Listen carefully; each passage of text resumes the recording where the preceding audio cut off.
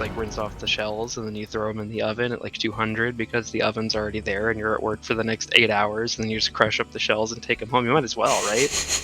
What are you gonna do with that? Keep the edges away. We've already been over this. No, but actually, Well, you crush up the eggshells so witches can't use them as boats, but also use the eggshells as fertilizer for your potting soil. I just mentioned this. Pay attention. Okay. Come on.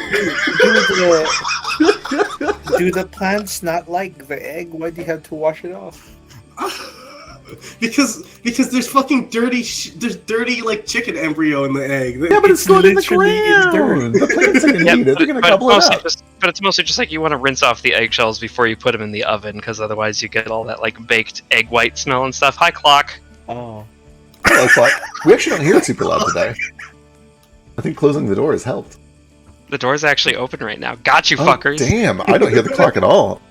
Well, I hear it a little bit. Dude, I hear But it. that's because my hearing is Like, you're not just going, deaf. like all of yours. I might just be deaf. It's fine. Anyway, hello, Maybe welcome you to have... Wildfolk, episode I'm not here. 25. It's okay, there are a lot of people listening in. It's fine. It's fine. Okay. All you fuckers mute yourselves. Doing it right now.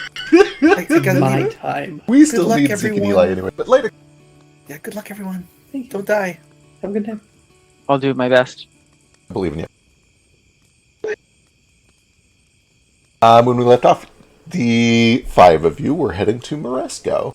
Ostensibly, at least on the surface for 4 of you, to try to retrieve a powerful magical artifact called the Landfall Orrery, which enables teleportation, which was taken by a guild called the Moresco Witchers, who took it from the dilapidated campus of the old Landfall Guild, and the Landfall Guild would like to get it back. They don't really have a legal right to do so. Moresco Witchers were just kind of looting some ruins, as adventuring guilds tend to do. But also, a lot of you have reason to believe that the Moresco Witchers are kind of assholes, and maybe stealing it back is fine. Speaking of people who think the Moresco Witchers are assholes, in the middle of the night, about 30-45 minutes from the city, the party made camp, and then Tex snuck out in the dead of night on his own, continued the rest of the way to Moresco, and has essentially taken a wagon, lit a fire, made a bunch of noise, and is trying to lure out a whole bunch of monsters to attack the city of Moresco. And I think that's probably where we'll pick up. This is going to be we're going to be doing a lot of improv this session, so bear with me. This is a big city, and I have no idea how things are going to go, but we'll see. Leave it all behind. True. Jade. Jade. I haven't said it yet, so I had to get out of my Yeah, you gotta get your system right. Boy, baby, boy. We're good. We got our warm-ups in. Okay. I said that there's a lot of improv. There will be a lot of improv once we get past the part that I fast-forward rolled out, so that we don't have to sit here for 2 hours watching NPCs fight each other. But let's focus at first on Tex. Tex, as this wagon starts to roll out towards the city, playing music and sending smoke into the air and a bright fire, what does Tex do? Does he just kind of sit and watch? Does he hide? Does he get to a high point? What is Tex's strategy here? He is going to try to get to a... He wants to get to the best seat in the house. Excellent. There are some tall trees for sure. The terrain is kind of what you see on the map. It's you're at the edge of a forest that is getting thinner and thinner as it kind of transitions into grassland and then farmland. But there are some trees that you could climb for sure. There's some pretty big rocks that you could sit on if you want. Actually, give me a perception check.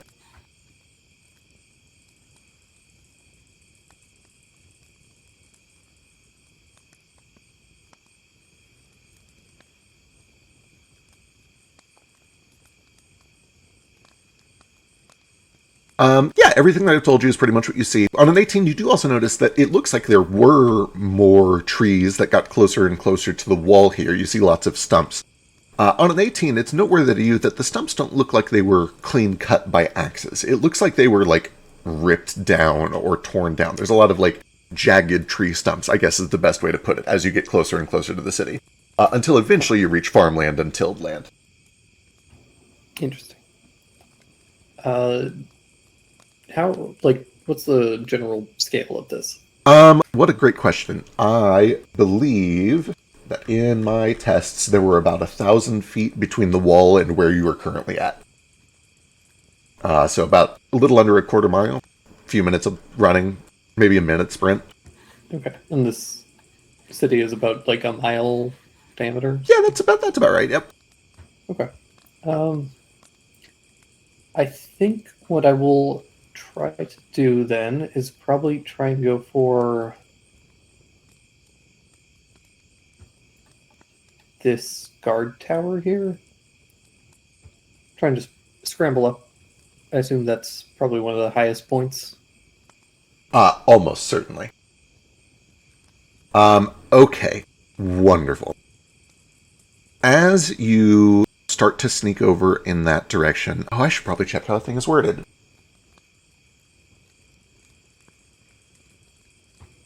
There's the street. It was the tower that I was blocking from view. Is the tower he's talking about? Right, this watchtower here. I assume that the watchtowers are taller than... Well, would the watchtowers be taller than this windmill? They... Oh, what a good question. I don't know how tall windmills are. I think actually the top blade of that, up at the very top, would probably be a little taller. But, you know, then you have to do that funny cat thing where you jump from blade to blade. Right, and I'm definitely not doing that, so... Fair. I will say, as you start to head that direction and you're trying to decide which one to do, as you get closer on your 18, you start to hear a faint, like, and the smell of ozone. You don't see anything that is causing this, but you can definitely tell that you're approaching the source of the noise, whatever that is.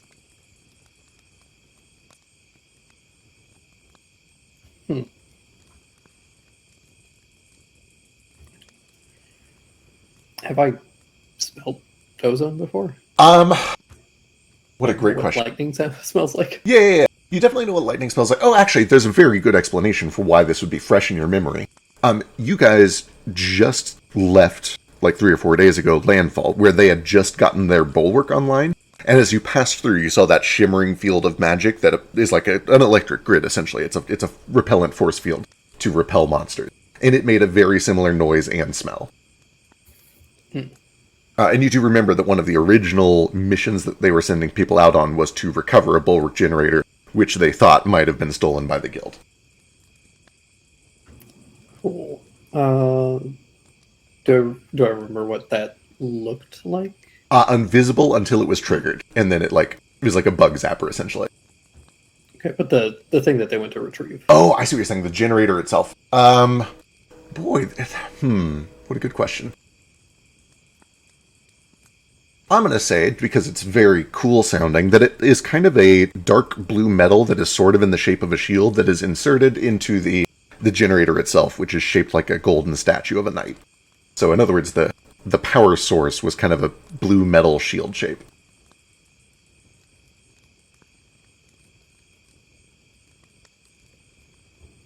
Well, I'm going to keep approaching, and then whenever I using my smell, we'll try and like judge where it is and then just kind of like follow along the edge of it. Okay, understood. Excellent.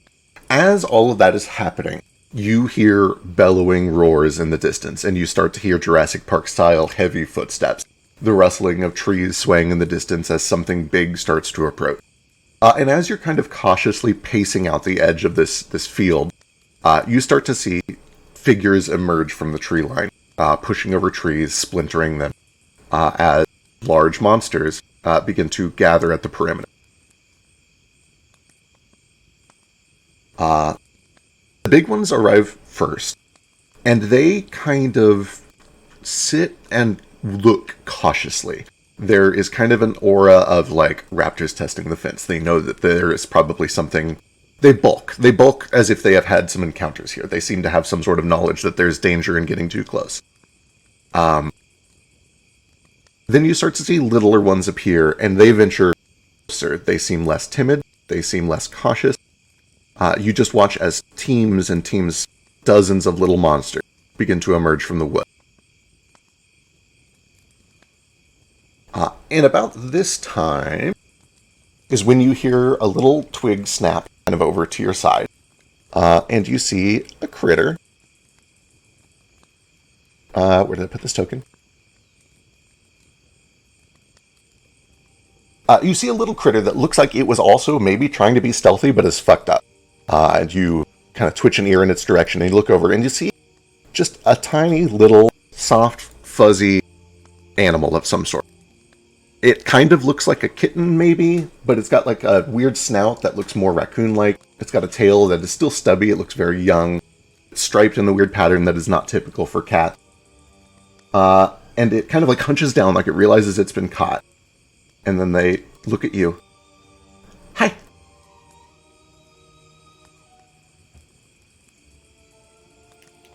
I assume that I've never seen anything like this before. Boy. You could, oh my god, what would this even be? Just give me a d20.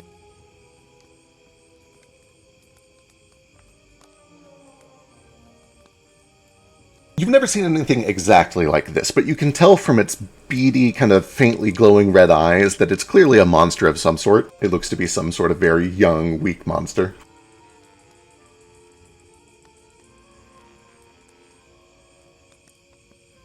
What's your name? I turn and start leaping. Hey! Hey, what's your name? Hey, are you trying to get in there? Can I go with you?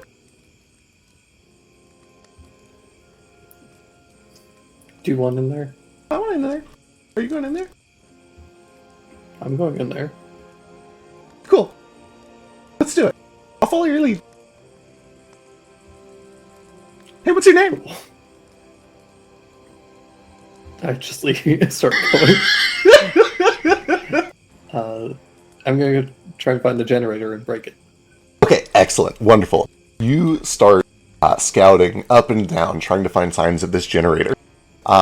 And the scene that's about to unfold will probably help illustrate where it is.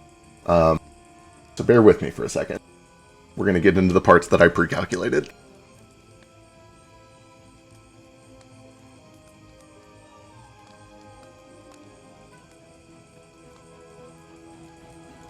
Oh boy, where did I put all of my prep? There it is. So more and more monsters begin to show. The big ones sit patiently. The mediums step forward and kind of watch, but they're a little less timid. They escape from the tree line at least.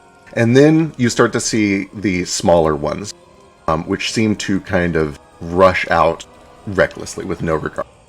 And there's a pack of maybe 5 or 6 that rush out before all the others.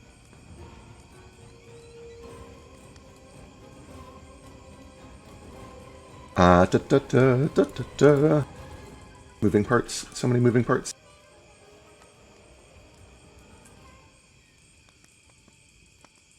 It's your bone boy. Bone boys. Bone boy. Boy. That's not dude.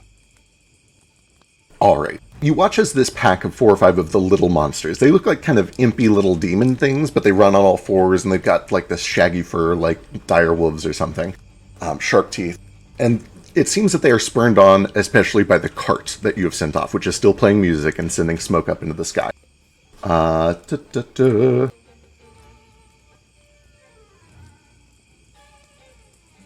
think that thing already blew up. It may have. There's kind of just like the sound of an axle squeaking as it continues to roll along. The like musical instrument is just playing this awful screechy tune.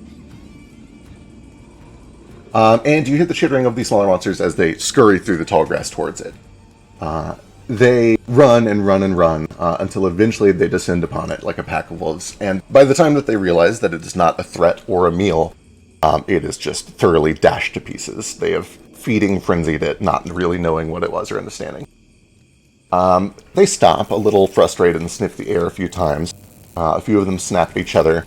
But then a few of them start to run off in the direction of some guards on horseback that they see. And as they do, that is where you see the bulwark activate. You hear the crackle of lightning as arcs of electricity begin to just fry them as they run towards the guards. The guards run as soon as they realize the bulwark has been activated, not towards the monsters, but back towards the wall. And you realize that it is not the monsters that they are trying to escape, but another danger. You see, as you look towards the city, there are a couple of pinpricks of light along the bottom of the city's palisade. They kind of flash one at a time from left to right. as cannons begin to fire out in the field towards all of these monsters that have gathered. As this happens, the bulwark drops, and that is when you see all of these monsters begin to rush forward. Whatever those first few monsters did to trip it seems to have exhausted all of its energy, and that is when the other monsters make their assault. What do you do now?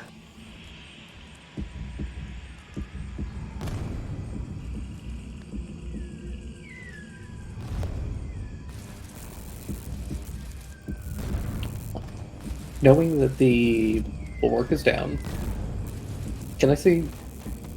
I assume that I can't see where these cannons are like being fired from. They seem to be fired from all along the bottom of this palisade here, along the wooden wall. It just kind of looks like but, they're... like, I don't know where the trigger is, right? I see what you're saying. They would be like old-fashioned... it would just be manual matchsticks, I think, loaded from like the top back. They would just lower a lever down into it. In other words, there's somebody operating it from the back, and you'd basically lower a heated stick into it. Alright, I'll go jump into the river and swim inside. Oh, good idea. Can I come? Knock yourself out. Okay. You watch as this little kitten, like, you know the kitten run that they do, where they're just a fat ball of fluff moving as fast as they can, but they're moving like 5 feet per round? Kind of does that, and eventually you just easily run away from this thing, and it's like, wait for me! Well, I get up to the edge of the river, and I wait for him to catch up, and then I push him in.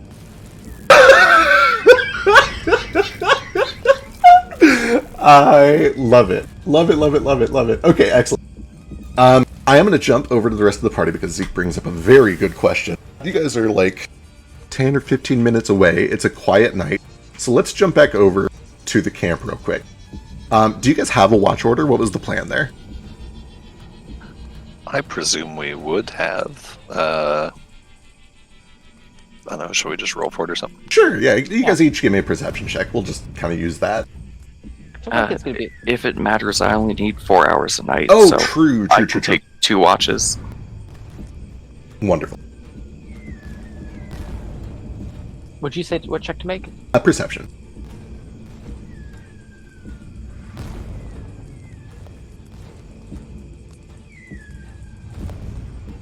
If you want just one from me, or... Go ahead and give me 2 since you're, like, fully awake.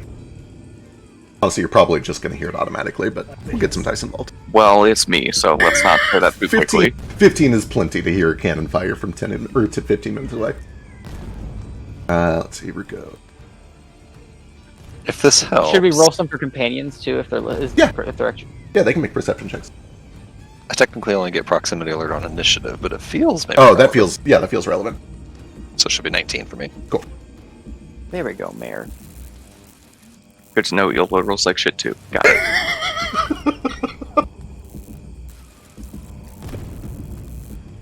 Okay. Back at the camp.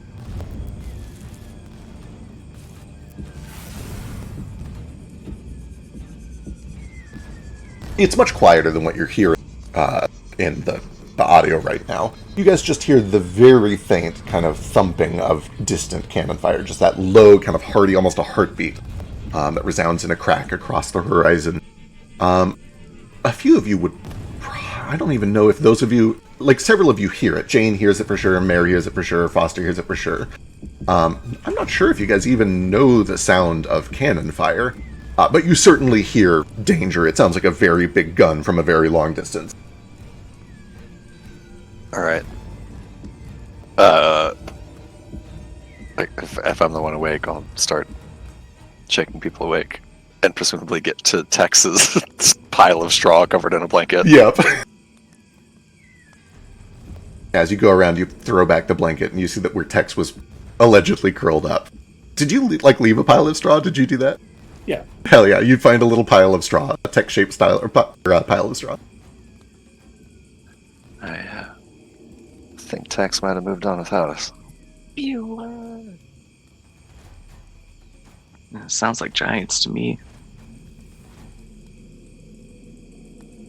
They're giants or giant guns. Can I make a check to know what I'm hearing? Yeah, absolutely. You can give me crafting.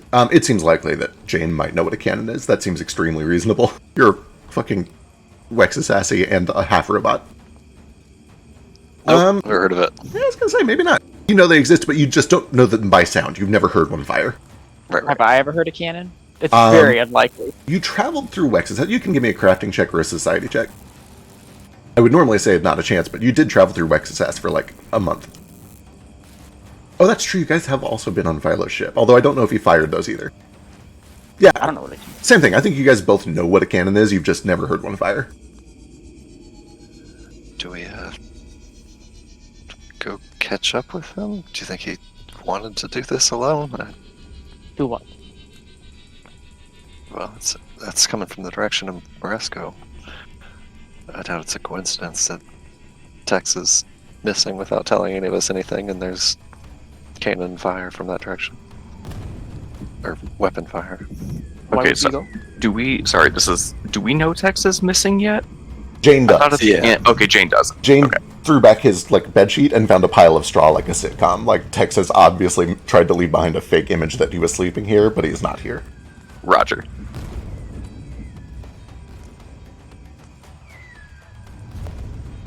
Why would we go? Well, we need what the Witchers have, and that's why we came here. And I guess if Tex thinks he can handle it himself, clearly he does. I just don't know if I do. What can we do if we go now? We Maybe. should move, I think. We should follow him. I think so too. If nothing else, we should see what's going on. If I can, if I have the time for this, I would like to do my shit. Yeah. My daily preparations. Specifically, do this. Oh, yeah, absolutely. Light siphoning. Yeah, did we get a rest at this point? How long did you wait to go out, Tex? It was only like a couple hours, is that right? Yeah, it was like an hour or two whenever they started talking. So it was honestly probably fairly early still because everyone was around the campfire talking and stuff. Yeah. Nobody had started watches. Understood. Maybe the previous night still. Yeah, I think it's still technically the previous night. Okay, cool. Either way, if you don't mind, I'll still do that light siphoning just because I didn't roll it for those last 3 days of travel. Yeah, totally fine. Sweet. I will head over to Tex's tent and start doing some route reading to see if I can just follow where he went. Good call. Give me a survival check. Survival. Are we planning on leaving our stuff? No, I think we should probably wrap it up as quick as we can. I'll start folding up my tent. Let's Breaking down camp, which I'm sure takes 30 minutes. Probably, yeah. Let's find out. Oh, is Tex medium or larger? I might not be able to pick him up. Oh, yeah, he's only small.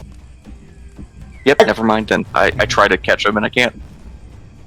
You learn of the present immediately undetected creature. Well, you still get the +1 to attempt to seek. Oh wait, that's seek hidden or undetected. Track. Here we go. If you begin to track a creature detected in this way, learn of creatures. Oh, you might be right. I guess it just depends if it picks him up or not. Right. Either way, let's see what 21 looks at and see if the 22 even matters. What does track go against? Is that their stealth DC? GM determines DC to be fresh in the trail, the weather, type of ground. Understood. Sample tasks. Oh, here we go. Expert. A nimble panther's tracks through a jungle. Almost exactly what is happening here. And expert DC is 20. You're good. Okay. It takes a little time, but with the help of route reading, you do eventually see some tiny little paw prints that are heading off towards the direction of the sound from where Tex's fake bed was made up. They eventually kind of get lost in some underbrush, but you can at least see that he walked off in that direction.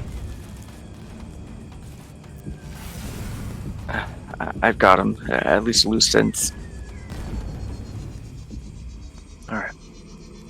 I'll work to quickly take down my tent and gather up our stuff. And hopefully get a move on as quick as we can. Excellent. Sounds good. Let's jump back to Moresco for a bit then. Moresco, you get up to the river, dodging cannon fire, and also kind of dodging the footsteps of enormous monsters as they rush forward, until eventually you reach the river. It is worth mentioning, the monsters see you and don't seem to pay much mind to you. They seem fine with you. You get to the edge of the river, and then eventually this tiny little kitten comes up behind you. Why are you running so fast? I can't keep up! And then you push him into the river. Yeah. Hell yeah. Wait! Does he like float like a little bobber? Kind of, yeah. He's got like the hydrophobic duck fur thing going on, where he just sits there bobbing and turning and like weeble wobbling on the surface of the river as it flows in towards the city, out towards the sea. Okay, I want to like hop onto him to hop around the wall. Love it. Love it. Give me... Yeah, okay, you're basically just head-stopping him to use him as a toadstool to get into the city. Yeah. I love that. Give me an acrobatics check just to see how cool it looks.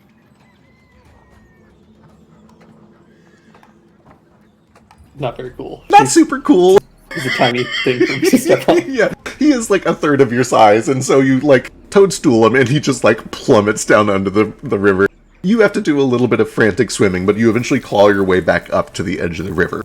And as you pull yourself up, you hear the electricity kick back on, and you watch as swaths and swaths of these monsters are engulfed in magical energy once again. A lot of the smaller ones just drop, this quick bug zapper snap. The medium ones look injured, but they kind of press through and continue to push towards the cannons. The whole time, you do see that the bigger ones are kind of hanging back a little bit.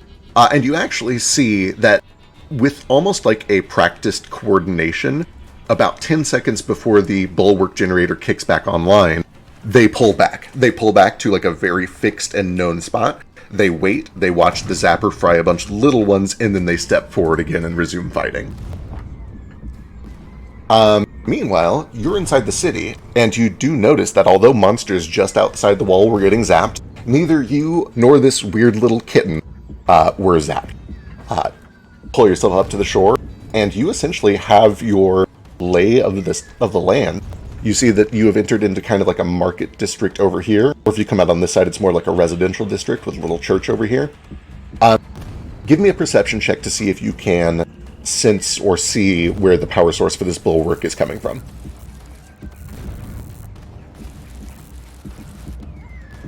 As you were looking around, their blinding flash of the bulwark generator is what drew your attention the first time. The second time, looking for the source, you see that there is a similar flash coming from over to the east. You see that there's like a little blue gleam that comes from near the coast over in this direction. And it coincides with the bulwark flashing up. It seems to be linked to that. Alright.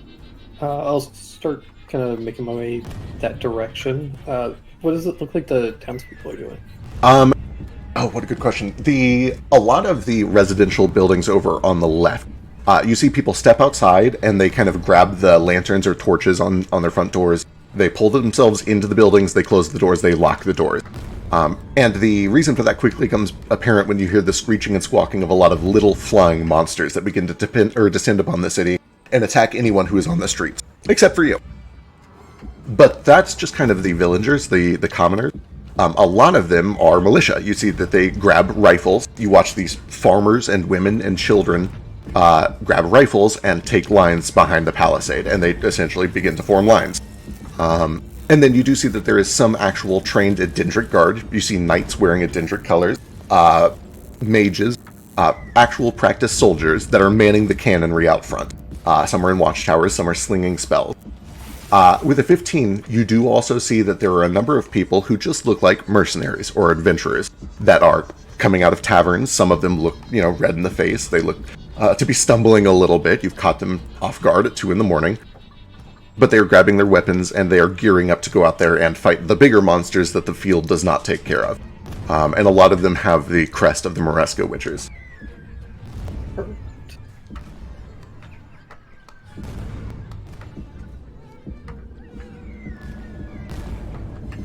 Do the monsters Are there any other like animals around? Are there dogs or anything? Absolutely. Absolutely. You do see that there are horses and cattle, there are dogs and cats and chickens, and they all kind of behave as you would expect for a wild animal in the middle of a warfield. They're kind of like barking and screeching and ducking. They don't really know what's going on, and it's loud and it's scary. Are any of the monsters going after them? What a great question. Yes, but mostly the small, stupid one. The more you kind of observe everything that's going on, it becomes very clear to you that some of the little monsters just kind of are bloodthirsty little gremlins who attack the closest thing they can find. But you do see that a lot of them are meticulously picking out bigger targets, stronger targets, more intelligent targets. They seem to be more selective and intelligent in their attacks.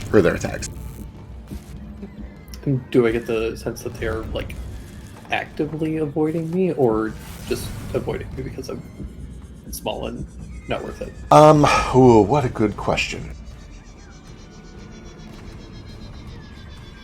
Give me another perception check for that one. I think this is more of an insight than a what do my eyes see.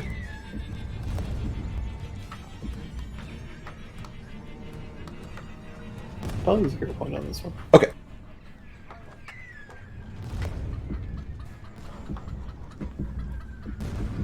Oh,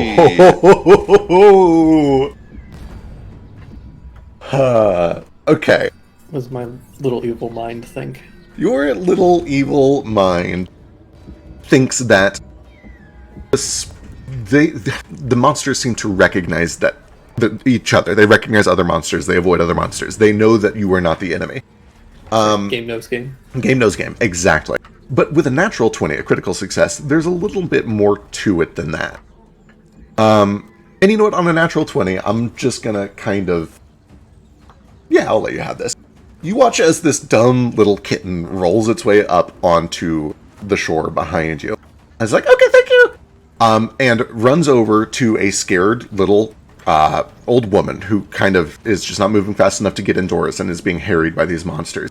And the little kitten walks up, and you watch as the little kitten's shadow grows enormously.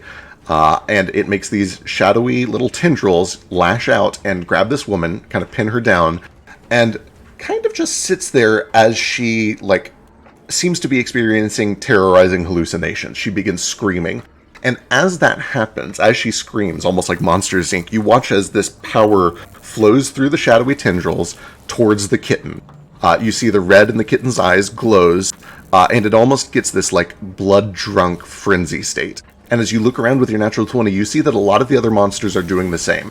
They're not just here to kill. They're here to terrorize, and it is making them stronger. My brothers. Yeah, do I recognize that? Is that like daemon behavior or? Absolutely. I'll just give you this one for free. Daemons are creatures made of sympathetic energy, and they can get stronger by either consuming another daemon for their sympathetic energy, or by creating more sympathetic energy and feeding on it. And fear is one of the strongest forms of sympathetic energy that there is. Pretty sure Monsters Inc. said it was laughter, but okay. Yeah, honestly. We're not at that revelation yet. Read a fucking book, Justin. God's just doing stand up now.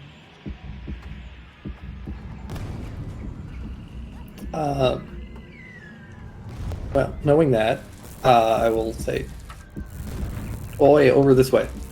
To the kitten. Yeah. Hell yeah, I love that. Okay, I'm coming. Starts trotting after you. Tiny little stubby legs running after you. Cool. Yeah, I'll try to lead him over towards the bulwark. Alright. You continue to make your way through the city over towards what you soon discover to be a little castle. That's a strong word for it. It's just a fortified building. It's like the size of a library or a fort or something like that, yeah. Where you see adventurers pouring in and out, supplying, fighting off monsters.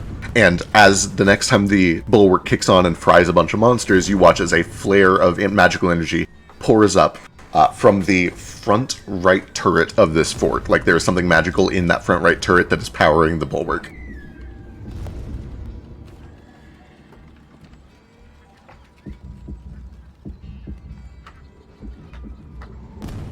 And I think let me see. Let me pull this map up. Still need to populate it with NPCs, but this is roughly the layout that you see.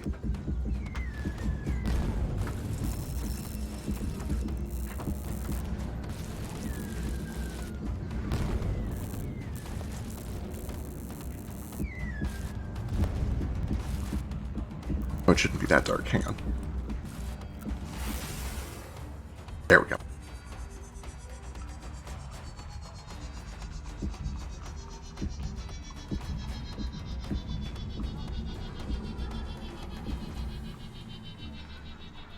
Oh, it's not supposed to be that small. That is very cute, though.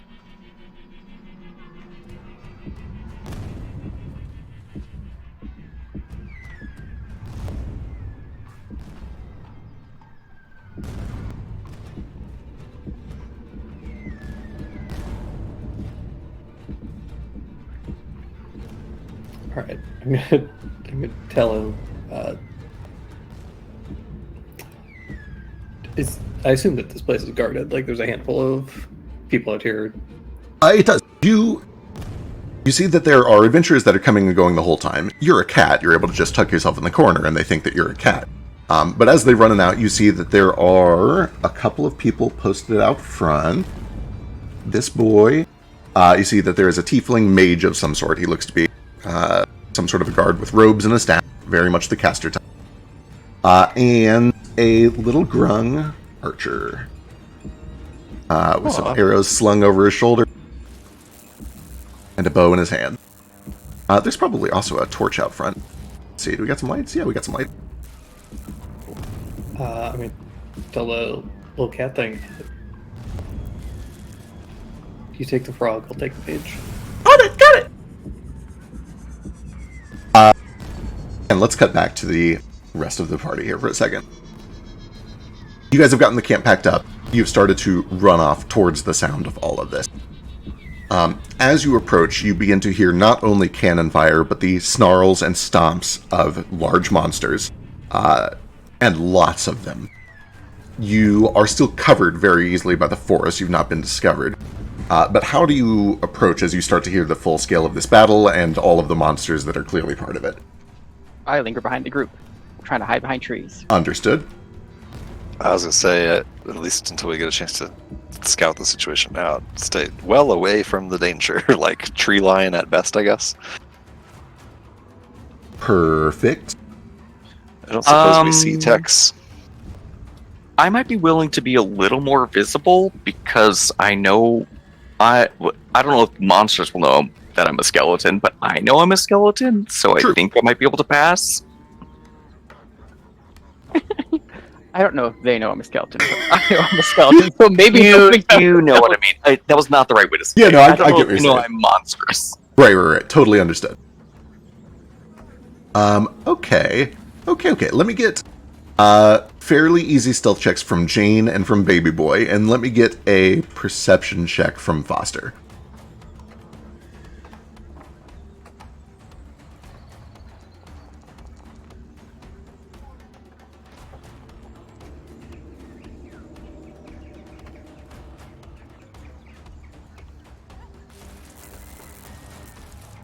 I feel like this event's going to make it a lot harder for Baby Boy to get to the city. I think it's going to make it. If he continues to wear his fursuit, at least. I think it's going to make it impossible for any of us to get to the city. I'm not walking through a blockade of monsters getting to the city. Fuck no. Just win. You have a rest.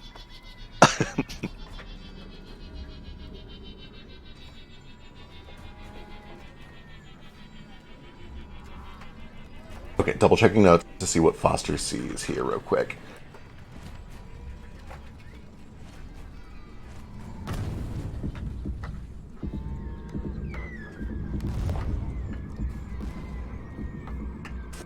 Foster, as you come over, you start to see the battle as it's been described. Essentially, there are huge monsters. The really big ones are very cautiously prodding in, doing as much damage as they can, and then running out before the electric field reactivates.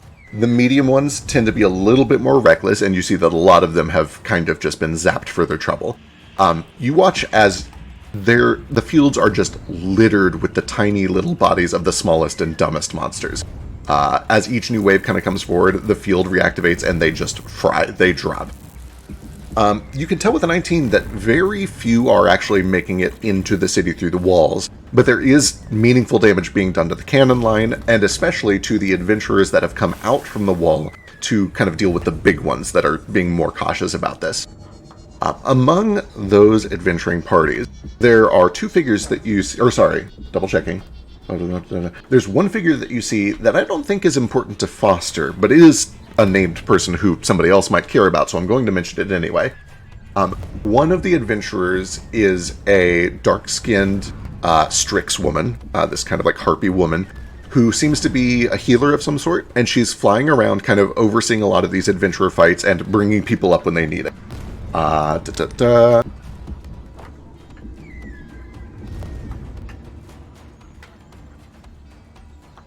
This woman seems to be one of the more powerful adventurers that you can see that is flying around trying to help out in these fights as best as she can.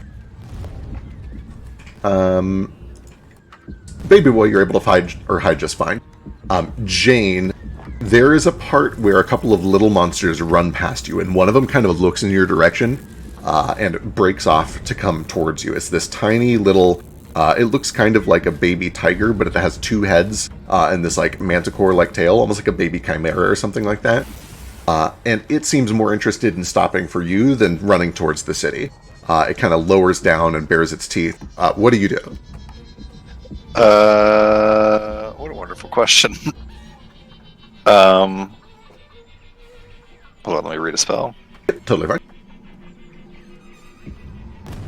While he's reading that spell, there's like a pulse coming out from the city killing monsters, right? Yes, absolutely. Essentially, there's an invisible electric bug zapper that seems to be activating every 45 or 50 seconds, and each time it does, it fries everything outside the wall within a certain range. On that, just follow up that perception check I did, do I get a sense that that's going to hurt me? What a great question. It doesn't seem to hurt the adventurers. It does seem to hurt the monsters, so it is clear that there is some sort of friend or foe detection. It is not clear to you on a 19 whether that would affect you as a skeleton. Roger. You could give me whatever your best magic check is if you wanted to. That's nature for you, right? It's nature, which probably doesn't apply here, but... It's certainly not your best. If you're good at Arcana, that would be more applicable, but I don't know if you're good at Arcana. I am untrained in Arcana. I am... Where's it called? I'm expert in occultism, if that applies. Occultism is a bit of a slant. You could potentially get something from it. I was going to say, I assume nature is nothing, but... Nature would probably be the least applicable here. Yeah, probably not. 18, very hard to tell. You can tell that there's friend or foe detection on, but it's hard to tell what that is keyed to. Do I get the sense that this little beastie is like on its is it alone? Is it alone? Do I see a bunch of them? If I like shoot this one, is it there be a swarm of them that comes to kill me? There was like a group of 4 or 5 of them, and the rest of them ran off ahead. This one kind of stopped and sniffed and looked over and saw you. It seems to be on its own, and the others are just running off without it. They don't seem to care about him. Okay, I think I'm just gonna blast it with the phase bolt, and with the intent being to just scare it off, but murder it if I have to. Yeah, give me an attack roll. We'll see how it goes.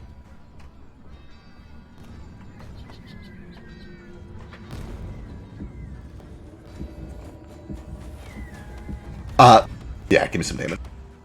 In fact, that's crit. Oh. That's not crit damage, so I should add more, I guess. Double that to 16. Yeah, that is enough to, like, mortally injure it, and it kind of scampers off and leaves you alone. Okay, wonderful. Let's see. Baby boy, you are hidden somewhere very effective, either behind a rock or up in a tree or something. And you see all of this going on, but you don't have to do anything. Is there anything that baby boy does while he's hidden? Is it actively attacking Jane? It was for a moment. You can help shoot it off if you want. Does it look like it's actually turning tail now? It does look like it's running now, yeah. If it's running, then I'll leave it be. Alright. Understood. Alright. There's no, I think I know the answer to this question, but no chance that we see text, right? I don't think so. I think he's all the way in the city at this point. He's actually probably been in there for about 10 minutes at this point. Okay, cool. I wasn't sure on the timing. Yep, understood. All right, let's jump back over to Tex. Let's see. City battle. Last question. How far are we from, like, the walls? You guys have stopped about 2,000 feet away, which is well outside of the safe range of the cannons. So a little under half a mile. You can see the battle clearly, but you're far enough back that you're not at risk for like being hit by straight cannon fire or like a big monster's AoE or something like that. Got it.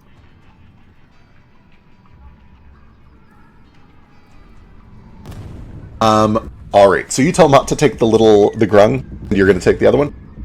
Yeah. Okay. Love that. We'll do this a little loosey-goosey, so we're not here for a million years, but we'll just have side initiative go. Okay, perfect. You watch as the little kitten does a countdown with you. Okay, 3, 2, 1, go! And he starts to charge forward. Double checking his speed. You do actually see that as he starts to charge forward. At first, he just waddles on his tiny little kitten leg, but then you watch as the shadow becomes more pronounced again, and he actually dives down into the ground, begins to like surf through the ground as a shadow, like the manta rays in Super Mario Sunshine. Glides over to the ground, pops out, and tries to swat at them. Hey, Vicky, I don't know if we're supposed to be able to see anything on this map. It's all blacked out. Oh, hang on, I can drop an observer. It's not all blacked out, but most of it is. Gotcha. We can't see the grung. Camera. There you go. You guys able to see? Thank you. Perfect.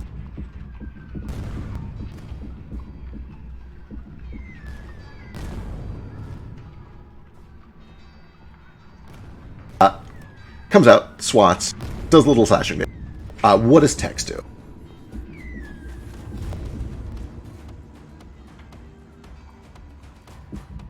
Tex is gonna use his first action to move so that I can see things. And I'm gonna run up.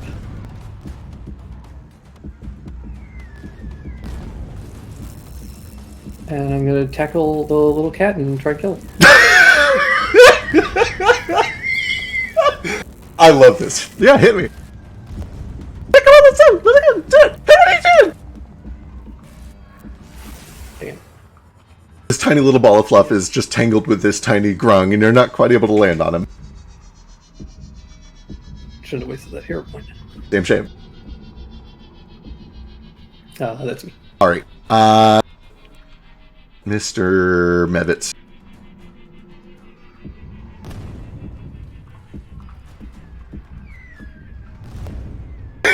I love him. Bibs Bellow.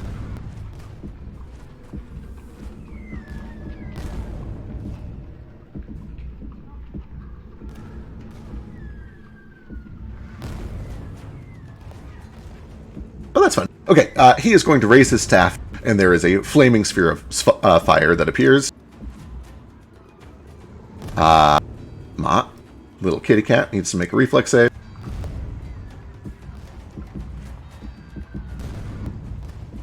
Exactly succeeds for half.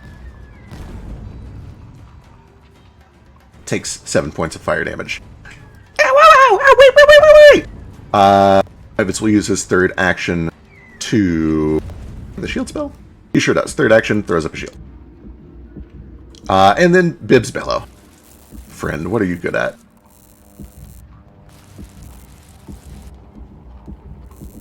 Oh, that's fun. He's going to use his first action his first 2 actions to do a hail of arrows and fire 3 strikes at the kitty.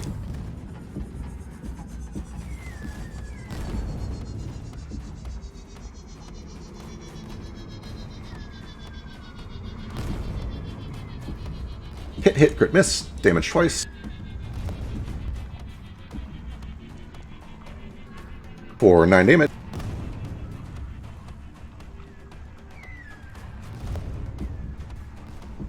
Third action, step. Towards the door. It is back to you. What do you do? Gonna try and kill this thing. All right, let's see it.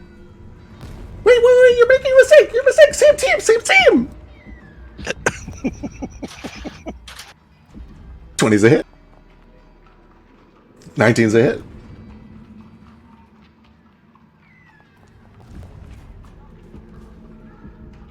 These damages are combined because it's double slice. Excellent. 15. Are you killing your best friend? You just start eviscerating this tiny cat. You watch as the shadow grows larger and larger. You still have a third action. What do you do? I'm going to do a combat grab for my last action.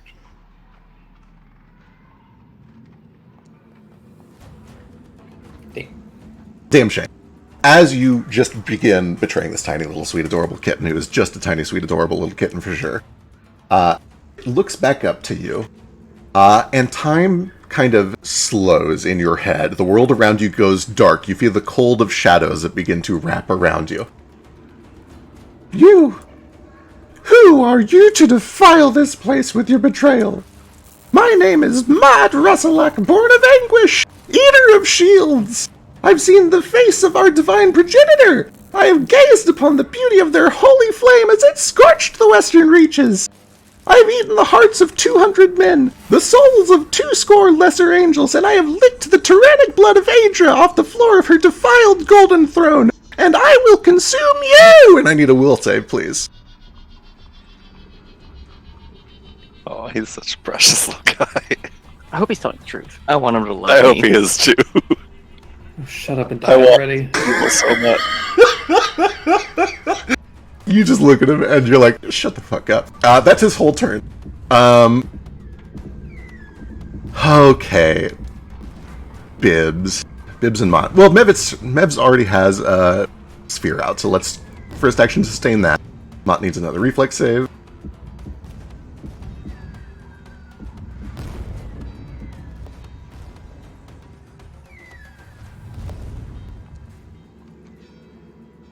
Fail for all of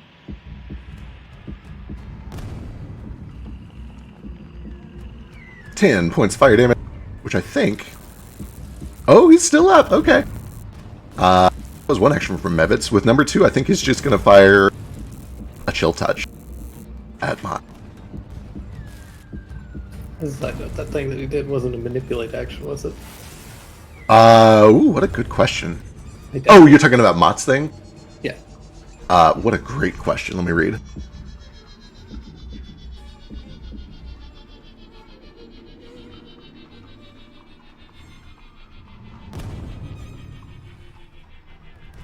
Project terror, divine emotion, fear, mental, occult, no manipulate. Okay. Alright, let's see. Fort save.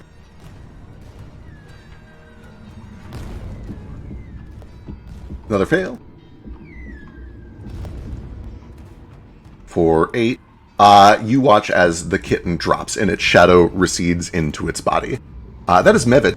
The grung kind of looks to you and lowers its bow. Thanks. Whose familiar are you? We need all the help we can get. Things are real shitty around here. I meow really cutely, and then I begin to eat this cat.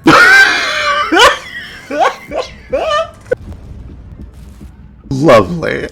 I can't really explain why, as a DM, I didn't expect the daemon to do the things that I said daemons do, and why I don't have rules for it. I should have seen this one coming. It makes perfect sense. What's the consuming another daemon check? This feels like a will thing. It was an offensive will check. Occultism? I have occultism. Sure. Give me an occultism check. I'm not good at it, but We'll see how it goes.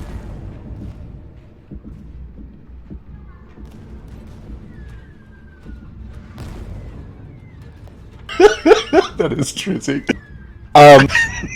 You feel the sympathetic energy of this creature rapidly being drawn down towards the weave so that it can be reformed and recycled, as daemons always do. And you try to snatch on, you sink your metaphorical teeth into it and begin to hold and pull. And you can feel that most of it is straining away. You're trying to gobble up as much as you can, but a lot of it's slipping through the cracks. You feel good. You feel like when you're taking a drink after a long period of dehydration, or a meal when you're really hungry. But it's not enough that you like instantly gain a level or anything like that. Right. That's fine. I have future plans that this is convenient for. Understood. I'm so excited. I can't wait. But yeah, now that I've ingratiated myself with these two, I'm going to try and use that to sneak my way into this place. Understood. Love it. We're going to do a little fast forward. Well, here, let's go and see if we can resolve this with a little bit of fast forwarding so we can get the party back together. But essentially, give me a diplomacy check or a deception check of some sort, or even a performance check, because performance is the exact same thing as deception, to act like a friendly cat or a familiar of some sort who has ingratiated yourself to the guild so that you can explore it. Not great. Not super great. Let me see, what time is it? I will say, for this nonsense plan, you can have a pure point. You don't have to spend it right now, but just so that you have it at some point in this plan. Yep. Shortly after the battle, door opens up, and you see for the first time somebody who was involved in your ritual. You see a dwarven paladin in bright red and yellow armor, an enormous shield almost as big as his whole body, which is actually not that big, he's just a dwarf, and a helmet that kind of resembles an upside-down tankard over his head. And he looks out to all of this, and he's like, everything all right out here? And they're like, yeah, it's fine. We're working on the flyers next. Oh, duck! And a couple of these big, like, flying pteranodon monsters come down, and they fight him off, and presumably you help, too, to make it look like you're still on their team. If this guy comes out, I fuck right off. Oh, okay, understood. And by fuck off, I mean, ideally, I slip in some other way. Understood, I'm into it. I would like to not be seen by them, just in case. Okay, cool, I'm into it. Go ahead and give me a stealth check, then, to see if you can, like, use this opening to sneak in another way, or if he's got eyes on you. 25 is very good. I'll say that as he comes out, and in the shuffle of everything, you're able to kind of just do a big circle around this place and scout it out and get sort of a stake on the place. The first thing that you're able to find is through the windows of this turret over here. Is a very magical-looking chamber. You can see, first of all, that it has a bunch of portals on the ground that look like the teleportation chamber at landfall. You imagine this is probably where the orrery is. This is where they do their teleportation. You do also see that this is where the energy for the bulwark keeps popping out. There is kind of a copper plate in the middle of the ground from which a bunch of energy springs up every time the bulwark activates. So this is kind of their, like, big magical engine room. You imagine that that is probably where the power source is. It has 3 tall stained glass windows that kind of let you see in, but don't let you enter. There's not a doorway. There's also a window over here on the south side of the building. Why is it not letting me drag things? That's frustrating. Anyway. Wrong tool selector. That's what I thought too, but I'm on the right one. It's fine. It's fine. Everything is fine. There's a window here leading into sort of an office. There is window... Where's the next window? I think the next window is actually all the way up here.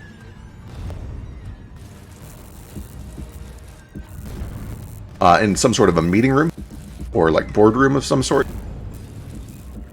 There's one more series of windows in here, which appears to be kind of a mess hall / kitchen area. Window at the opposite hall here. And then finally, one window here that seems to lead into like a storage chamber, with just a bunch of supplies and stuff. The only door is this front door, which kind of leads into one of the kill chambers, which is kind of to be expected from a fort or a garrison. But theoretically, you could break one of these windows and go in if you would like to. And with a 25, the place looks empty-ish, which is to say most of the adventurers are not here, they are out defending the city. It appears to be just these 3 on guard currently. You do see that after the check-in, it looks like Serndrum is heading back into the building. But I'll let you decide what you want to do before that actually happens.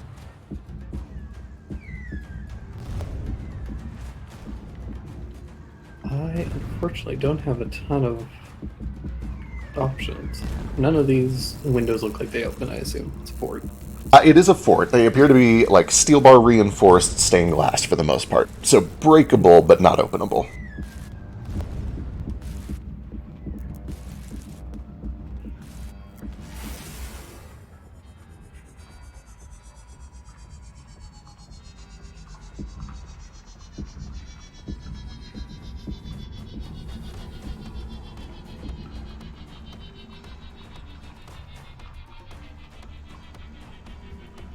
Can I, like, wiggle my way out of my backpack? Sure. Make it look like you're a normal cat. No. I am going to mage hand to pick up the backpack, press it against the window, and then just kind of, like, bash the backpack with the butt of my, Love my it. dagger. Love it, love Try it, love and, it. like, break it, hopefully quieter. I'm into it. With the 25 stealth, I will say that you were absolutely able to kind of wait for the right moment when there's a big surge of energy and there's a big distracting noise to break open a panel on one of these windows so that nobody hears the glass tinkling down into the fort. I'll wait for it when the bulwark fires. Love it. Okay, absolutely. You can plant yourself basically inside any one of these windows that you want. You do find that Surnjum eventually makes his way back over into the bulwark room. So you probably wouldn't be able to enter that one directly, but you can enter anywhere else in the fort that you want to. Huh.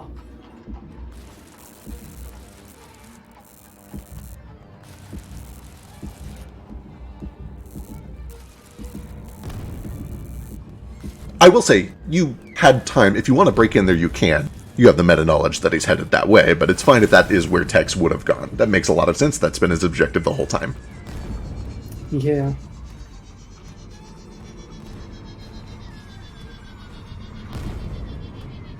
The main problem is that he currently doesn't have a great way to deal with this. Right. He used up all his explosives. I'll probably try and break into this room and start rooting around for something that I can use to break in. Okay, wonderful. As you break into this room, you find that it is a little off.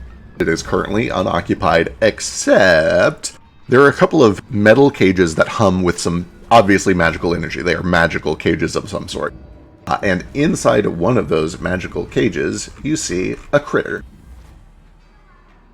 This fucking cat again. It's not the fucking cat again.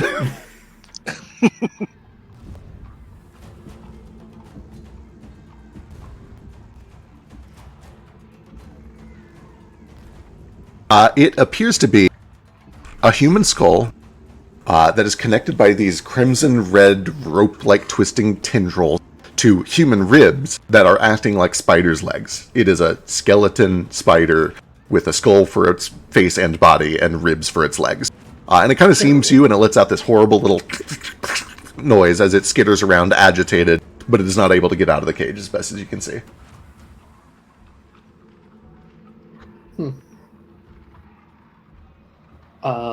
Is there anything on the shelf that appears useful? Lots of magical components. A lot of them are probably very expensive. There's probably at least a couple of spell scrolls in there. This appears to be an arcane study of some sort. I'll take a look at some of the scrolls and see if I can decipher something that I could use. Perfect.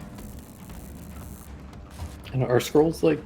How do scrolls work with this? Double checking. I think it's basically the exact same as 5e, where it needs to be something on your list. It essentially just lets you skip the spell slot. So it's not like, a reasonable system. Right. It's not like we've modded 5e to do. Right. In that case, I will look at the components and see if there's anything that would be effective for breaking up something else magical.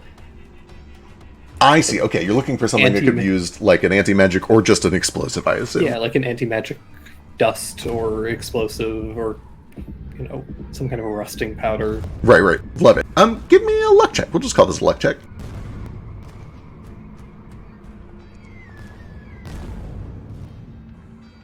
You see lots of things that might be useful, but you're just not really sure what they are or how they're activated. None of them are labeled like, powder of destroying magical objects or... Right. Yeah, it's potential, but you just don't have the arcane training to know what you're looking at.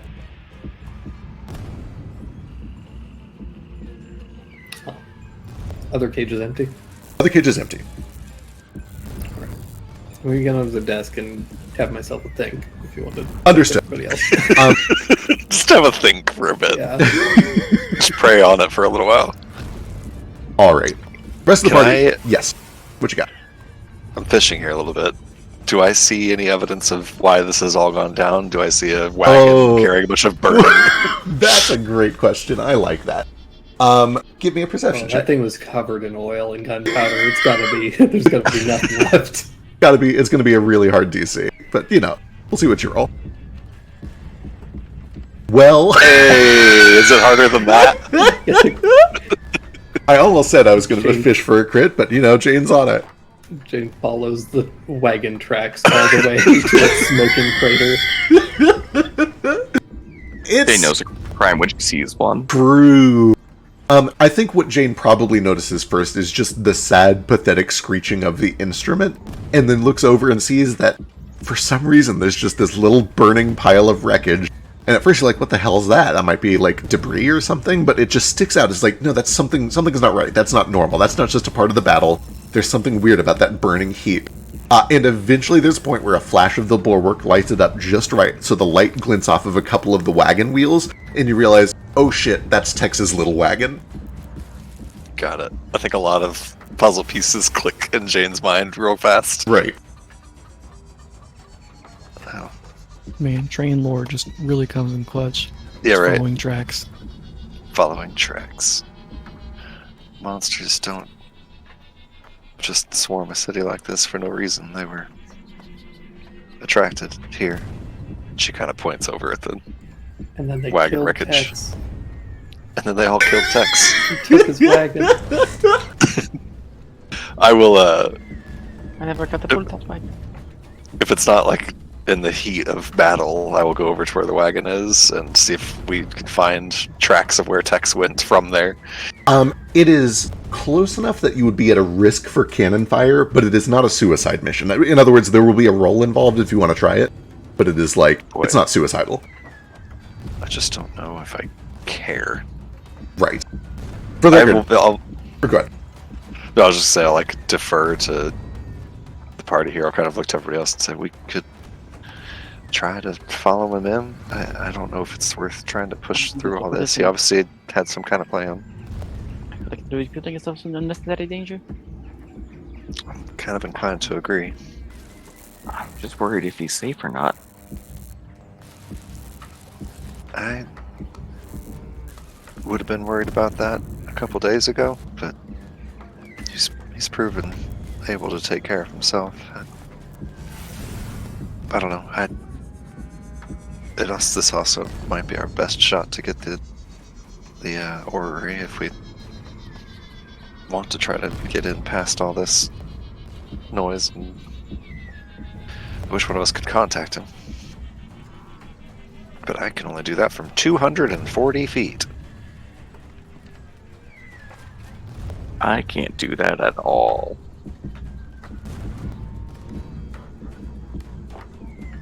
But if you want me to read the routes around here, let me tell you what. Shall we maybe put it to a vote? Go after Tex or wait it out? Is Ruko here yet? Are you here, Ruko?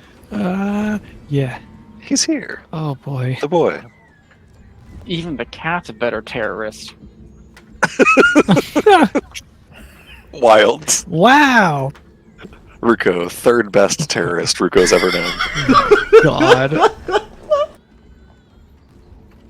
Okay, so then from this vantage point, where can we see the entrance to the city, or Yes, absolutely. what's the prospect here? You can basically see everything that's on the map. You're about a little under half a mile away from it. It would be a couple of minutes of... Actually, it'd be more than that. It'd be like 5 minutes of sprinting in through gunfire and monsters if you wanted to get there. But from where you're currently at, it's safe. You have an elevated vantage point to just look down on the battlefield and see everything. Alright, so good visibility. Have we any indication that Tex is inside the city or still outside? None of you have visually confirmed it, but Jane did spot Tex's little wagon, so he suspects that Tex is somehow involved in all this, and that's about all you've gotten. How close are we to the wagon? The wagon is only about 1,000 feet away from you.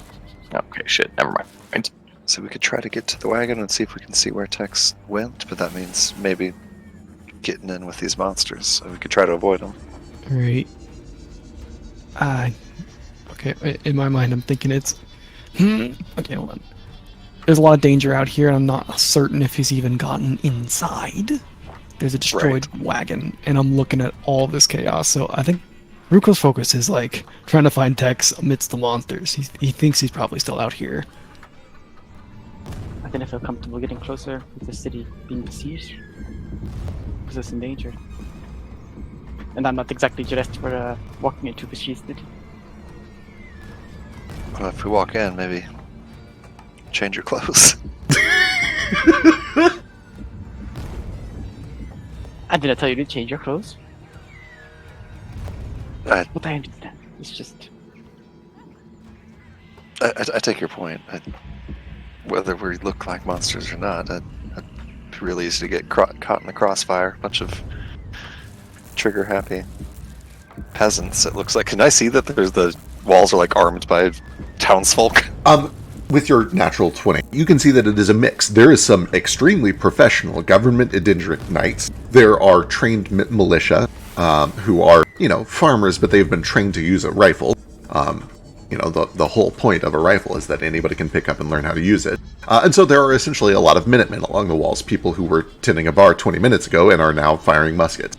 But you do see that deeper inside is where most of the untrained civilians have bunkered down and are just taking shelter in their homes. Gotcha. It's also, even if we just walk in looking like perfectly normal people, we're still a group of 4 perfectly normal people trying to sneak into a city during a monster siege. I feel like we would draw questions to ourselves if we were caught. Yeah. No, it's the monster, but people don't seem very fond of skeletons here. Can I? Sorry, when he says that, can I do a little check here? Are the monsters? I don't even know how to phrase this. I have some scrolls of disguise self, or whatever it's called in Pathfinder. Sure. Do I get the sense that if I use that to make myself look human, the monsters might still register me as a monster, but the humans would register me as human? Oh, what a great question.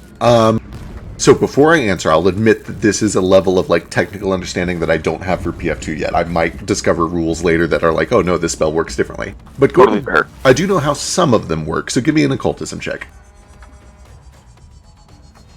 So I have one of those scrolls too. Can I tag another check on that? Yeah, absolutely. You can give me Arcana.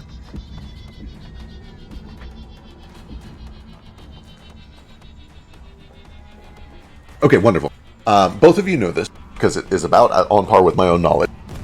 I'm not sure how all spells work in the system, but I know that there are at least 3 or 4 spells where changing your appearance does change whether the spell targets you or not, so that you can't use it as a way to fool, oh, this guy's an undead because turn undead worked on him, even though he's disguised as a human. So in other words, a lot of magical targeting and filtering does get fooled by disguises. Whether that applies to the other monsters here is a little hard to say, but it seems reasonable that it would make you look like a human to all things.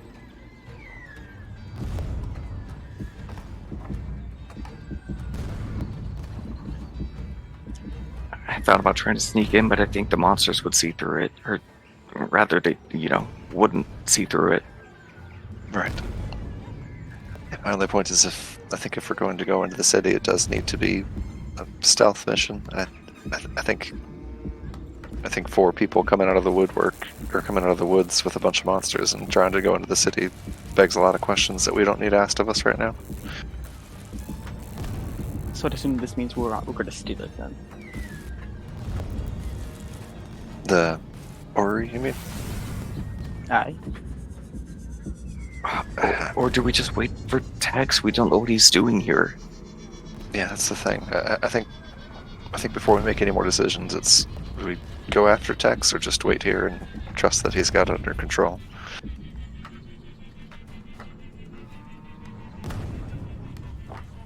All right.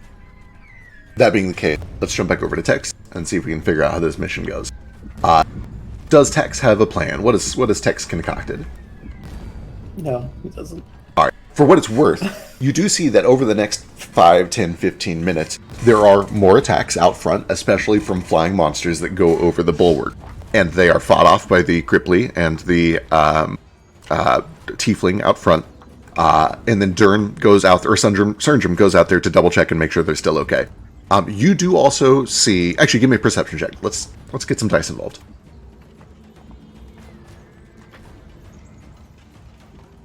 You do also hear an unfamiliar fourth voice.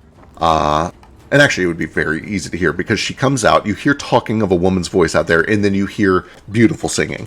I don't know if you recognize what it is, but, you know, not many people sing for no reason in the middle of a battle. And then you hear the flap of big wings, and then that fourth voice flies off. And then Surnjum eventually comes back. So in other words, you kind of get a sense that people are coming and going, there are check-ins happening, and importantly, Surnjum leaves that room every time he goes out front to do a check-in after a battle happens. Cool. Can I try talking to this skeleton? What a great question. Let me double check. Let's find out. You can certainly try, but let me see what it does. What do you say? Yeah, say, oi. What's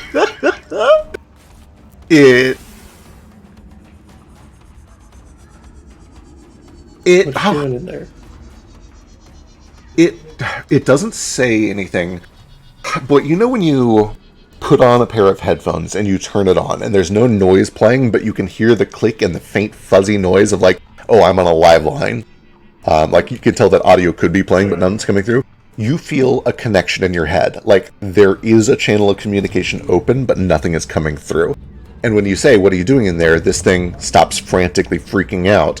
And it just looks at the latch to the cage and taps it with one of its little rib legs.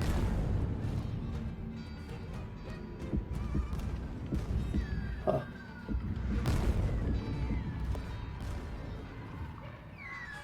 I'll let you out, but you have to do something for me. It turns and gives you its attention, doesn't say anything.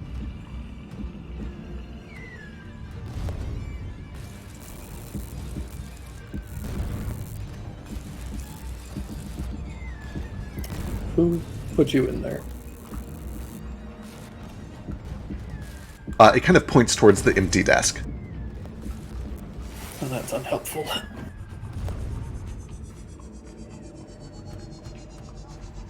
Alright.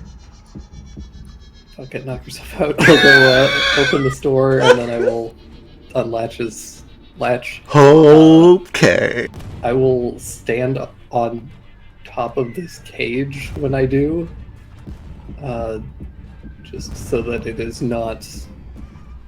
So that if it comes after me, I know it's like a terrible rib spider, but at least it'll have to climb up something to get to me.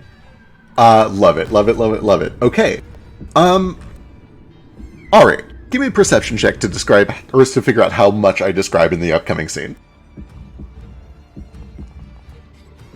Love that. Alright, you open the cage, and this thing bursts out. It skitters out onto the ground.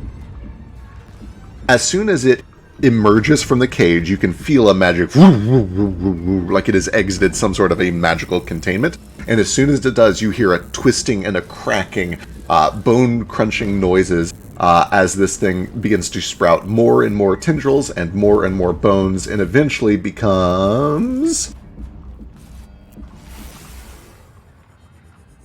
this thing, which turns and looks at you. And when it looks at you, you can see on its forehead there is emblazoned the symbol of the Desolate King, the kind of upside-down Ankh shape.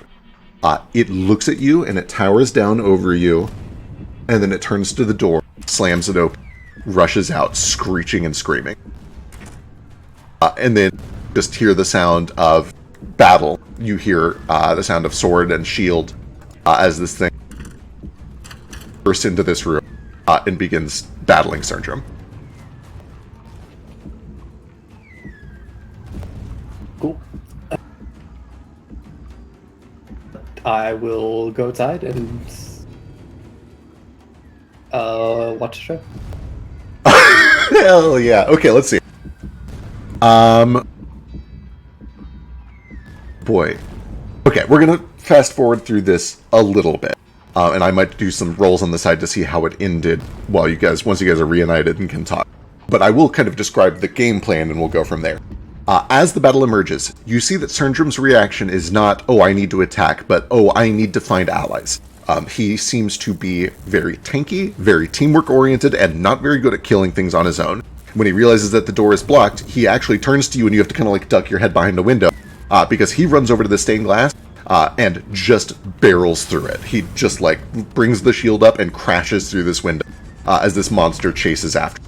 And then all of them begin to battle out front here. And we'll figure out how that battle goes here in a bit. With that opening made, what does Tex do? To absolutely slip in, and I will see if I can disarm this thing. Okay, wonderful. Love it. As you look down into the hole, you notice two things. There are essentially slots for two magical power devices in here. One of them is empty, and the other one is a cool golden statue with a blue shield-like device in it that you imagine is probably the bulwark generator. Give me an Arcana check. I can't justify any other check. I think this is Arcana, maybe crafting if you're good at crafting. I got Arcana. Arcana's good, okay. Yeah, that's plenty. There's like a basic magical latch in place to prevent this thing from being accidentally dismounted. But, you know, it's 101 electronics, or magitronics, I should say. You disable the latch, lift the shield out, and you kind of do this right in the middle of one of the bulwark bursts. And as you pull it out, the burst stops early. You have cut power to the bulwark.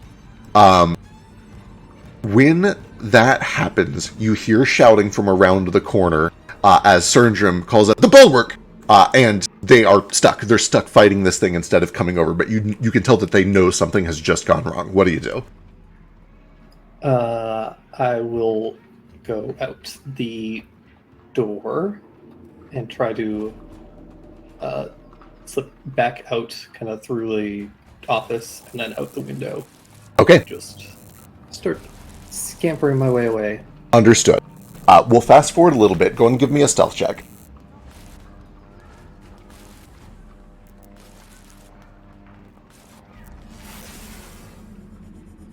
This thing's very large and heavy. It sure is. On a 12, you are able to make it to the palisade, to the wall.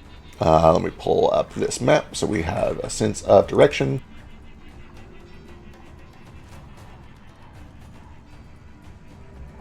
Essentially, the closest is going to be... So I'll let you decide which way you go. Are you going for this main entrance here? Or do you want to try to go around here through the water? What's your escape plan? What's your exit plan?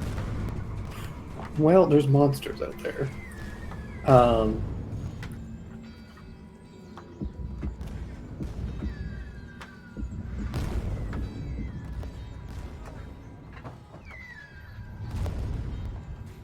I think what I'll do is... I mean, these monsters weren't bothering me before, so I guess I'll just go for the front gate. Go for the front gate? Okay, perfect. With your 12 stealth check, you were able to get to about the gate. When you get to the gate, you see that, although the bulwark is down, there are still Minutemen and militia and cannoneers and Adendric guards all over the place. And one of the Adendric knights looks back and sees you, presumably a cat or a familiar, clearly not just a regular cat, you're very big and have two tails and a backpack. But you see that you are dragging some sort of a magical artifact. Boy, would they even know what that was? I'm going to have the knight roll an Arcana check. That feels appropriate.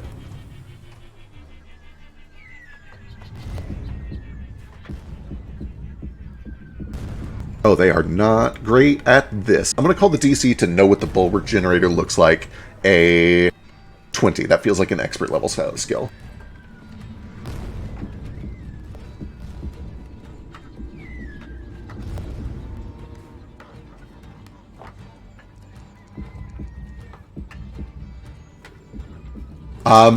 Alright, you see this Adendric guard kind of turns and notices you, but doesn't really have any reason why he would stop fighting monsters to stop you. You don't look like you're violent. You look like maybe you're even helpful. You're carrying a magical artifact to the front line. So he lets you pass. You get to the gate, and you see that, first of all, the fields here are just littered with the bodies of small monsters that have already been fried by the bulwark while it was still online. Most of what's left is medium and big ones. The big ones are playing very timidly. The medium ones are more aggressive, and they are basically fighting the gunners and the cavalry and the cannoneers. They're manually fighting these things, not able to use the bulwark anymore. It's about this point, too, that you feel like the bulwark should have kicked back on, and it doesn't. And when it doesn't, you look out into the horizon and you look at these big guys, and they seem just as confused momentarily as you are. They're like, why isn't the bulwark going? And when it never kicks in, they timidly step forward, and they don't stop stepping forward. They are rushing all the way to the gates, thinking that something is up with the bulwark. This... I think that means you're free. I think that is home free. I think at this point, plenty of things see you, but there are bigger problems on their mind. I will ask for one last reflex save to essentially dodge cannon fire as you're lugging around this artifact to get to the tree line. Actually, one reflex save and also... Oh, that's very good. Cannon fire, no problem for you. As you are almost free, you hear the flapping of wings, and you see Sakazaki Taiyo doing her rounds, looking for trouble and healing people. What do you do when you see that she is in the air looking around? She's scouting, essentially. She's on guard. Perfect. What's the nearest, biggest monster to me? Oh, what a great question. Give me a D3. Hopefully it's one of the hot ones. The hot ones? Is that hot? Oh, no. Oh, no. Unfortunately, 2 means it's the weird squid thing. It is like an enormous elective hour with crab legs and tentacles. It's just like skittering around like a gross spider, snatching people up in its tentacles and stuffing it in its mouth. Cool. I'm gonna yell at it. Say, "Oi, here!" And I'm gonna toss him the bulwark. You hear a resonant telepathic mind. Very good, little one. Run to safety before the electricity comes again. Yeah, about that. Blessings of the divine progenitor for your service. And you make your way. Do I know what that is? Give me an easy religion check. Both of them said that now.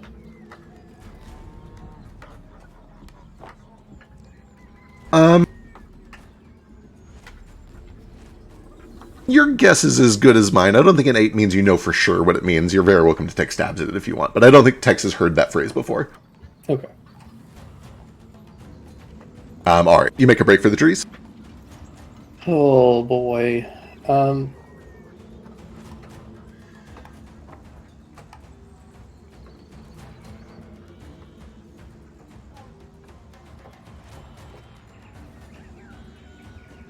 I think I'm just gonna go climb up into this watchtower. Understood. Alright, then let's fast forward a bit. The battle goes on. Sun begins to poke up from over the horizon. It goes on for hours and hours. The resolution here is mass destruction of the front line. A lot of people die. A lot of cannons are destroyed. A lot of cavalry is destroyed. A lot of militia are killed. They breach through the wall up at the far northwest and start doing damage to some homes, especially along the coast. They damage the fort here. This one goes straight for the campus, at which point almost all of the adventurers pull back. The adventurers pull back and defend the campus, leaving the northwest side of the city essentially to fall. There's nothing they can do. They don't have the manpower for it. By the time that sunrise hits, 7 or 8 in the morning, everyone is exhausted. The monsters either die, or most of them are just harmed enough that they have to pull back. They're still up against cannons and adventurers. This is still a threat even without the bulwark. But the destruction they've done to the city is massive, and most importantly, there's no bulwark to fry all the little ones next time. The bulwark is gone. And importantly, the aberration that you gave the bulwark to is one of the first to retreat. He does not stick around. He understands that his survival in the bulwark generator survival is very important. So he does not approach the cannons. He flees with that as soon as that is accomplished. As the battle is starting to wind down, does Tex go reunite with the party, or what's the plan? Sure. Okay. Meanwhile, party, you guys can see the same thing for as long as you choose to stay. Do you stay camped out in the woods watching this all morning? Do you try to sleep at some point? Do you go back to the camp? What's the play for you guys? I don't know if we'd all... I was gonna say, I don't know if we had all the way decided if we were going in after Yeah, I Tex or just want to not, go but back to sleep, but but I like, think- if you're gonna run into danger, I can't just let you be a stupid bitch, you know?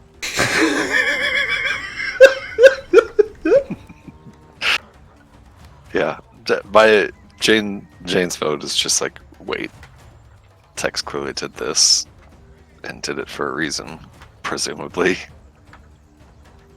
Understood. I will say, since you were watching for Tex, go ahead and give me a perception check to see when he runs out if you see him with the shield generator.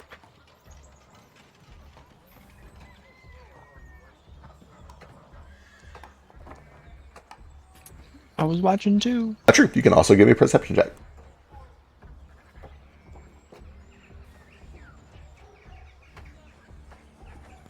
It doesn't like rolling when it's popped out. Oh man. True. Yeah. Ruko. There is a point as things are going on. There's a point where the bulwark generator doesn't kick on. The electricity is distinctly missing, and it's causing a lot of problems. Mir can absolutely do a third. And Ruko, as you're scanning the battlefield, trying to figure out why the lightning has stopped kicking in, you see a little cat dragging this enormous bulwark generator between its legs over to a bigger monster, where he hands it to the monster and then goes over to a watchtower and essentially just hides. In other words, you have seen Tex participating in this battle. Mir, same thing.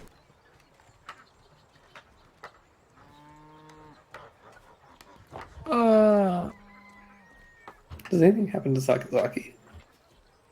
She retreats to the guild to help defend it from the monsters when they attack the guild hall. She certainly takes a few scrapes and bruises along the way. But there are like 36 adventurers. She is able to step back when she gets hurt and kind of take a moment to heal up.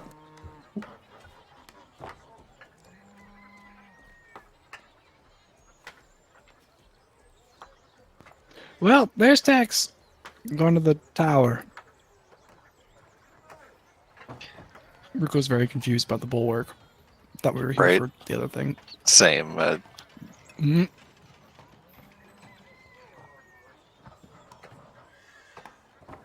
Should we? He's not within 240 feet yet, is he? Yeah, still. No, still he's about half mile. Yeah, about 1,800 feet. Okay. I guess if Ruko sees where he's going, we'll go to meet with him. Mm-hmm. Is he like on an active battlefield? Is he kind of away from monsters and everything yet? He is actually on an active battlefield, but he's in a watchtower that has already been cleared out of guards, and he's kind of just hiding in it. You don't think Tex did this, do you? Looked like he played his part. It looks to me like he did. I would really like to know why.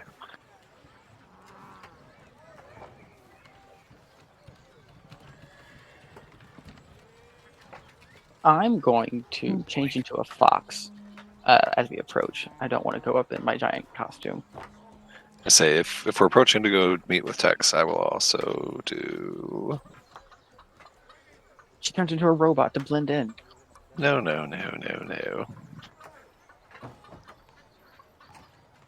Actually, I'll hold off on that for now until I know we're actually going into the city. I will do nothing. Alright, understood. Does anybody do anything while the battle is still going on, or do you wait for morning for Tex to come, or for things to kind of wind down? Just an RP thing. I was going to do a will save, but I don't think I need one. Understood. I will take a few steps forward away from the group towards the battle, and I will stare out at the massacre, and I will hear the guards dying and screaming, and the women and children dying and screaming, and the gardeners and the cooks dying and screaming. And I'll just kind of stare at it and go unresponsive for a while. Understood. Absolutely, some of these intense thoughts do trigger flashbacks. They're new to you, but it's kind of what you would expect. It is just a bunch of scenes that you had forgotten or locked away or purposefully misremembered of the night of the attack. You see more and more of yourself being used to propagate all of that damage. Upon seeing him just stand there and freeze, how does he like after like how long? Is he like after a few minutes? Is he like He'll stand there basically until you guys leave. or sorry, the elves down there.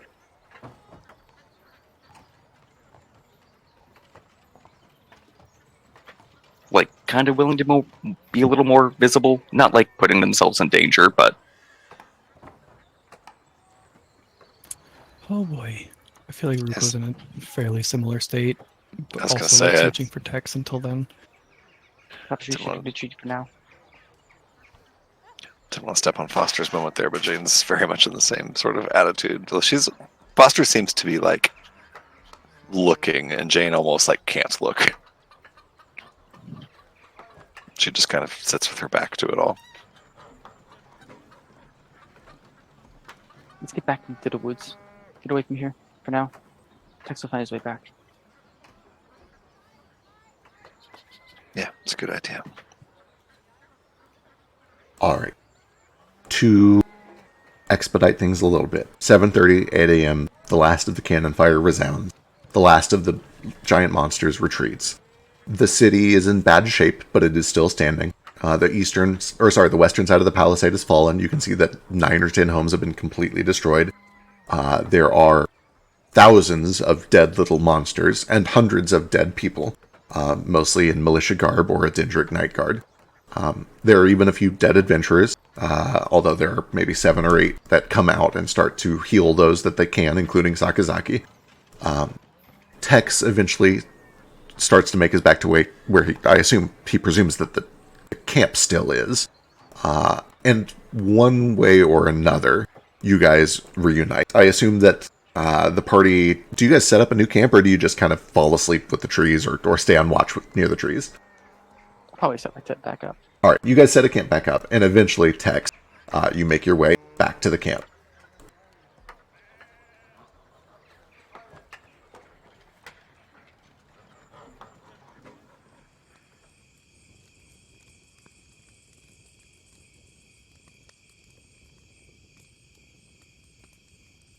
Do you approach sneakily? Do you try to... I assume that you're trying to play it off like you were here the whole time. Yeah, I go and I sneak in. But I see that the camp has moved, so Yeah. I'm aware that the jig is up. Yeah. I'll leave it up to each of the players whether you were asleep or not at this point. It's kind of up to you. I'm assuming we're at this me point. try we're to fall absolutely asleep. gonna watch. Okay, I'll take first watch. I don't think Foster sleeps. Understood. Yeah, I don't Or think Jane does whatever either on that bones roll. do. Oh wait, was this... Sorry, totally not related to anything. Was this Science Day? It is double checking. It is the Monday equivalent, which is normally the night where you would have a dream. So like overnight, the night that this is all going on is when that dream would happen? Correct. Normally, overnight, when this as this battle was going on, is when you would normally have a dream.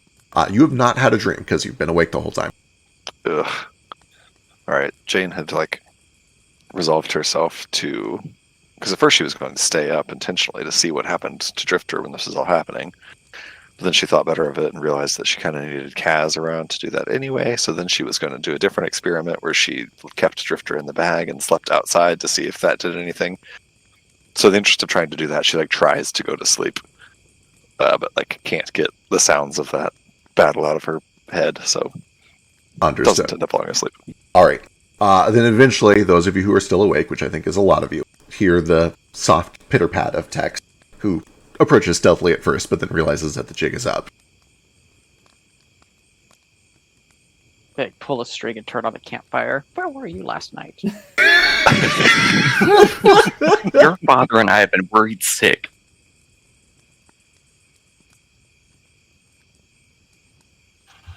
Did you get it? Thanks, Mom and Dad.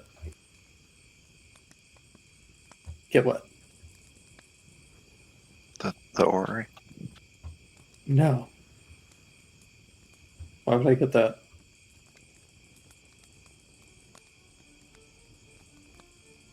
She just rubs her temples.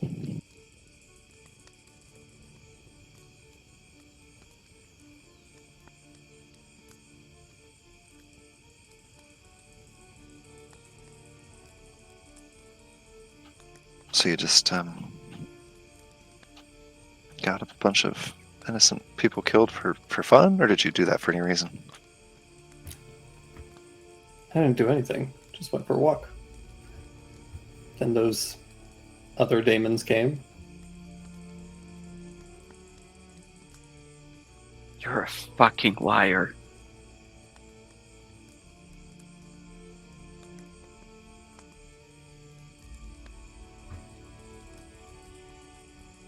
How could you do that?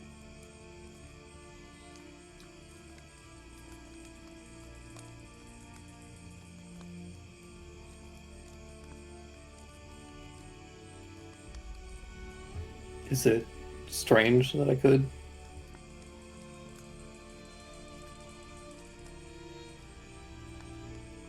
I thought you were better than that. I guess I was wrong.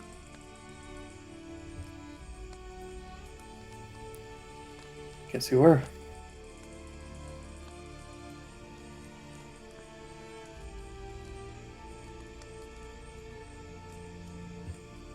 You've read the book.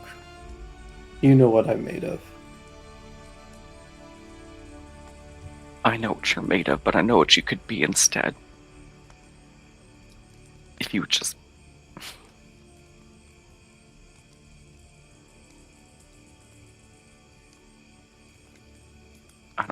I don't want to talk to you right now.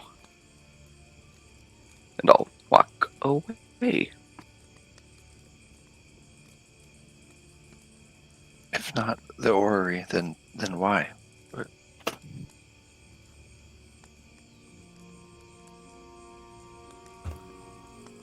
There are people within the Witchers that I needed to send a message to.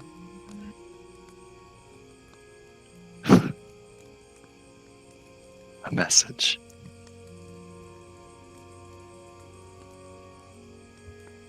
Yes. Why do you care? None of this happens, right? Yeah, I guess not. And I'll get up and head over to my tent to sit down and study my books for a bit for the morning. Oh boy.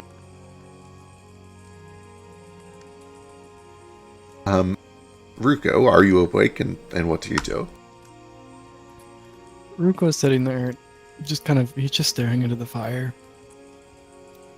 He's got some tears, but he's just kind of just shocked, stunned. I don't know. He's not sure what to do.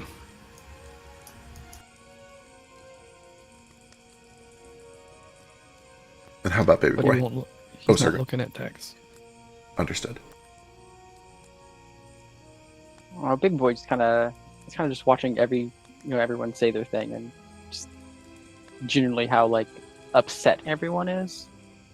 So I stared at text. He doesn't have anything to say. Gives him a thumbs up. Definitely not. But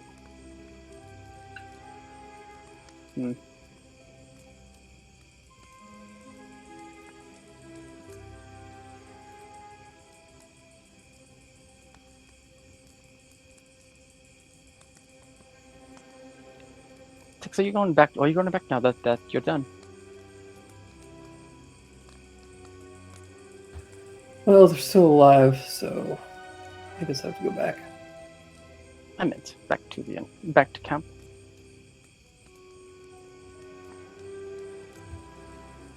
Which camp? I don't know. I don't know names. Where's our base camp at? The campus, the guild campus? Yeah, the one that the place that we call our home base. Gotcha, yeah. Landfall campus is about 3 or 4 days to the west.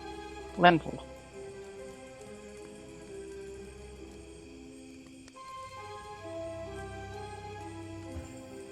I'll probably go back.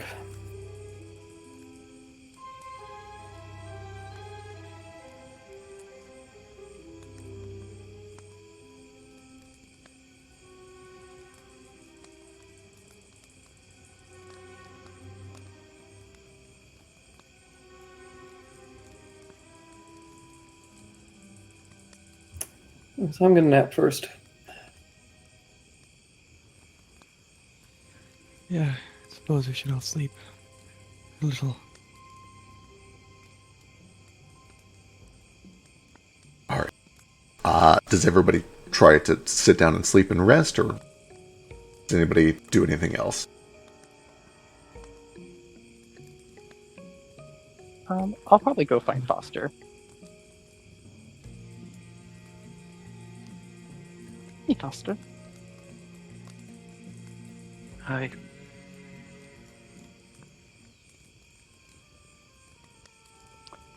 I'm concerned about you being upset.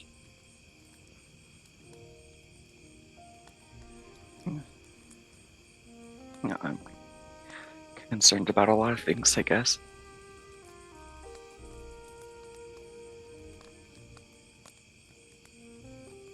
You seem pretty calm about everything.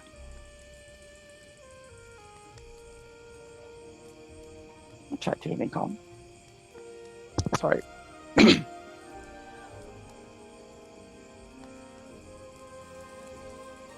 Sorry, in real life, I had something in my throat. Understood. I'm trying to. I've never seen so much bloodshed before. I have.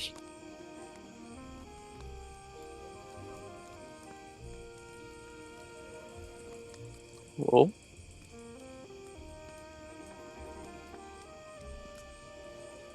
It's unforgivable what he just did. Making a message at the cost of someone else's life, someone innocent's life.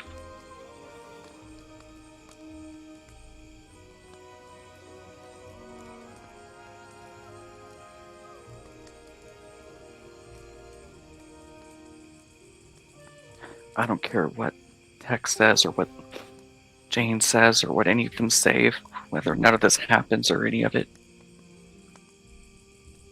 You could reset a world. If people like that are still in it, it's not worth it.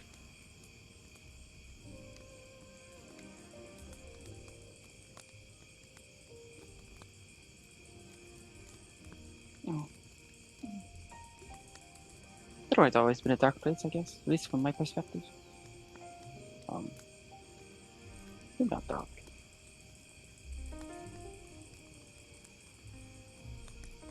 I'm sorry, say that again. You came through really quiet.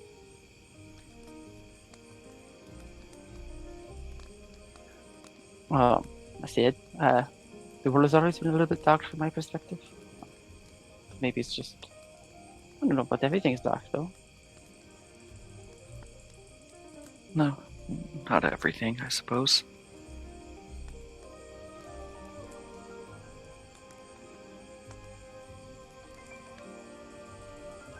I'm sorry, I'm no good with this. I'm not used to dealing with other people who can feel a wide span of emotions. That's okay. I think you're doing fine. I appreciate it.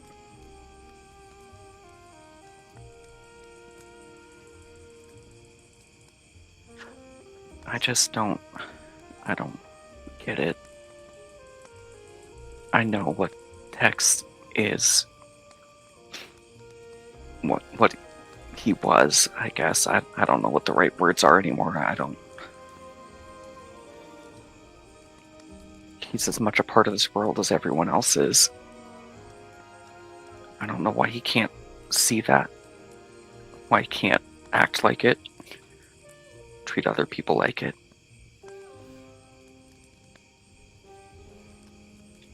You're a very gentle soul, Foster. I'm gonna need that one more time. Your accent is so goddamn thick. Same. Should I just say it without an accent? I'll just try it again. You're a very gentle soul, Foster. Okay. I don't know about gentle, but well, patient, if nothing else.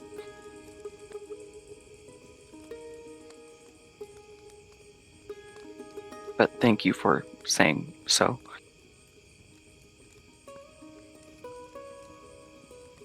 You're very kind too for everything you've been through.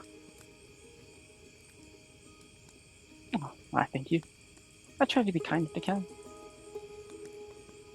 Guess that's all we can really do. Most of the time. Just sometimes kindness can be taken advantage of. Doesn't mean you should stop trying. I never do. Just gotta be careful. You would never, like, murder someone in a cave, would you? Don't say that. I absolutely do not say that. Oh, I.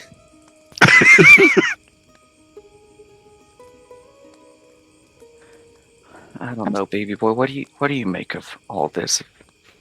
Of everyone? I was feeling comfortable in the guild. It felt kind of homey, but now I'm not sure. Tex is doing whatever Tex does. Jane wants to reset the world. Kaz is a cursed pirate. I think Fetch and Sketch are famous where they're from, just because they're twins and they're so horny. Right?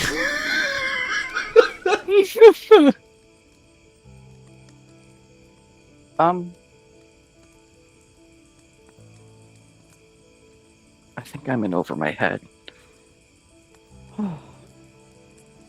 May I be honest?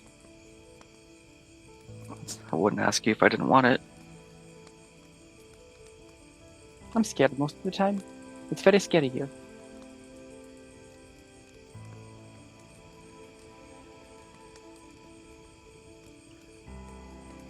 What do you do? What do you mean? To keep going. Well, I have Mare, of course. It's always been there to support me.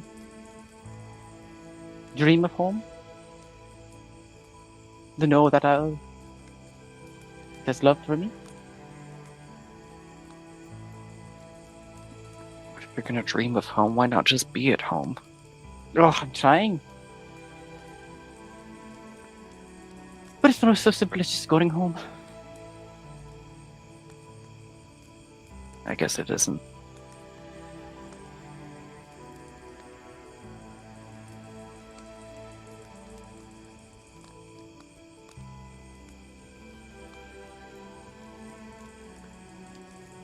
This may be a bad time. I have a questionnaire for you, but maybe this isn't a good time. A questionnaire? Oh, I just wanted to get to know you better. I see that conversation wasn't enough. Got it.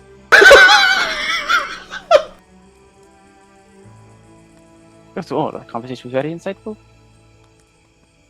Well, I don't think I'm gonna be able to sleep tonight, so I guess have at it. Okay, I'll try to make this quick, guys. Please describe the process of photosynthesis in full detail as you can.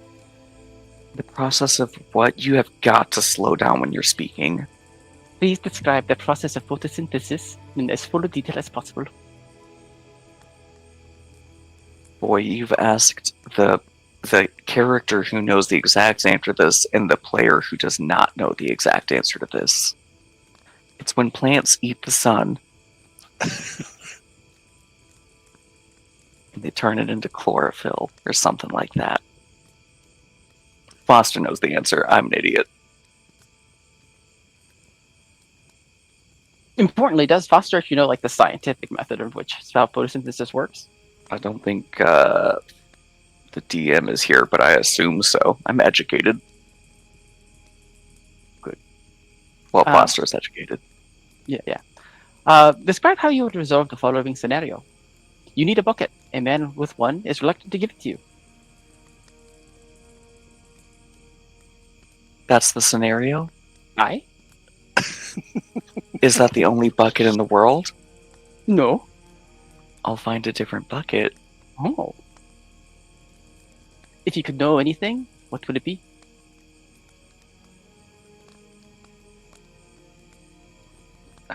Pass.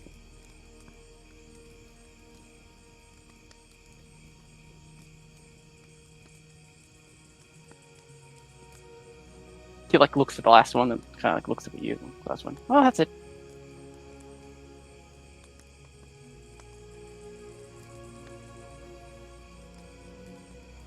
I'm sorry, I don't have a questionnaire prepared for you.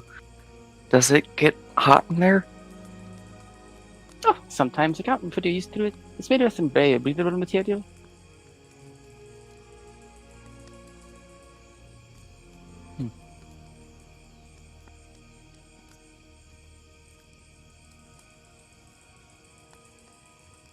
What would you do if you needed a bucket and a man had a bucket? Oh, well, first I'd ask. I'd ask him, explain why I need it. If he still said no, like you, I'd find a different one.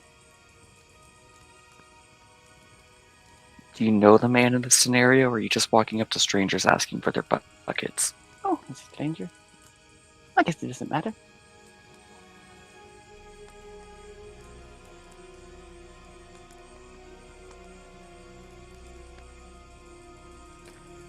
Can I tell you something? What's that?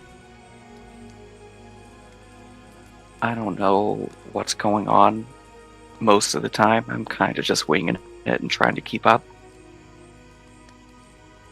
I think we might be on the verge of something really, really dangerous. And I think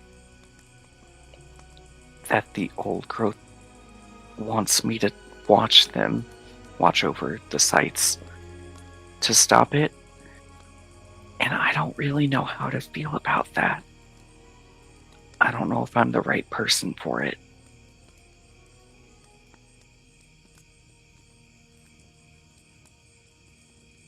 Does that mean you're not going to try?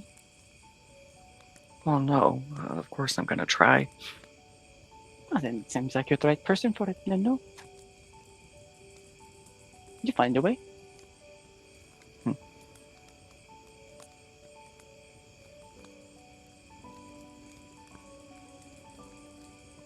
Thanks, baby boy. If I learn anything new about the old growth, I'll be sure to share it with you. I appreciate it. I'm sure it'll come with time. These things just need to be, well, tended to, I guess. Oh, I see what you did there. Ayo. Alright. But I should get some shut eye. And I'll go to my night. tent. Good night.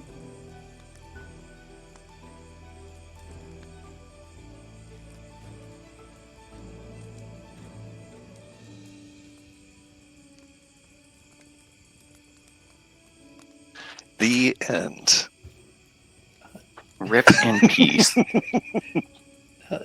Tex is going to spend the next hour flip-flopping, unable to fall asleep. Just kind of rolls around. And the entire time he's kind of just thinking, and Foster kind of mentioning that I wish I was better at remembering exact quotes, but Foster telling Tex that he knew what Tex was and thought he could be better, really just struck a real unpleasant nerve with Tex. So he's just kind of mulling that over for a good hour.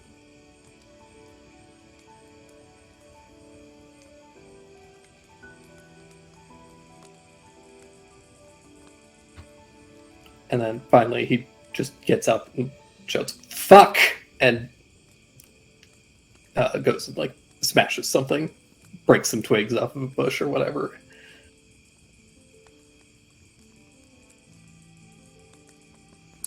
Oh boy.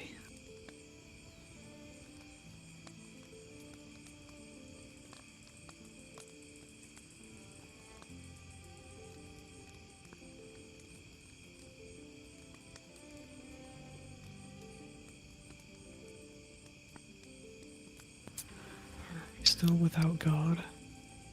I think we're still without God. If he's not back in 5 minutes, we do get to level up legally.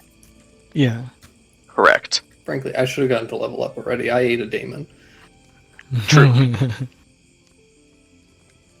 If that's how this works, I am going to learn how to eat demons.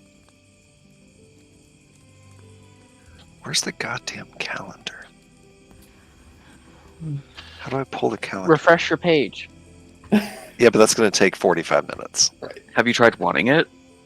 I want it so bad, but I can't find it. Like, it pops up when you start it. I know it's here somewhere. Oh, I know where it's at. You want me to tell you? I would. On the right, love that. left-hand side, you see journal notes. Simple Oh. calendar. It will be the bottom one. That's the right hand side. Well, that says simple calendar notes, but where's just the you calendar? If you click on it, it opens up the calendar. Wait, what? Go No, it to- doesn't. It just opens up like various. Yeah, with all the dates on it. Then I don't know what you want then. No. Wait, where did you? So if you click On the simple far calendar left. notes, On the far left. like all the way over to the chat. Left. That's right. Oh, Far left, like I way know at- directions.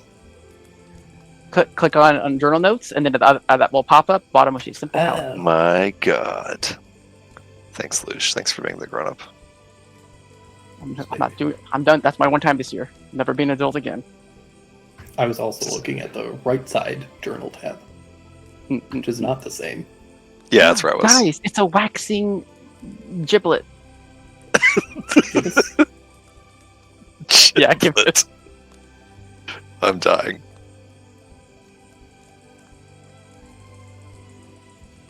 God. So I think we're, what, 3 minutes till level up? Sounds like It's it. got to be less than that if we round up. I get level 3 spells. I'm so excited. Can't wait. Me too. I'm gonna get a spell. I think also I get like our ancestry feat. At least some of us do.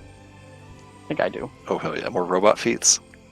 Let's fucking go. I'm gonna be even differenter. We can't actually level up while Feck's gone, but Foster, I can go ahead and give you a hero point while Feck is gone. Oh, praise be. Sorry, Yeah, I'm we're back. 2 hours in. I'm back. Everybody can have a hero point. Foster and Baby Boy can have an additional hero point. That conversation was incredibly sweet. Thanks. Someone delete Fetch. He's really creeping me out. Yes. Yeah, when I popped up, he was just here, and I didn't like it. Oh no, I can't click on me anymore. Oh, sorry, never mind. That's my own fault. Forgive me. I'm new here. As everyone decides that they're going to try to settle in and sleep a little bit more before continuing on their business, Hopper goes off to his tent, and then he kind of rushes out, looking groggy and exhausted, and steps over to Ruka. Oh, hey, I was getting ready for bed again, and I found this in my pocket. I forgot I'm supposed to give it to you.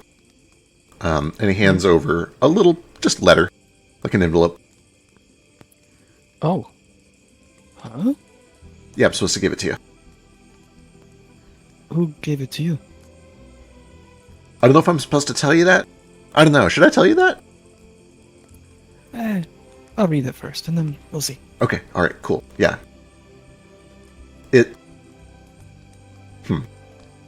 He looks like he's gonna go back over to bed and go to sleep, but then he, stops halfway through and sits down on the log. I'm kind of Ruka's curious. welcoming. He's like, who's glad? Okay. Yeah, you can stay. You open up the envelope, and you I find... That's up to Rook. That's why I'm asking. Huh? Can I stay? Sure. I'm not going to read it aloud unless I can, but I'll read it first. As you open it up, you see that there is a letter written in common. And I'll post the text, and then I'll also read it. Mabune, this is the name I have given you should this correspondence be intercepted. I would have preferred this to be done in person if I were not preoccupied by other obligations. You are traveling with Foster Nasir, who appears to be the only one capable of magical healing in your group. If you yourself are capable of such magic, do you have the means to heal the unliving? I have enclosed 2 scrolls of an occult spell, one of the few healing magics that can restore the unliving. Study it well, and perhaps you can learn it over your travels. If the spell is already known to you, then at the very least you will have these to hold in case of emergencies. You can never be too prepared. If Foster Nasir is incapacitated, your chances of survival drop significantly, and I cannot allow he, Hopper, or yourself to be lost to such an amateur oversight. The spell enclosed is also capable of soothing anxiety, but for a few moments. if you or your companion's nerves start to fray. Finally, if your familiar gets uppity, keep your distance and strike him unconscious. Don't let anyone near him when he gets this way. Oh, wipe your glasses. Signed, the Maimed Blade. And attached with it are 2 scrolls of soothe. What the heck? I Oh, that- wipe my glasses without even thinking about it.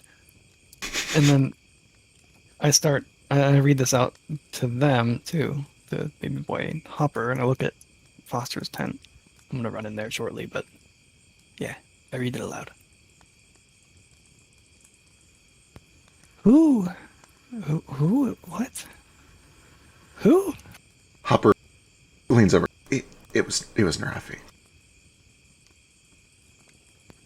Think so? Yeah, I mean, he handed it straight to me. I don't know why he used the fake names, and I don't know why he didn't want me to tell people. Oh, this one's a cool name. No problem with that. The Maimed Blade. The Maimed Blade is pretty cool. Pretty badass. What's my fake name? Oh, you have to come up with yourself. Or do you want to... Oh, we can come up with you. Let's see.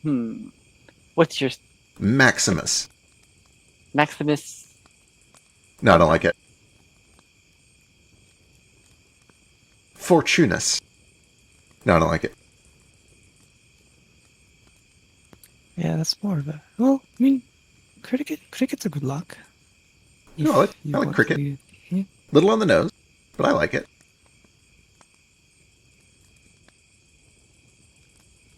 What about Cogniz? Oh, I like that. Little heady. Little heady.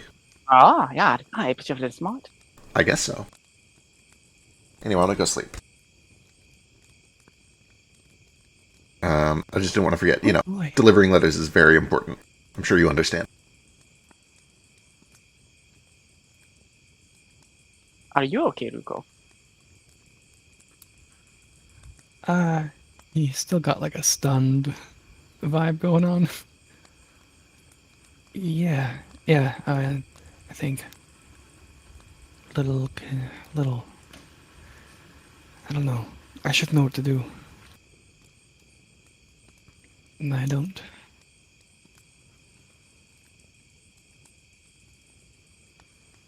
How do you mean?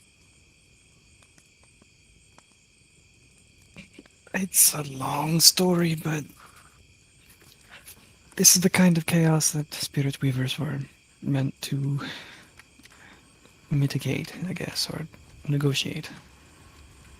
And there's magic that can be done that can... I don't know. There's always a remedy. It's something. Somehow to get through to him, or...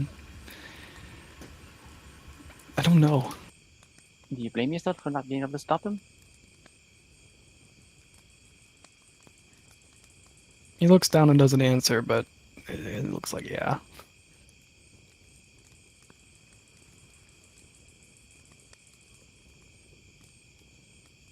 It's not your fault.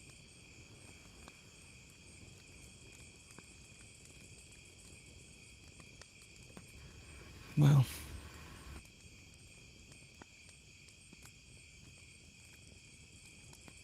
I've got some new spells to learn, I guess.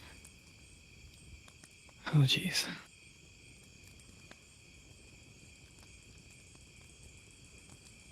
Oh.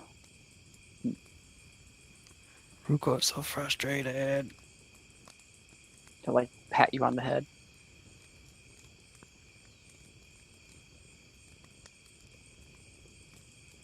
Off in the distance, just fuck, shit, ass, god damn it. Nothing good comes from you fucking mortals. I'm gonna run over and I jump on Foster's ribcage. What the fuck's going on here?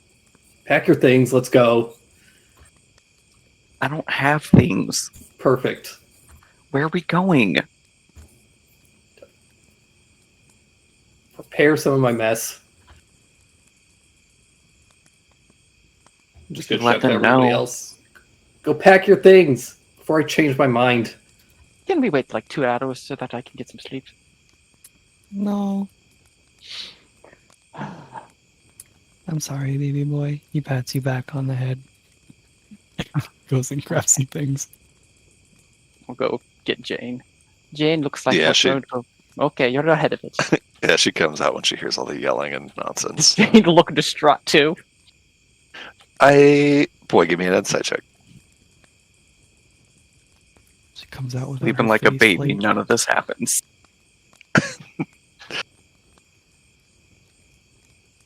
Yeah. You've seen Jane this way at least like 6 times this campaign. He's just gonna walk up and he's just gonna pull you into a hug and like, pat your back. Yeah. She's in a state of rationalizing away her emotions. The thing she does best. But she will lean her head into your shoulder for a second.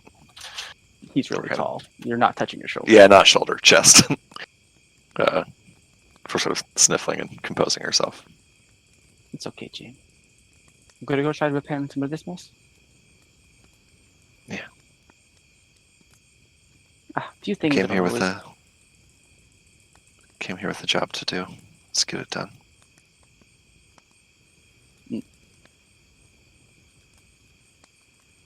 She'll start folding up her tent. I guess I'll start packing up my tent. Alright.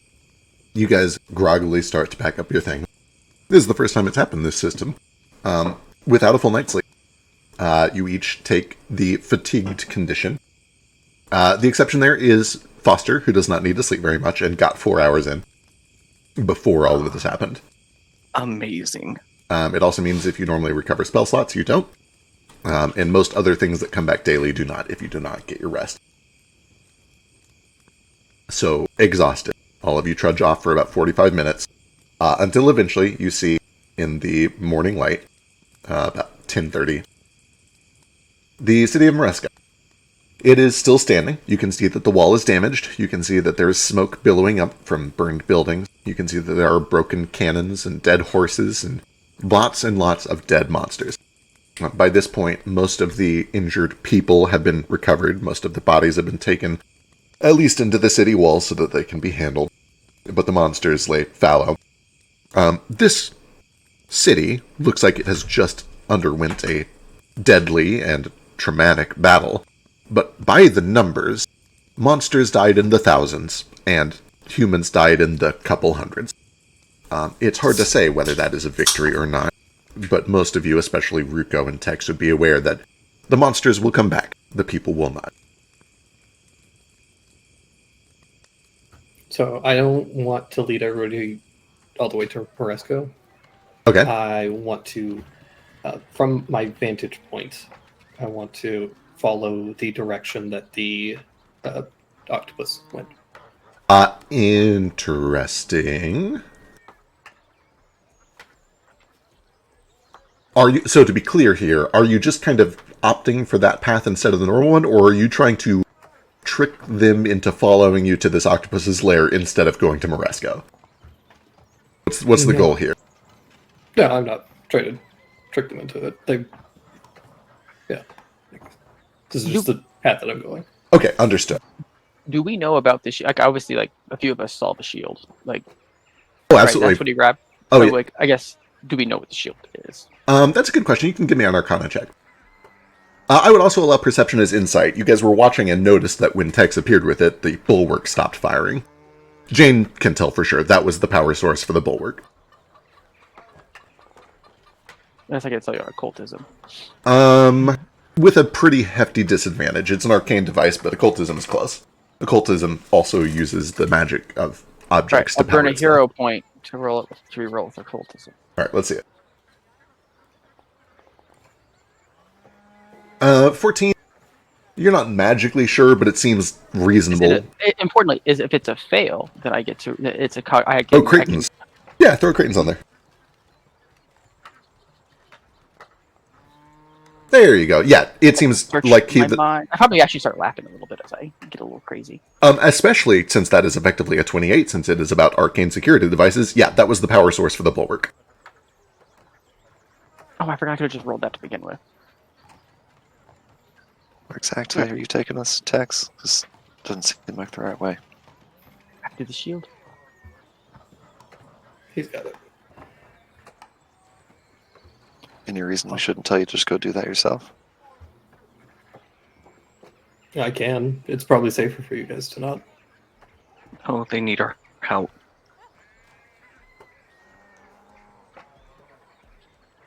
I'll go get the bulwark back, and you guys can trade it for whatever you need. No, it's a good idea. Could use it as a bargaining chip. It's good. It seems quite awfully suspicious that we have it, though.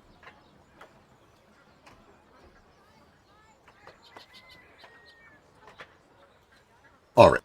Tex is going to split off and try to find the lair of the monster. The rest of you guys are going straight into town, or do you wait for Tex? Oh, I figured we were gonna go with him. I'll go with Tex. Go with Tex. Understood. Okay. Yes. All right. Tex, give me a survival check. Pretty easy. This thing is fucking huge.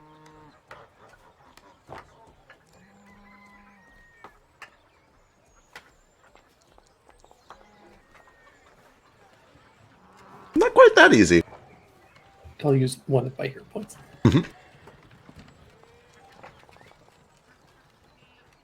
Plenty. You follow the path, and it eventually kind of follows a muddy river until it gets to a very, very large tree. This tree has a bunch of like holes that have been carved into it, almost like a rain stick or a dead cactus. And you can see that there is a large knothole kind of 20 feet up off the ground.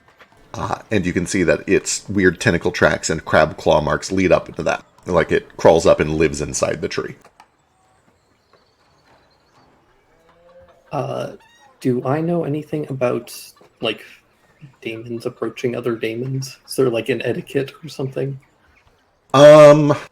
Sure, give me... Fuck, occultism? Occultism or society. Occultism is probably better. I have daemon lore.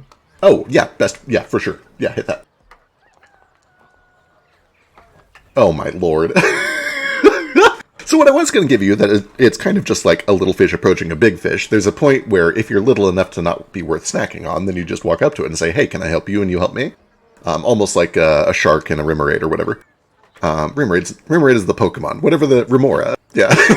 There you go. With a natural 20, I'll actually throw out, you probably know some sort of old parlance or like diplomatic way that you can approach that says, I would like to confer with you for a meeting. Will you please give me this time? Essentially the pirate parlay, but for daemons. I'm into it. So one way or another, you kind of know the magic words for I would like a non-threatening meeting to talk. Cool. Then, yeah, I will approach in a kind of non-hostile way with the intention of parlaying. Excellent. Actually, you have Daemon lore. Earlier, when you did the religion check for the divine progenitor, Daemon lore applies there. That bumps it from a 9 to a 14. You would know that that is referring to Ra, the god of monsters. They don't like calling Ra their created god, or even a god, because the whole point is that Ra is a god for the godless, and so they call it the divine progenitor instead. Interesting. Either way, as you approach the tree and kind of call out in this parlay, there is a slithering and squelching noises as these tentacles pull their way out of this enormous tree, and this giant oversized brain with crab claws and tentacles slithers and wriggles its way down into the clearing and stops in front of Tex. It looks injured. It looks to be bleeding. You can see that it has several wounds from cannon fire that have not yet healed. It is in a bad state. It looks like it retreated because it knew it didn't have much fight left in it. But it does kind of approach you calmly. And it actually kind of speaks into your mind. We did well. How can I help you? I want to help you get rid of that object for good. I'm Give it interested. to me, some of my friends can destroy it. It looks past you to everybody kind of waiting at the clearing. Is everybody else like just a little bit behind Tex, or are you guys hiding? What's the plan here?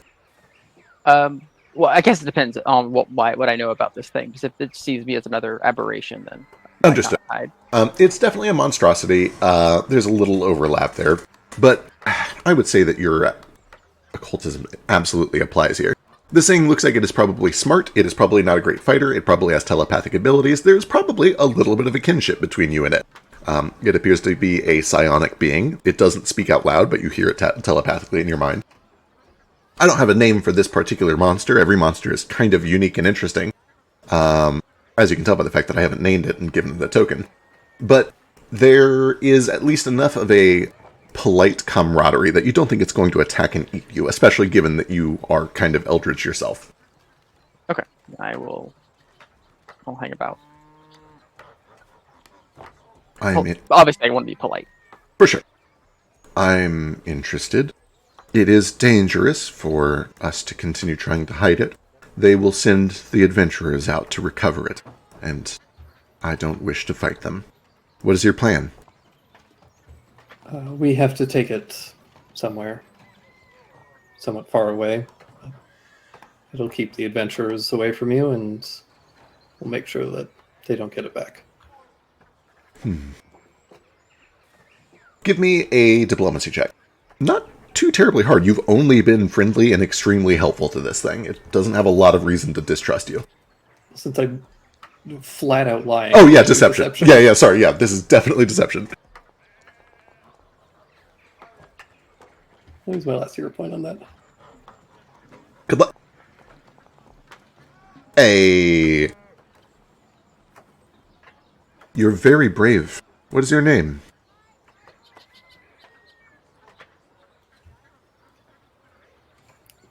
You can call me Tex. Tex. I see. Well, blessings of the progenitor. Please be safe. I hope that the adventurers will not come for you again. And she scuttles back into the tree and fetches out this blue arcane device. Hands it over to you. How do you carry it? I'll pull up the mage hand. Ah, one of their tools. It's convenient. Oh, I wasn't complaining. I think it's brilliant. I think that one of the best ways to defeat a foe is to use their tools against them. They say that evil wins a battle with blades and fire, but it wins a war with the idle hands of distant men. Use their hands however you see fit. I'm inclined to agree. Take care. I must rest before the adventurers show up. Good luck with your wounds. Do you need... I'm sorry, I don't mean to intrude. Do you need help? She kind of scuttles a little over to you. Interesting. I would accept healing if that is what you're offering. It'll take a minute, but I can help. By all means. I can heal. I'll just do a regular treat wounds. Okay, understood. This massive thing is kind of organic. It has brain-like chemistry and tentacles that work like, I don't know, an octopus or a squid. You can work on it. Give me a medicine check. I assume this is like fresh enough, wild enough for natural medicine to Absolutely. circumstance. Cool. Right. I'll just do a regular. I think I said that, but just in case it didn't. Well, praise be, I did a regular. I don't know how that works. So it's still a pass. 15 is a pass. Because it is a nat 1, it gets bumped down one step from a pass to a fail, but not a critical fail. So in other words, you do your best, but no healing is done. But you don't harm her at all either. Praise be. Have you thought about rolling different? Yeah, have you thought about just not rolling once? I considered it, but it's kind of, it's kind of my brand. It's on brand, yeah. I actually have 3 hero points. I'm going to hero point that. Okay. Can I counter his hero point with my hero point? No. I swear to God. I just need literally anything but a 1. Oh, that was almost a 20 on my screen. Okay, wonderful. You are able to do some healing. You can roll me the, what is it, like 2d8 plus something? It is, let me find it.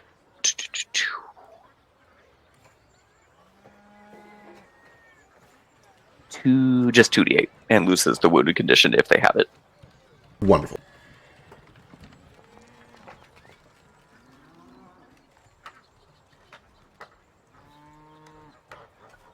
You're able to address one of the more grievous injuries that she had, which is one of her tentacles that looks like it took a cannonball basically straight through the middle of it. You patch it up, it's going to take some time to heal. This creature does not have magical healing or anything like that. So it's essentially just spending hit dice every night for the next 2 weeks until it's full health. You accelerate that tremendously, and she thanks you. I suppose that I owe you one. You've been very helpful. I don't normally expect help from the civilized. You don't owe me anything. I'm sorry that you don't expect help. It is easier that way. Well, you're that way. Give me a diplomacy check.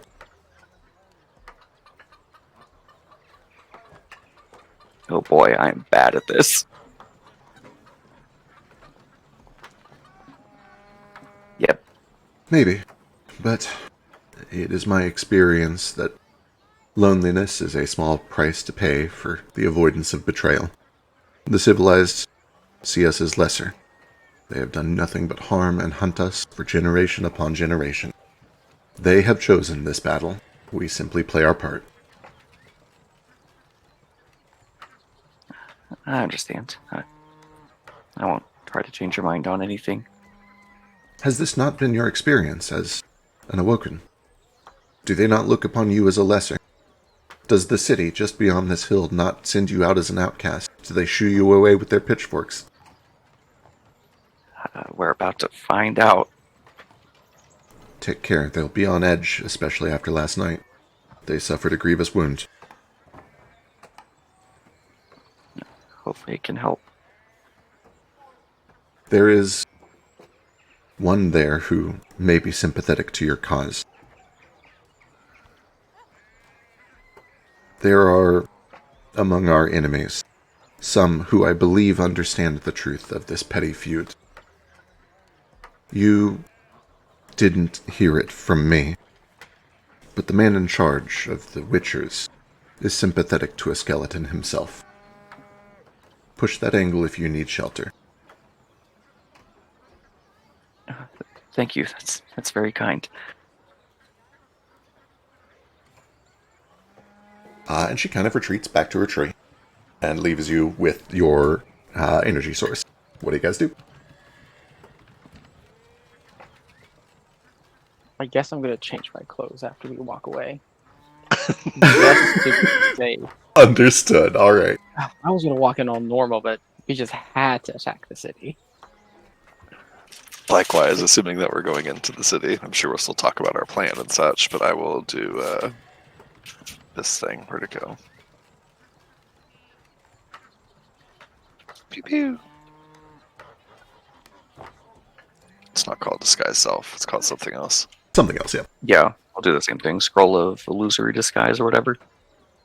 I'm gonna use scroll up to change my damn clothes. I give Foster the bulwark. I start doing that like David Bowie thing with Mare. Wonderful. I appreciate it. I do think maybe somebody better in these situations should maybe do the talking.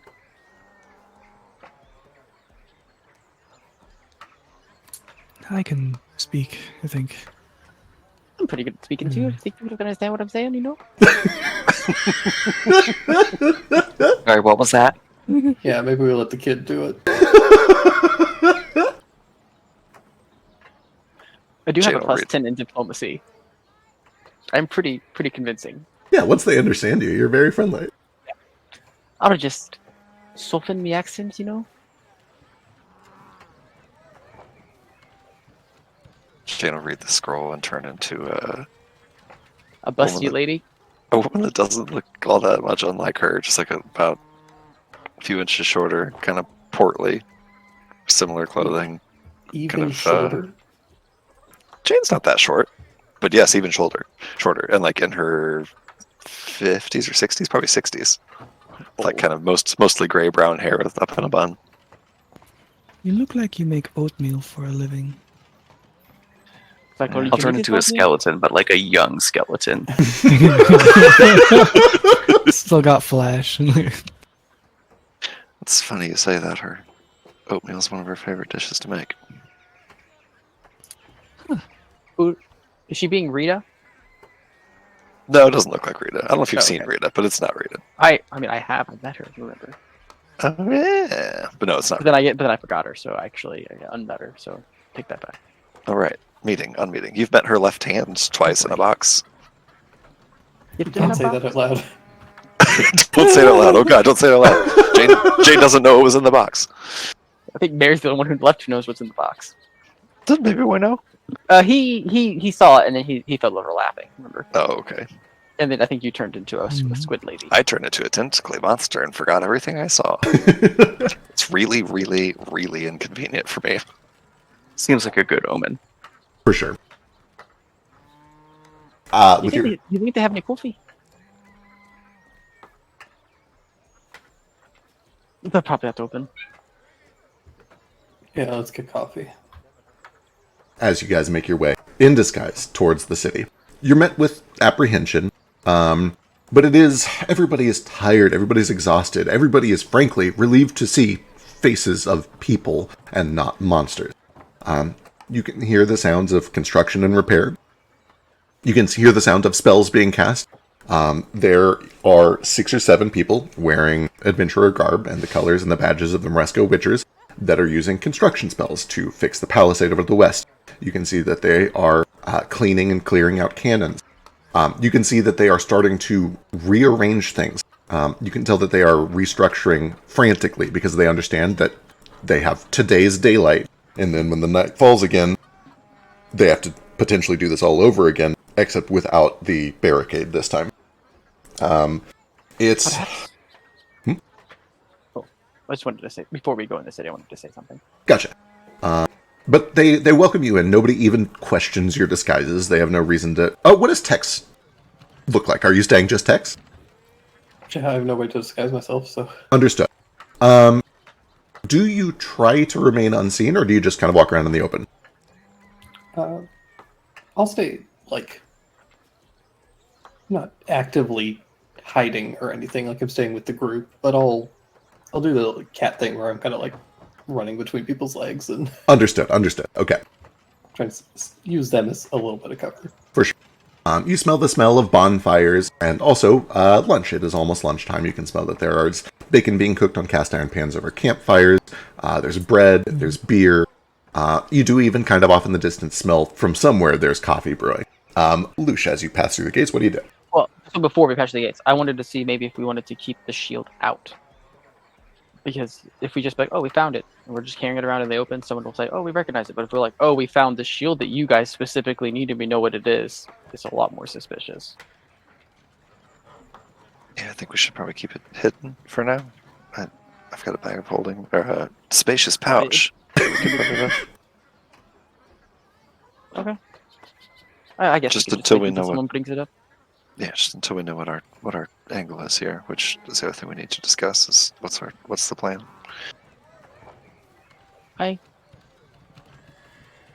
Nerves are probably frayed and they're looking for blame, so the moment they see it, odds are, pitchforks, rocks. Right. Do we just take it to the Witchers and offer to trade it? See, that's why I mentioned we just bring it in wearing it. That way we act like we don't know what it is. And they'll be like, we found it in the woods on the way here. Or you Killed the tell monster them, and took it. tell them that a daemon came running through the woods and you killed it. Right. Found this on But- them, decided to come to the Witchers because they would be the people to go to for something like this. Looking at it, does it look like it's just a shield? It's shield shaped. It looks like a metal shield. It doesn't look like it would be very functional. It's made of a weird blue metal, kind of like a shiny cobalt. Yeah. It's also a little too small. It's about the size of like a dinner plate. So Is this actually an item that was found in this world? You think I should take this to the Witchers?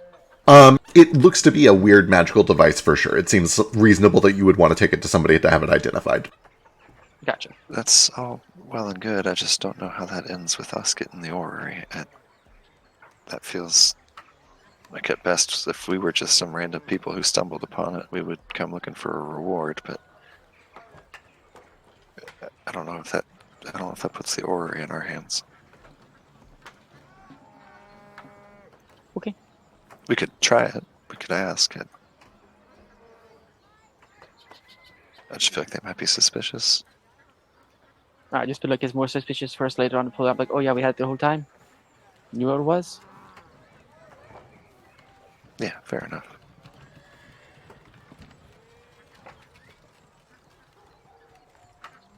Suppose it couldn't hurt. Say we killed a daemon in the woods, found it, and we want to trade it for the orrery. I feel they won't want to give up the orrery, but Right. You could always still steal it. After last night, I don't think that they're going to be in a position to bargain. They could just take it from us. They'd never guess that us bringing back a very valuable magical item would be also stealing another. Huh? Well, better I yet. know it feels bad, but they did steal it first. I'm no thief. Sort of. What if we go in and say that we know where the bulwark generator is, and we will tell them where it is after they give us the orrery? That way they don't have the option to just kill us and take it from us. Definitely sounds That way worth it. they They took it. need us alive for the information. Yeah, I think I agree with Shane. If we walk in with it, I mean, there's not enough of us that they couldn't just kill us. And this whole there are. She looks around at the presumably bodies being carried on stretchers. There are 100 families here that lost someone last night. This whole city will turn on us if they find out we're the ones that took it. You didn't take it. Sure, but if they think we did.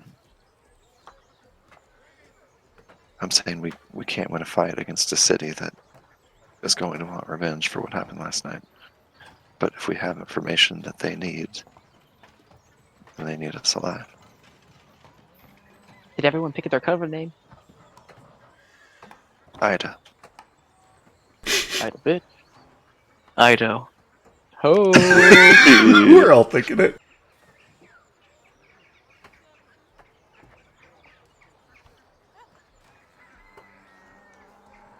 All right. You guys stash it for the time being. Yeah, I'll stick it in my spacious pouch, Perfect. and we'll walk through the city gates, at least while we're still talking about it. For sure. Yeah. Inside, you'd find that the city is doing its best to get on its legs again. There are people serving food. The taverns are open. If you wanted to stop for breakfast and coffee, that is an option. But Texas is where the guild campus is, just right down the street, like 4 minutes on the east there. I gotta get my latte. You know. Make it as quick as we can. I could use a cup of coffee too, but this will only last an hour. She looks down at her disguise. Oh, well, it looks like the line at Starbucks is pretty short right now. You know what? Sure. There is actually a breakfast place called Starbucks. Why not? Oh, I've heard of this place. They don't have any in Wexasass, but I hear there used to be 2 on every intersection in Eden before it fell. I've never been, but I've heard much about it. I once had a friend who brought me some Starbucks once. It was the most delicious coffee I've ever had. Jesus Christ. I have no idea what you just said. Same. It Incredible. was a deer with star-shaped antlers. Oh, okay, there we go. Mm-hmm. You guys step inside, and you're able to order a little breakfast, a little coffee. Everyone seems to be as exhausted as you are. And when you get up, the barkeep kind of looks at you, and she says, "Oh, you look new. You from out of town? Oh, hi. What'll it be?" Oh, I'll have you special. Yeah, sure. Special today is coffee and some bread and some stew. Oh, sounds delicious. Wonderful. Sorry for the mess. We had some trouble last night. Oh, I saw it, I heard. Cannons. Yeah, whole city's on edge. They think the bulwark's down. Guild's not answering questions about it. I mean, we still got the guns and stuff, but that bulwark, it saved our asses. It's a lot of trouble if that's really gone. Try not to think about it too much. Aye. Seems pretty terrible. Anyway, sorry. Let me get you your food. Wait, is the guild? Oh, they're just right down the street. You can't miss them. It's the fort. Big. Oh, that's fort, the one that's across the street. Yeah, the one with the deer emblem. Oh yeah, this is a very good location. It is. We're right inside the city. But it does also mean we're right next to the wall. You know, risk reward, right?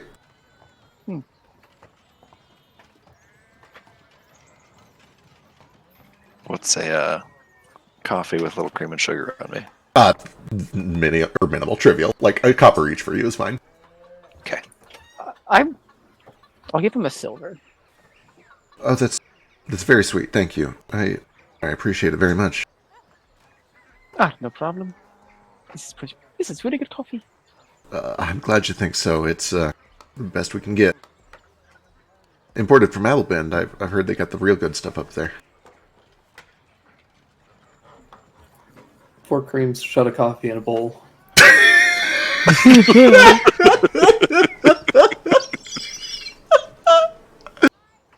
Oh, you talk. That's cute. You with the guild? I'm with him. I see. Sure. For shot of coffee? Is that good for you? Sorry, it's not my point to ask questions. She comes back and she drops off breakfast for all of you and coffee for some of you and a bowl of cream with a shot of coffee for Tex. Can I buy a 5-pound bag of coffee? Yeah, just coffee beans. Yeah. Yeah, absolutely. She'll, yeah, I've got some extra. Yeah, you've been very kind. 2 silver? Huh? Sorry, I was arguing with Elijah in real life. I see. 2 silver? Oh. No, thanks. You've been very kind. Can I haggle? I'll still give you the 2 silver, but I just want to see if I can haggle you. Strong opener. She smiles. You know, she actually, like, her face softens and she smiles for the first time since you came in here. Sure, you can haggle with me. Okay. 2 silver is too much. We have just been attacked. We're in a position of dire financial straits. 2 silver. Here, the best I can go is 3. Sweetheart, that's more than the 2 that you just offered me. Oh, I'm going the wrong way? You know what? Why don't you just take this? You've successfully haggled. For 2 silver. Alright, yeah, for 2 silver. Wonderful. I do have a bag of... Can hold a lot. I don't know what it's called. Yeah, for sure. Yeah, Foster's absolutely correct. That is not carry around town bags. That is like potting soil weight. Jane casts time sense every 6 seconds, freaking out with the duration of her spell. Okay. I guess... I said it goes this way, so it should be able Well, sometimes I get stuck in it too. I have to like barely move my tongue, and then it just stops moving. They say that God tab is this way. Yeah, just look for the deer emblem. You can't miss it. The Witcher's big fort, just at the corner there. Start doing the thing. You like have a mare like roll down my shoulders. No, I can't do that. Sorry, I'm fatigued. I can't do that while walking. Understood. You guys make your way over and eventually arrive at the fort. While we're walking, Yes. I have like stashed something, like eggs or something, from breakfast. And when nobody's looking, or like nobody other than the party's looking, I want to try to eat it. Does it fall through my disguised self? How does that work? Oh my god, let's find out. Experiments. By the way, who figured out how to do the exhaustion thing? If you right-click on your token, the top right one is ailments, and you can just hover over them. It's called fatigued. I like to think that Evil just like runs behind you. She's just behind you, just picking up all the eggs you're dropping and just eating them. Correct. Crush the sealed woad. I'll drag myself onto this. I'll say that within the bounds of your own body, it looks like you've just eaten it. You feel it rolls down through the ribcage and kind of clatters between your feet. And as long as it stays kind of like within a few inches of your body, it remains disguised. But you know that as soon as you walk away, it's going to leave behind a little egg. Okay, so disguised self will not convince people I'm eating. Got it. Right. Well, the disguise itself won't, but Tex will eat anything that falls. True. Giro and Tex fighting for these eggs. While we're walking, Tex will ask Foster, "Why'd you try to heal that thing? It was hurt. You seemed pretty upset with what it did. It's just going to do it again tonight." It's gonna do what it. You heard it. It's gonna do what it did because it's all it knows. It's not used to help from the civilized, I think it said. It's a slow process, but we can change things, Tex. It doesn't have to be like this. The civilized are why that thing exists. Why all of those things exist. That's true. And now we have to adapt to them. We're all a part of this, and I don't know how else to put it. This, and I'll kind of like gesture just around me at the world around me. This is going to keep going with or without us. And if we don't learn to not kill each other over nothing, I don't know.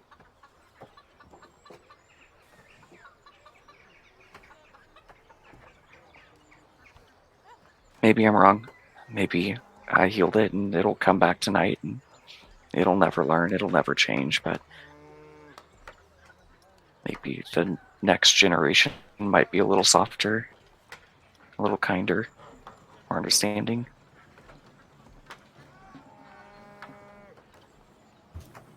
Do you hate anyone? Yes. Do you think that there's anyone, or that anyone is capable of not hating someone? No, I don't think so. I don't think, it depends on what you do with that hate, I guess. No, it doesn't. As long as you feel that you'll continue to create more of those creatures, more things like me. The only way to stop it is if all of you are gone. I'm sorry you feel that way. Is existence so insufferable? What? Is existence so insufferable? Oh boy.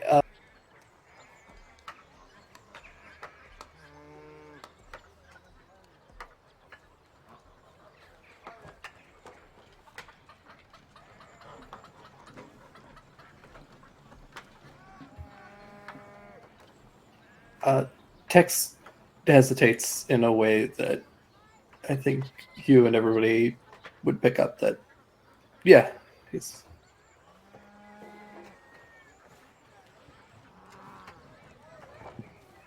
About time, sorry. Whatever part I've never played in your creation.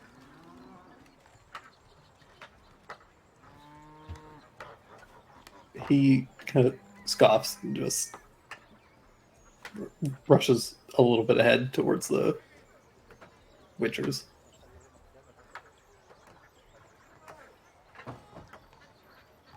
As you approach, you find the hall once again. Check your tokens over. Oh no, Bing Bong's gonna recognize you. Oh, sorry, it's Bibs. Bing bong. Bing bong. Anybody but Bing bong. Bing Bong Bellas.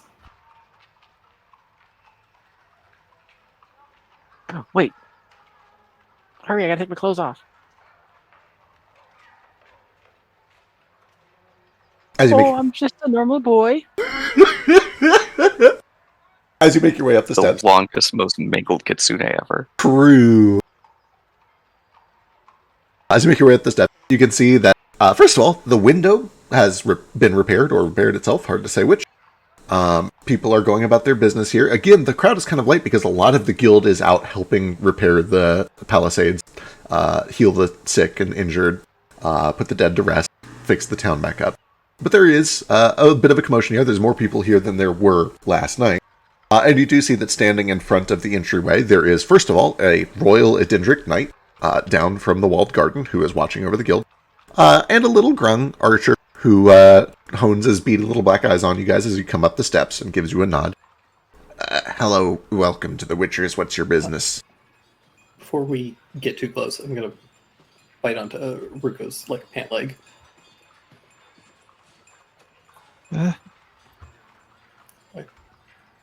Take off your glasses. And cover your face. All right.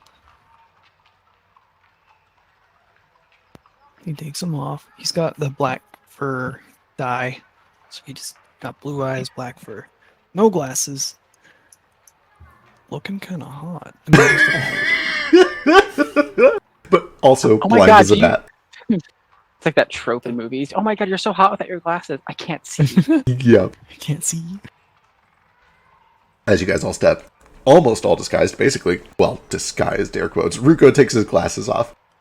Tex is the only one who's not making any effort to hide his appearance.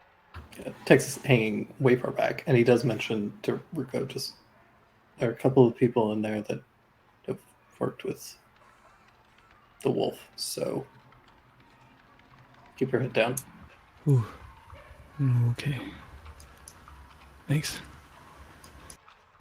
Ruko looks a little bit more nervous, but he's getting himself together for the whole deal. Perfect. As you approach. These Hello. Greetings. Oh, you're very tall. Hello. Hi. My name is Bibbs. I'm with the Moresco Witchers. What can we do? We needed to talk to a manager.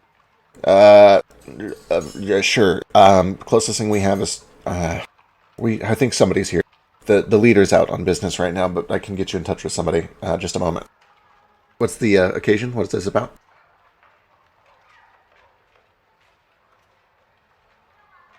I guess we didn't discuss this. We from the Jews are dealing with you in hopes to help you with defending of your city. I see. I understand. Why don't you please come inside? Oh, thank you. Really quick, Vec. Yes. Just a knowledge check. I, Zeke Smith, don't know PF2 very well. Is there magic that allows people to read your thoughts in this game? Or like a Zone of Truth type of thought spell? Yeah, give me an Arcana check.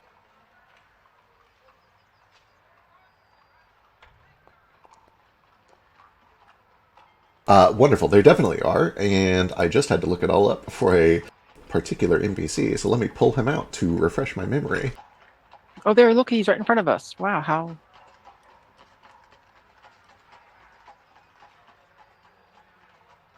Oh shit! It's Beerstein Dwarf. There he is.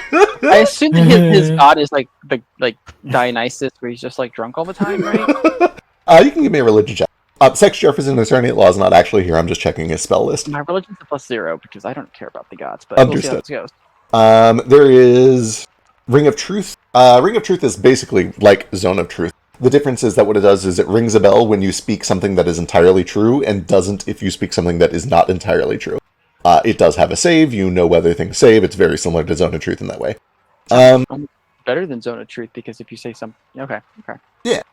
There's also a 4th level spell called Discern Lies. What did you roll? A 17? Okay, there's a 4th level spell called Discern Lies. It basically makes it so when you hear a lie, you know that it is a lie. Oh, I'm sorry, that's a little bit false. It's too strong. It's essentially a +4 bonus to detecting if somebody's lying, and if you catch a lie in that way, then you get a magical ding in your ears. True Sight would let you just see through shape-shifting and stuff like that. That is a 6th level spell. That's kind of the extent of it. There is a Detect Thought spell. Let me see how that works. I don't need all the specifics. Just need to know if that kind of magic exists. Understood. Cool. Cool. I know that Jane mentioned possibly wanting to hide the shieldy thing. Did we do that? Yes, you guys have currently tucked it away in a bag of holding, is what I heard. Well, we talked about hiding it somewhere off in the woods and being we know where it is and we'll tell you. But I guess we can. I think we'll just keep it in the bag of holding for now. Just leave it in the bag holding. It's safer that way. Right, I think so too. Wonderful. Heyo, River. Perfect. 15 religion check is probably actually enough to know about this. The dwarf that stands in front of you is wearing a lot of very bright and ostentatious gear, and it seems to be a mishmash of different styles. The red and yellow on a 15 you would know is absolutely commonly attributed to Persix, the goddess of vengeance, and that is mostly what he's wearing, is this bright black and red and yellow. Seems very likely that he is some sort of a paladin or devotee of Persix, the goddess of vengeance. The tankered helmet is definitely not Persix. It's hard to tell if maybe that's a family heirloom. But with a 15, it does occur to you that there is a god of drunkenness and libations, and maybe it's related to that. Drunk revenge. Maybe he just got it stuck one day and he couldn't get it off.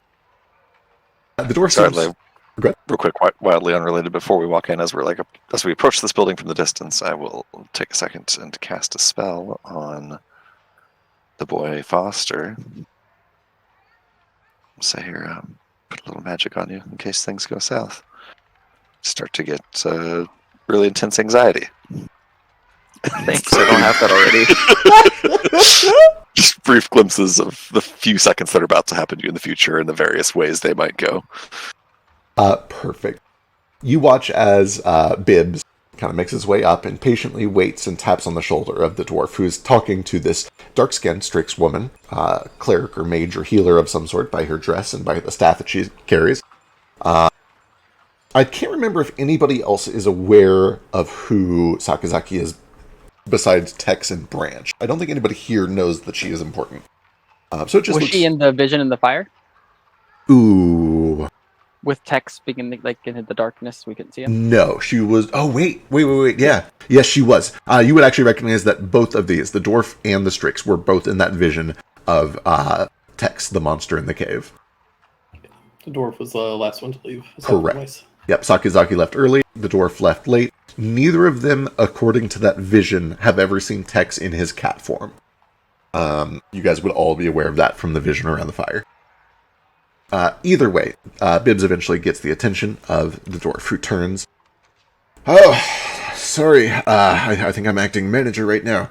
I've been told that you have come with maybe some help.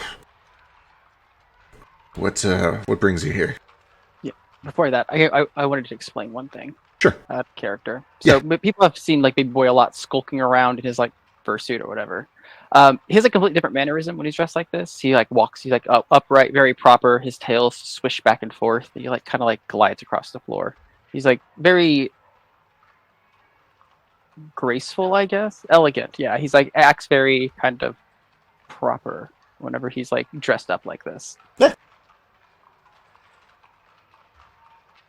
The dwarf does kind of come up to you and gives a little bit of a bow, although it's clear to you that he is not much for propriety or manners.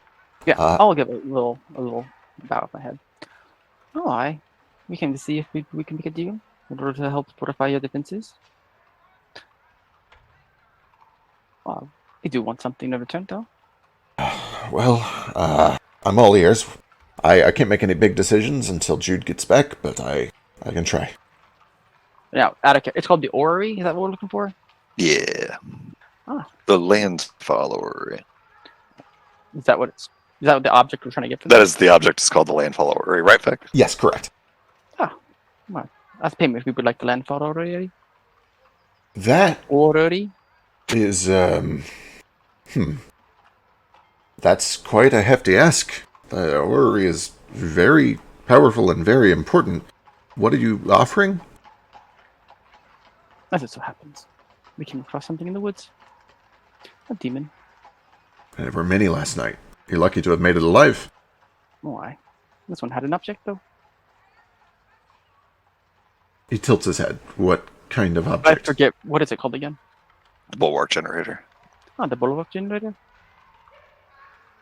Oh, thank the gods. Okay, you have it. And it can be yours in exchange. Give me a diplomacy check. You have got his attention. The question is, does this come across as friendly negotiation, or does it come across as extortion?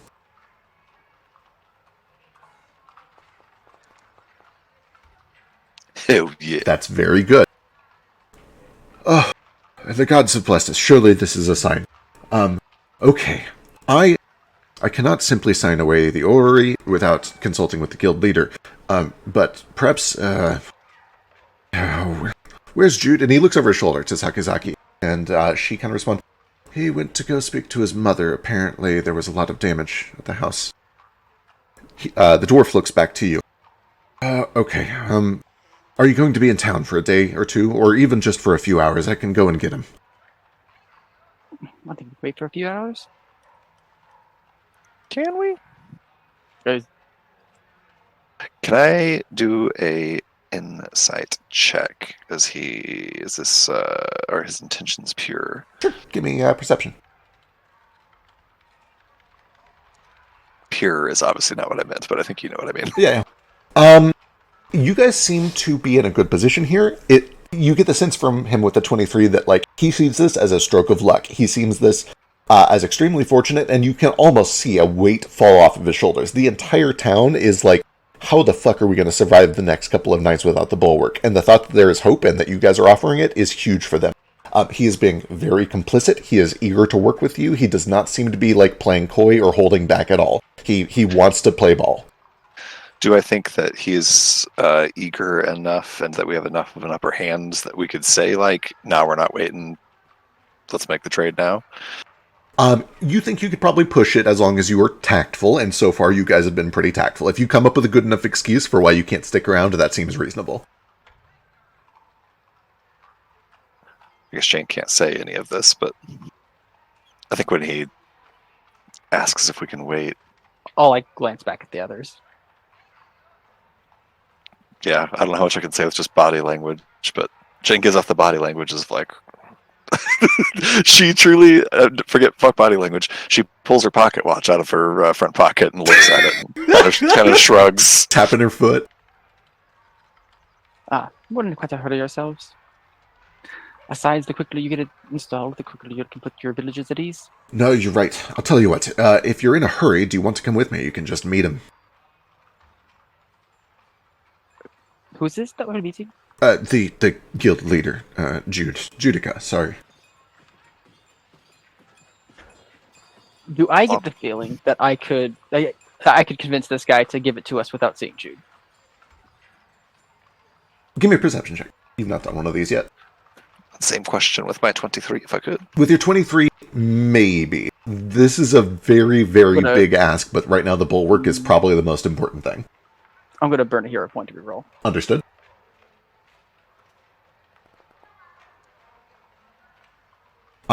Baby boy, kind of the same impression.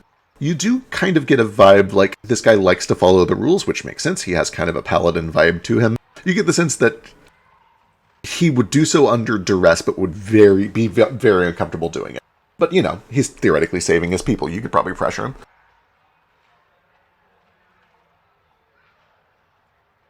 Sounds like a job for someone with really good intimidation. Like I don't have the feat that makes it so it's a certain feat for intimidating people and not having to be pissed at you, and I don't have it. Oh. I understand the need for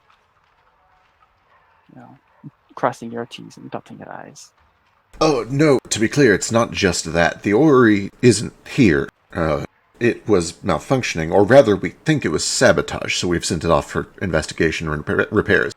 I have no doubt that we would trade in a heartbeat, but we'll have to trade you a writ, a contract. We can't give you the physical object.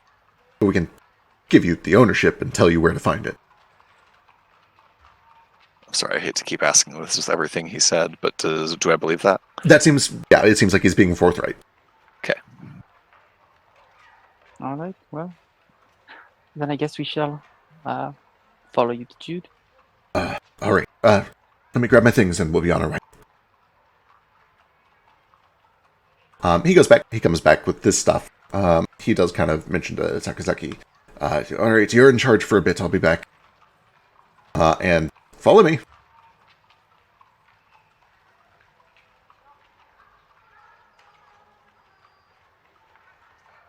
And he begins to lead you through the city.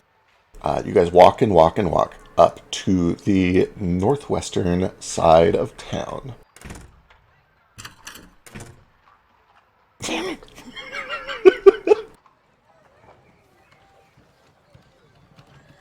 We still good on disguise self for now? Yeah, it's probably been, with the coffee break, like 30, 35 minutes when you had that conversation, then another 10 minutes to cross town. You've got about 15 minutes left on your disguises.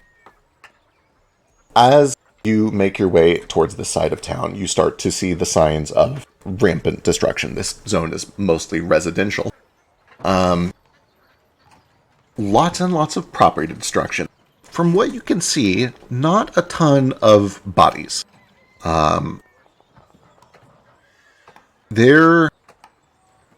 Oh, how do I put this? Everyone here looks shell-shocked. Not just in the normal way that a normal population would be, but you pass by several people who are, like, on their steps rocking with, like, sunken eyes and faces that look like they've seen a ghost. People here look supernaturally terrified. That is an easy read that all of you are able to make. This is not just people who have had their houses blown up. These people have undergone something metaphysical, and it is manifesting as extreme fear, as anxiety, as exhaustion. There are people that look like they were victims of some sort of supernatural fear. And you guys have seen it enough to kind of recognize that. Yes, baby boy, got a hand up. Oh, I changed my mind. It's now that you describe that, it's going to sound like really like evil and predatory. So I was just going to start buying up houses and see if I can get. You're right. That would be like now it just seems business. Business. All right. Okay, I wasn't sure how this scene was going to happen, or if it would happen at all, so give me a second to load some tokens on here. Eventually you make your way through this neighborhood where a bunch of the buildings have been destroyed, including a huge chunk of the one that you guys come up to. I'm gonna ask Stouthead a little bit about Jade? Not Jade, what's his name? Jude. Jude. It's unreal. It really, hey, listen, guys, it's one of my biggest flaws. But truly incredible. It's just what it is. Jude? Jude. Oh, Judica. Describe him to me. Well, he's very brave. He's been guild leader for, I don't know, several years now. Honestly, I think he took up adventuring for much the same reason as many of us did. Gotta fight the monsters back, right? Gotta reclaim our land. Maybe you can give me a society check. Can I second that, since the monster told me that he's for some reason sympathetic to undead? Yep, absolutely. You can give me a society check. Me? I was asking this guy. You're just asking the guy. Yeah, this is for Jane and for I didn't for Foster. Wonderful. Both of you.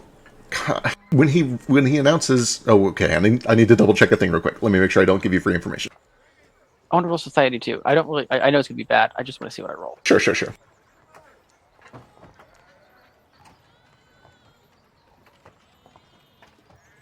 Checking inventories, looking for a thing. I'm not dead. Talk amongst yourselves. I need a moment.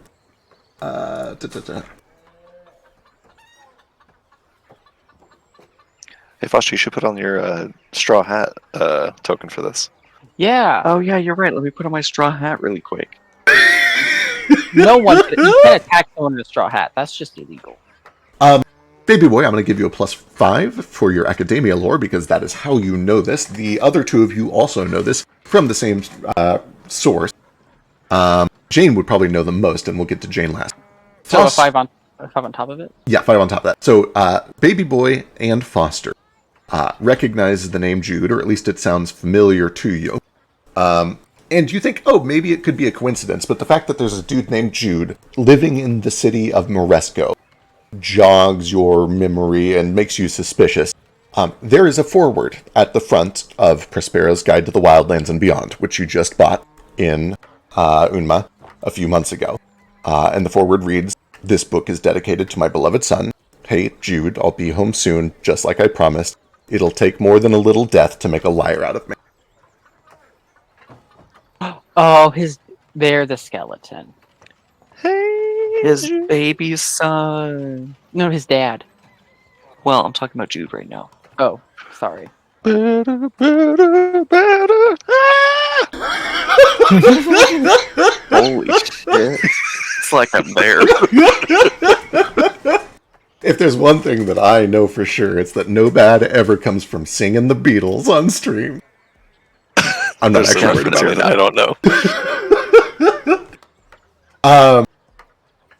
Jane, you know a little bit more than that.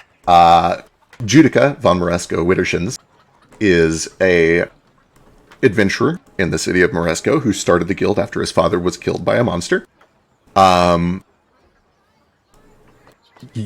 a 29, you can start to connect some dots. Wittershins with D's. 29. He is a orc, or at least a half-orc. He is a charming fencer. He's kind of a swashbucklery type. He's adventurous. He's brash. He's bold. On a 29, you know that he has a very, protect the people motivated stance on why he started the guild. He believes very firmly that to protect the people, monsters must be eliminated. He is a very, revenge-driven person, and his revenge is aimed at the people who kill people, and presumably killed his father. He's charismatic, he's charming, he's passionate, he's a very talented fighter. I think that's about what you would have known on a 29 society check. That sounds about right. Sweet. And Intriguing. as you approach, you see him. Tex, how are you? Are you kind of skulking along behind the party is what it sounds like? So I think, yeah. And I think that he follows behind for a good little while, and then probably stops. I don't know at what point along their travel he kind of just can't continue following them. He is the totem in his backpack begins to whisper and tempt him, and he sees this person who he's has it out for, just walking, 30 feet from him. Yep. And just having seen them last night and Sakazaki, and they're right there, and he just wants to rip his throat out, but he knows that he can't put Ruko at risk, and he just collapses and starts having a deep internal debate. For sure. I will say, once that conflict happens and you kind of lose your cool, Ruko, if you would like to out of character, I'll allow Ruko to simply notice that Tex does that. It's up to you if you want that to happen, if you think it would make for a good moment. It's kind of up to you if you want to notice that Tex has fallen behind.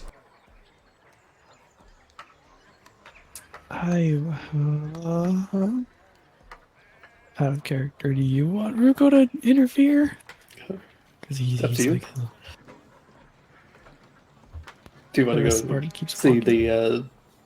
the guy that I killed's son, or do you want to come and try and help Tex? I'll help Tex.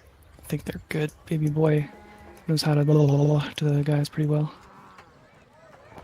His diplomacy. Okay, yeah. Ruko will kind of falter behind, and then he'll at least signal to the party they know he's lingering behind. But yeah. And where is Tex at? I'm guessing he's by a wall somewhere, by a barrel or something. Yeah. I'll pull you guys into a little alley out of sight. Yeah. Here, let me just do this. This neighborhood is much less destroyed on the map than it really is. Pretend that half of these buildings are destroyed. Tex and Ruko are over here. Worth mentioning, Ruko, this is the Wharf District. Yeah, I got people to talk to.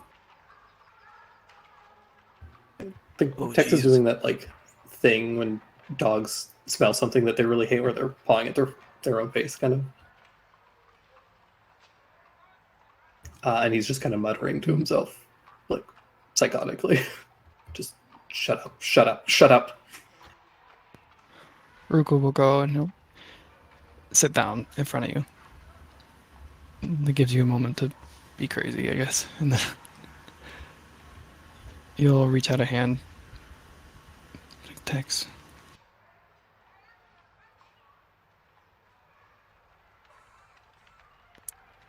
I don't know what to say, but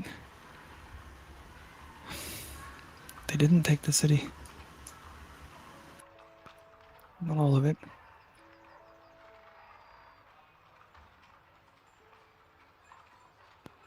Oh, jeez, Ruko doesn't know what to say.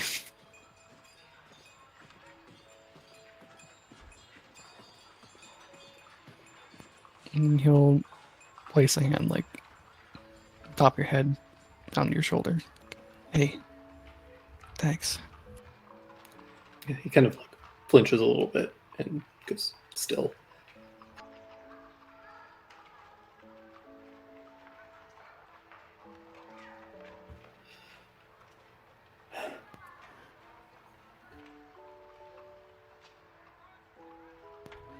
Look, it's hard, but having no remorse would mean that you're beyond reason saving. I just...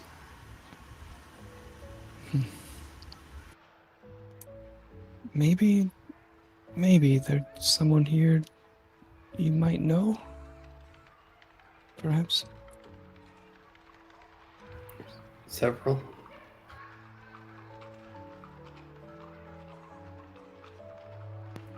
There's one that Weiss knew.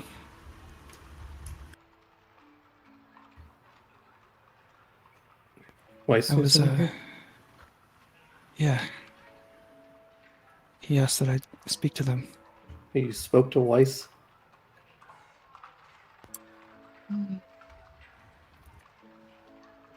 He looks guilty, but... Damn it, kid.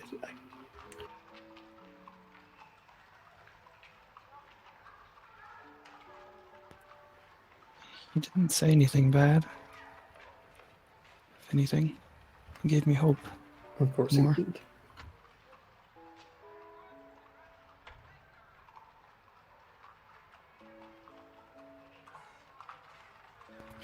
If anything, it makes me feel like now there's two reasons to help.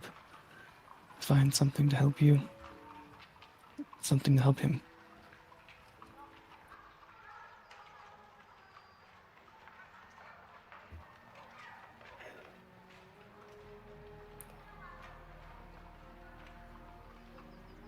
Fine, let's go talk to them, I guess. He nods and then... Oh boy. Alright. You I'm gonna Tex go takes a to... long look down the road. You see that the group is just a few buildings off. They have stopped and they're talking in front of a partially damaged home. And Ruko, as you count the street numbers leading over to that building, you see 38, 39, 40, 41. And they have stopped in front of 42 North Wharf Lane, the building to which the letter from Edel was addressed. And in front of that building, you can see that Serndrum has led your party to a stop and is speaking to a handsome, dashing, orcish boy, probably in his late teens, maybe early 20s, the big feather in his hat. Wittershins. Judica Wittershins is speaking to his mother, a tiefling in a wheelchair with white hair and a couple of horns that poke out from over her brow. And she's smiling. There are tears in her eyes, and she leans forward in her chair to give him a hug around the waist, and he kneels down low. He stabs her. No. Don't do it, Judica. Judas. Please, no. And they are kind of doing, you know, when you watch the news after a tornado, and there's that scene of all the people that are just rummaging through the debris, looking not for their valuables, but for the books, the keepsakes, the heirlooms, the paintings, the pets. Judica spots something under a pile of debris next to the home and pulls out a portrait, a family portrait, of the woman who's in the wheelchair, and himself, maybe 10 years ago, still 10 or 11 years old, and a very living orc that you recognize as Prospero von Moresco Wittershins, the man in the cave from all those years ago, who is now a skeleton at your hands. And two other figures. The first is a tiefling, kind of androgynous, white and black hair split down the middle, horns just like his mother. And in Edel's arms is a little black cat with green eyes that she has got curled up in her arms. He was putting tails a on this cat. black cat? Just one. Just a normal black cat. Okay. Does it look like? Can we see the picture? Sure. I don't have it drawn because I'm a terrible DM Yeah, who doesn't does it look hand like- paint does it every look accessory. Does it look like Tex minus 2 tails? Kind of. There. You can give me a Like- perception check. Give me a perception check. Sorry, as he's rolling that, just to clarify, looking at this portrait, the situation seems to be Genevieve and Prospero have children who are Judica and Edel. Correct. That seems to be the case. Just figuring out the family tree here. Yep. Mare is very confident that the cat in Edel's arms is similar, but it's not Tex. It's just some other little black kitten with green eyes. Oh, he just has a type. Gotcha. And although this place is littered with destruction, and although you can see that the woman's face is sunken, her eyes are dark, she too has very obviously been afflicted by some sort of magical fright, some sort of psychological drain, some sort of essence sap. Some monster got a hold of her and generated fear and pain and anguish to feed on, and then left her, or was chased away one way or another. She's smiling. She is giving Jude her hand. They're talking quietly. You can't hear it from this distance, but you see the scene as you approach Ruko and Tex. Cerndrum. Sorry, really quick. Yes, go ahead. Can I tell from a distance, either from her or from one of the other people that we've seen that's all frightened around here, is it something that I could fix with a Dispel Magic? Certainly worth If I trying. do a little quick identification, do I have to, how up and close and personal I gotta get to do that? I don't... Let me check. Let me see. PF2 Identify Magic. I think you just have to be in the vicinity of it. Say, if just like, if I can get a feel for that while walking through the city and seeing the affliction all these people are affected by. For sure. It doesn't list an explicit range, so I'll just say as long as you're near it, that's fine. So, and you're able to do it quickly in a minute as you approach. Go ahead and give me an Arcana check. That's very good. Actually, that's good enough to, I think, identify the results of the effect. This is probably something that you studied at some point at the university, is the effects of demonic siphoning. You know that it comes in many forms, but you know that daemons feed on sympathetic energy, and that the strongest energies are fear, pain, anger, the negative emotions. Those are the ones that really generate a lot of power. And so a lot of daemons are tailored to cause those effects and then feed on it. And she is suffering the effects of that. She has essentially had sympathetic magic drained from her body, which is kind of an occult practice. That's how a lot of blood magic works. And so you recognize what it looks like. She needs, more than anything else, rest and time. She will be better. There will be no long-lasting effects, but it will stay on her for at least a few days, if not a few weeks. And you do know that a Dispel Magic would help a little in that it would at least put an end to any ongoing effects, any curses or anything like that. Okay. Alright, I think as I step up... Well, I'll wait till someone else kicks the conversation up, but I'll keep that in mind. Morning. Yeah, as you guys approach, Cerndrum kind of grabs Jude and they begin, talking shop for a moment. And Jude says, sorry, Mom, give me a moment. And that leaves you guys to the old lady. Speak to the old lady. Says, I'm gonna get on a knee, so I'm not gigantically tall. Good morning. Oh, good morning. Would you like some of my coffee? You look like you can use a pickup. I appreciate that very much. I'd love some coffee. Can I make you tea? Oh, I do love some tea. Okay. Oh, I didn't know it was staying very long though. Well, there's always enough for some tea, isn't there? He picks up your shoulder. Maybe it's quick. Please, there's still enough of my house to not be a barbarian. Please come inside. And she starts to wheel over to the door where you can see there's a little wooden ramp that leads up to a door that has a long kind of stick that she can catch and open it, unless one of you runs up and does it. That's up to you. Yeah, I'll just open it. her, I guess. Before you go, Yes. I'm gonna stay out here. I gotta talk to your son about some stuff, but I might be able to help you with the siphoning. That's you haven't been feeling well since last night, right? I would appreciate that very much, yes. I feel much better now, and she looks over to Jude. But if there's more, I'd never say no to the guild's help. All right. Do you take sugar with yours? I'll bring some out. Oh, I'll help you. She smiles and says, "Sure." Real quick, and I'll swap one of my spells out for Dispel Magic. And then cast Dispel Magic. See if I can't get that cleared up. Wonderful. Give Sorry, me... I'm trying to find it here. You're good. Give me your Arcana check while I go look at the monster who did this to her and figure out what the DC is here. Good thing she does have stairs, so Grandma will tumble in time. Level... Hey! Level 5. Presumably you can't tumble her because it's going to be a ramp, not stairs. Yeah, no, that's what I said. It's lucky for her there's not Oh. stairs. That is a success, which means you can go one above your level, which is exactly level 5, which means this works. You watch as there is a... Oh, that's much better. Thank you. What is your name? Hold on, still disguised, right? Right. Ida Hart. Ida Hart. My name is Genevieve. It's a pleasure. It certainly is. I'm sorry we didn't meet under better conditions, but the sun is still in the sky, and life is still around us. I suppose that's as good as we can ask for, isn't it? I suppose so. She starts to make her way in, baby boy helping with the door and the wheel. I'll follow too. Foster in as well. I'll stay outside. Yeah, I'll help her get her tea ready and everything. Wonderful. Ruko and Tex, what do you guys do? Tex is losing his fucking mind. I was gonna say something wholesome, but now he's got goopies. I don't know what this is. Help.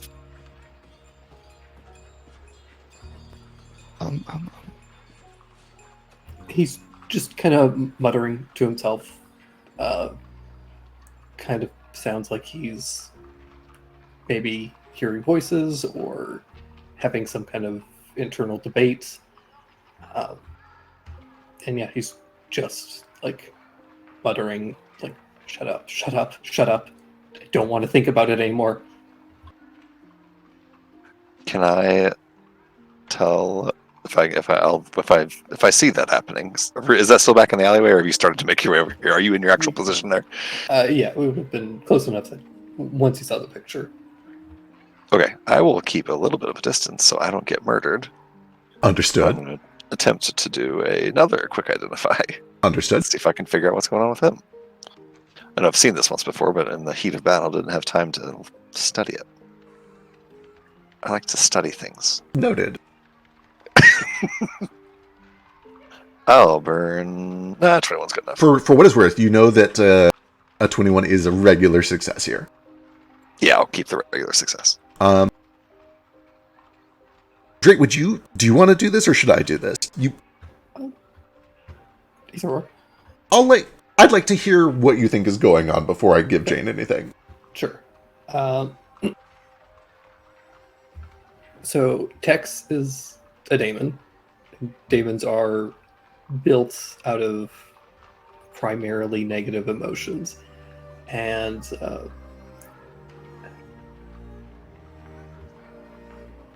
God, I don't know how much Jane actually knows. Well, actually, Jane's smart. Yeah. You would remember that there was a foreword in the Prospero book that essentially Prospero says that he was killed by Tex. And you know that Weiss is important to Tex. And you think that Tex is having a revelation that he killed Weiss's dad. And he has not felt guilt before. And this is a new experience. And you imagine that the fact that he has the totem that is like an anger totem that is probably fueling and pushing him to go over and presumably kill Weiss's brother and that dwarf is just a lot of emotions that are like conflicting and contradicting each other. And he's very like single-minded typically, and this is the first time he's having actual like internal conflict, at least in this extreme way. Okay. And then Feck on a 21 Arcana, understanding that the anger seems to be coming from the totem or some facet of Tex's soul. I think a Dispel Magic would do anything here to sort of end this goopy green anger state? Certainly, Dispel Magic is universal. You can dispel sympathetic magic just as easily as any other kind. You could do your best to create sort of a temporary block to try to block some of the sympathetic energy flowing out of the totem towards him. Terrific. Yeah, unless Ruko was about to do something. I don't want to step on your toes, Ruko, if you wanted to do something here. For sure. For what it's worth, Ruko, you know all of that with no check required. It is literally what you were raised to understand. Yeah. I don't know if I have an actual dispel. So if you don't, I'll do it. Yeah, you go for it. Okay. I will say, Ruko, just as kind of a character building and kind of a world building thing here, you understand what your mother would have done in this situation. She would have cast a spell if it was an emergency, if there were lives in danger, but she was just kind. That was her whole approach. That was it. All she did was soothing and comforting. That's kind of what my first actual instinct was to do. But it's one of those suit scrolls from Narafi. Yeah, there was also that, but I'm like, what about the undead healing? Right. I would have tried just to connect first. I'd try to do kindness first. I'm like, trying to be, I don't know.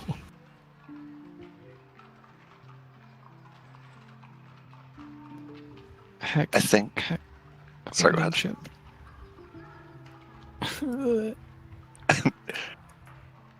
I think there's something like telling about who Ruko and Jane are as people here in this moment, because Ruko is like with Tex trying to show him kindness and comfort him and soothe him out of this.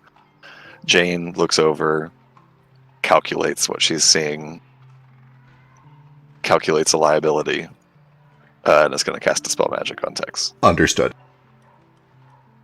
I need an Arcana check. Or counteract.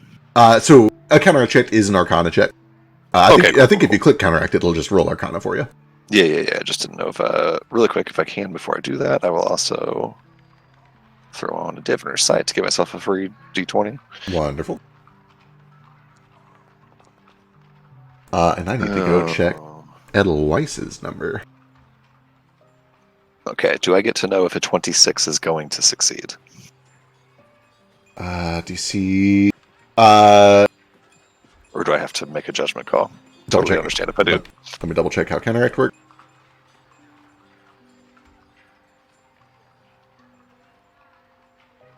One level higher than your effect counteract level. 3 level. Okay. I will say, I don't know out of character whether you're supposed to know success or failure afterwards, but I will tell you, and I will kind of flavor it as you understand the power level of what you're dealing with as you deal with it. The totem was created by roughly a 6th level power. You were level 4. In order for you to dispel a level 6 effect as level 4, you need a critical success, which means you need a 32 or higher. Anything lower than that, and it is out of your reach. Okay. Okay, then I will try again. Because the 26 does not do it.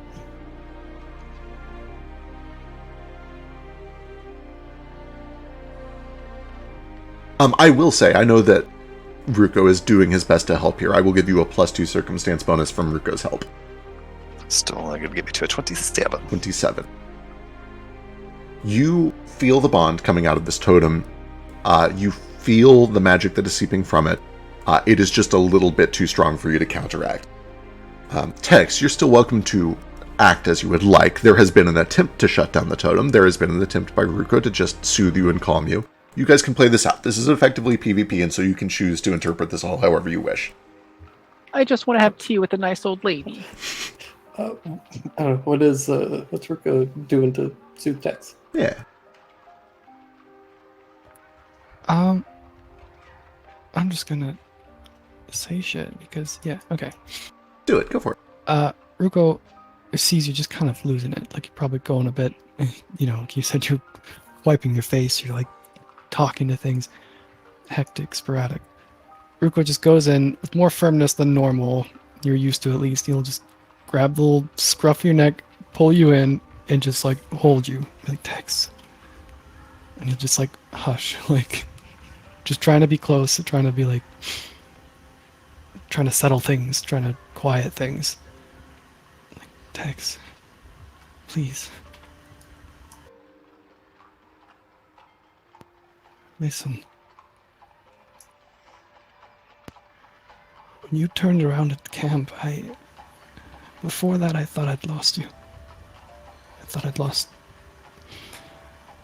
everything, really. But I saw this, that's not it. You couldn't move past it because you're not lost. It hurts because you can still change things. If you felt nothing, you couldn't change. It just tries to hold you. Probably getting some, maybe claws, I don't know. A little bit. There's definitely some like initial like a cat that doesn't want to be held, just like push away. But also he's a cat, so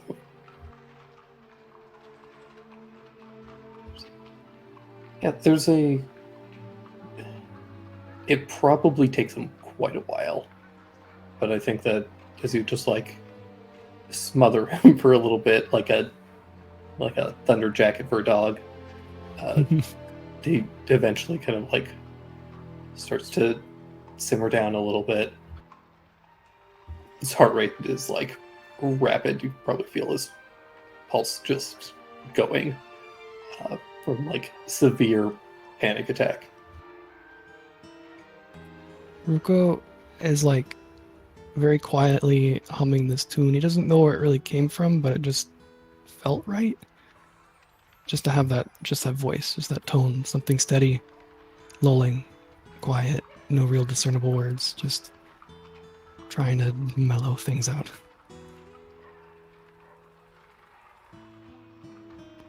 If he could take some of that anger away, he's trying. He doesn't know how, if there's a magical way to do it, but he's trying to share the burden.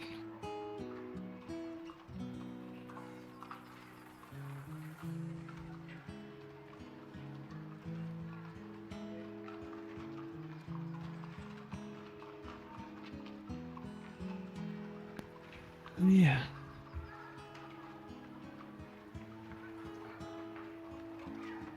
As Jane. Okay. Jane, again. Not as sentimental in this moment. Points a finger towards Ruko and will cast message. And just say, you should get him out of here.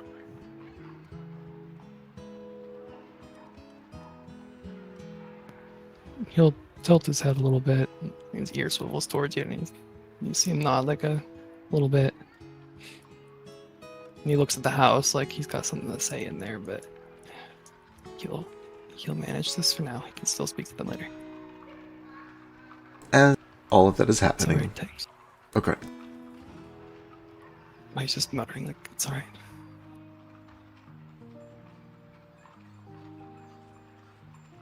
Tex, you feel Ruko starting to carry you off a little distance. How does Tex react? Does he let that happen? What's he do? Yeah, I think he's kind of just processing, and eventually he'll just ask Ruko, like,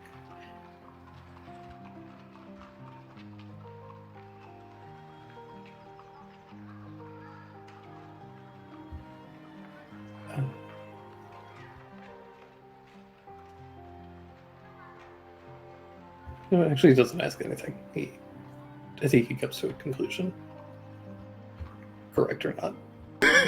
Understood.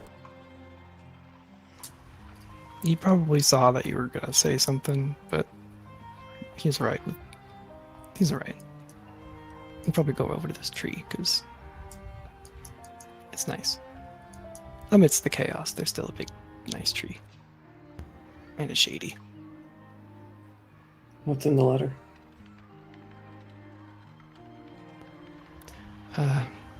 Narafi being really cryptic. And he had some spells. Other letter. From Weiss? Yeah. He did give me a letter, didn't he, DM? Yes, so Edel, as a badger, has given you a letter that he would like you to deliver to the person who lives at this address, presumably to Genevieve. Yeah. And it only said, like, a very short thing, right? You've not read the letter. You Oh, okay. Yeah, you know you have a letter, but unless you, I mean, if you want to pry it open and read it, you certainly can. No. I will kind of sling my satchel aside and show the little letter, and then it's still sealed. He just said to say to Jen, I assume it was her, that he's okay. And that was all.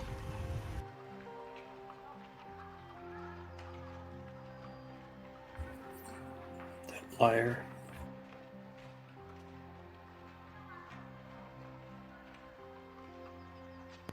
And sometimes it heals to have people who care about you not worry so much too.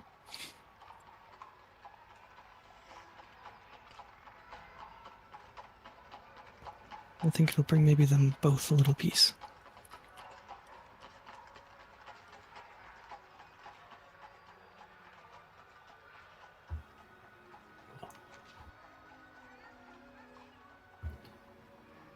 You should go deliver it before you forget. Forget what?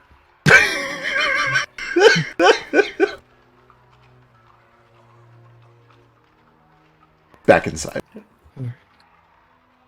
As all of this is happening, Baby Boy and Foster, you are led into the main living space of a building, which is largely undamaged. It appears that most of the damage has been to these side rooms. You can actually see that one of the doors has been blown off its hinges, and there's the scattered remains of a bed and a bookshelf, a broken mirror that was once her nightstand. And it's noteworthy to you, we all live in modern times when open floor plans are common, but that was not common in this day and age. And yet, here in her main living space, everything is very open. There are not many chairs, there are not many obstacles. She has made this nice little place for herself to wheel herself around. There's a kitchen, where the fireplace and the hearth also doubles as kind of a reading lounge. There's a piano that sits in the corner. There's a table with a few chairs and one open space, and it's artificially lifted up on wooden blocks big enough for a wheelchair to get under. And as you help her in, she begins to go to work making some tea. You guys are all very kind. Everybody has been so supportive. I'm sure we'll get through this as we always have.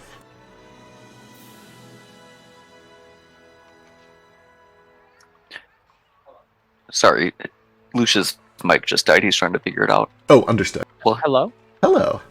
Okay. Does she have that photo on her? The painting she brings back in, actually, and she kind of brushes a little of the dirt off of it, and she sets it up. She wheels her chair over to this bookshelf, and carefully she starts to stand up, shaky-legged, and begins to lift the painting and put it up on the top of the shelf, and then sits back down. Oh, is that your family? This is my family, those dearest to me.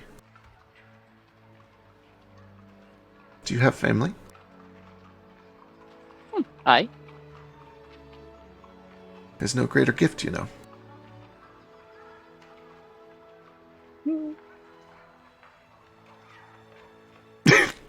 Do you make that noise out loud? No. He probably does make a little bit of a look. Yeah, I guess he's not wearing his mask, so like you can't just. Fair. Also, I don't know if you can hear her. Oh, it's right. She's Screaming. She's losing her damn mind again. Amazing. Just like Tex. Is there like a broom or anything sitting out? Can I start cleaning? Absolutely, you can start cleaning. Imagine walking to someone's home and be like, your house is filthy. No, your house is really disgusting. Yeah. I'll probably actually just start boiling the water for her. Oh, thank you, thank you. Do you take sugar with yours? Well, always. And Well, not always, depending on the tea. Oh, she looks sorry, over. I didn't mean to scoop through your house. It's fine. She looks over to Foster and says, "And forgive me, I'm new to the Oh wait, sorry, you're in disguise. Right, understood. Right. Yep, I just look like my human self. Yep. Sugar with yours, dear? None for me, thank you though. I see. Foster, as you are cleaning and as Baby Boy is helping start with the tea, you find that there is a rib bone sitting on the middle of the dining room table here. It appears to have been kind of like cracked at the base and just set in the middle of the table. Feels a little out of place. The rest of her room, or the rest of this area, does not have just weird random junk sitting around it. I mean, I guess I'll eat it.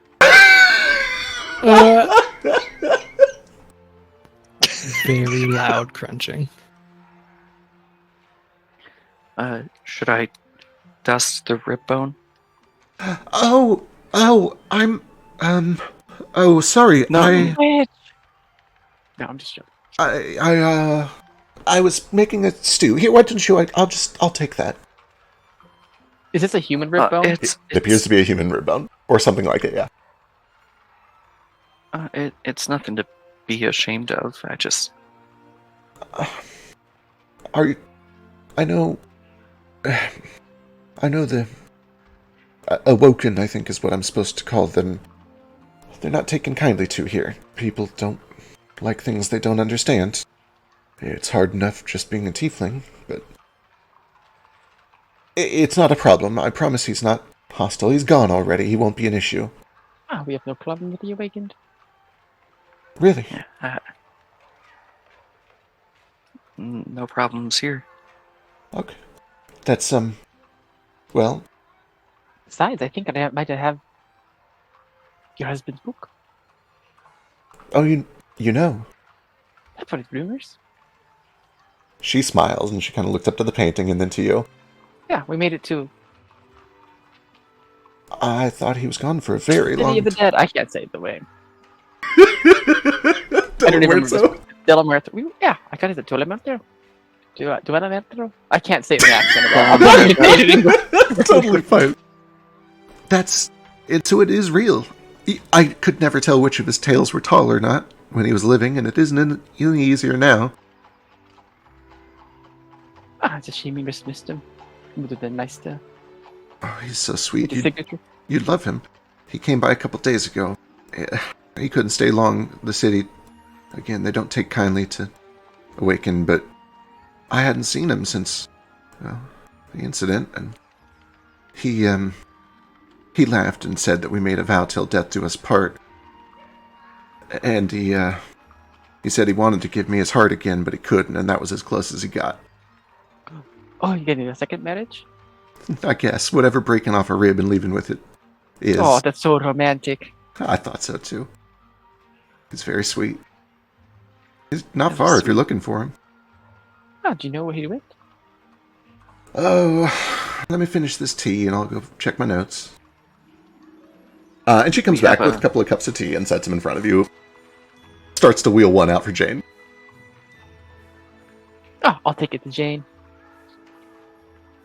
And I'll, take the key to Jane for her. That way. Fucking guy. Using my real name. Oh, I don't say Jane. It's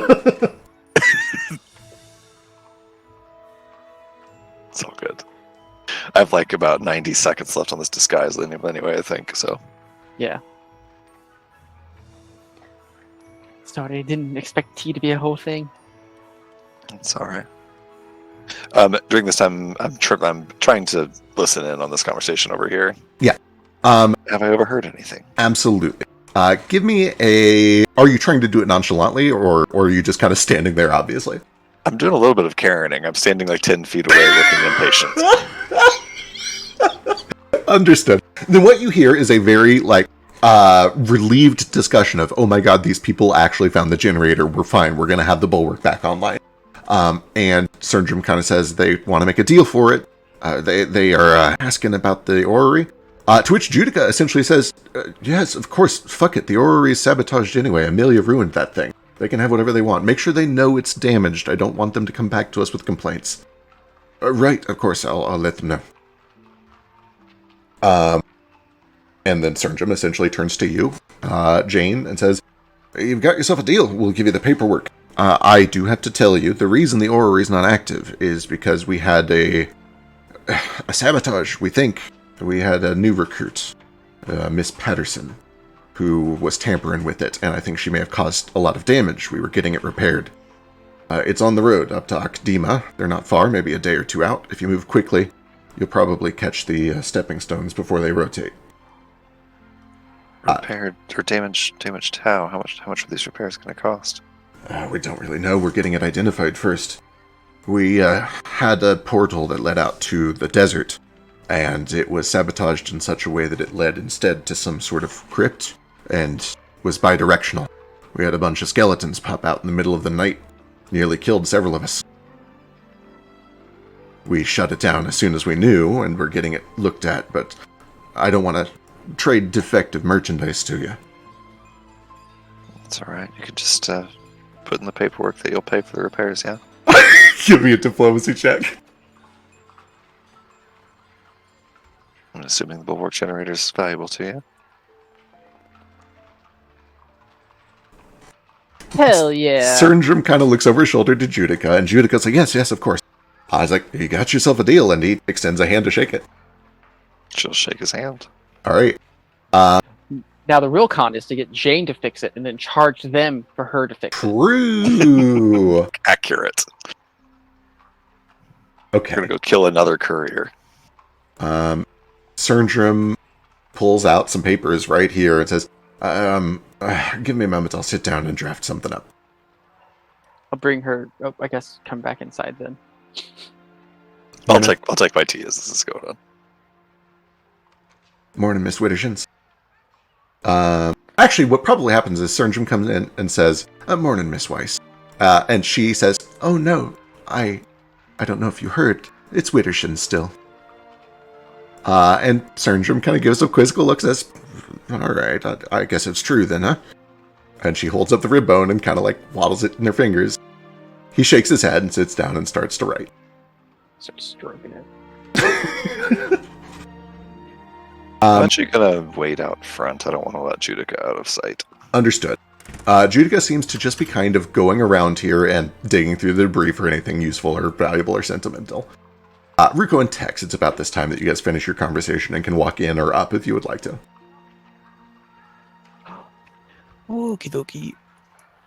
Ruko looks like he wants to give it to her after business is done, because this is like a separate thing. For sure. So, yeah. You get the vibe as you were approaching that they shook hands and then the dwarf went inside to start signing a contract, and everybody's kind of just enjoying tea except for Judica, who's out scavenging. And when you step inside, you see that Genevieve looks over. Oh, hello, dearie. Do you like sugar with your tea? Sure. Wonderful. She goes back over to pour another glass. Maybe some cream for the kitten. Yeah. It's a little very extra. Very sweet. He's very big. Yeah. Yep. She pours another cup of tea for you, and then a very large bowl with some cream in it. And she actually takes a little pad of butter and kind of melts it over a fire for about 20 seconds, and then pours that into the cream with it, stirs it a bit, and then sets it in front of you, Tex. And she leans forward in her chair and pats you on the head. Aren't you sweet? I don't think Tex... Well, I guess it's up to Ruko to pull Tex in with you. Oh, fair, yeah. Yeah. Okay. Yeah, Ruko's like, we gotta face these people, you know? Gotta lock this shit down.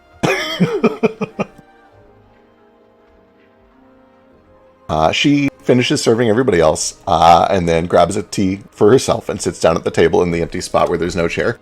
Baby boy, you've got a hand raised. What's up? I'm gonna pull out the book I actually got of her husband. Be like, could you do me a wee favor? I can try. Do you think you could sign the book too? Me? Well, I didn't right. write it. Oh, I know, but I think it'd be cute to have your name in it too. Maybe you could say something cute so I could show it to him when I find him. Do you have a pen? Oh, always.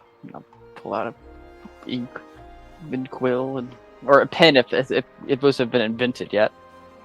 I would have to double check, but at the very least, ink and quill would be around. She takes it and she signs her full name, Genevieve von Moresco, Weiss Wittershins. Weiss-Wittershins, I should say. Like a cute, like a note to it too. Like, I love my husband or something.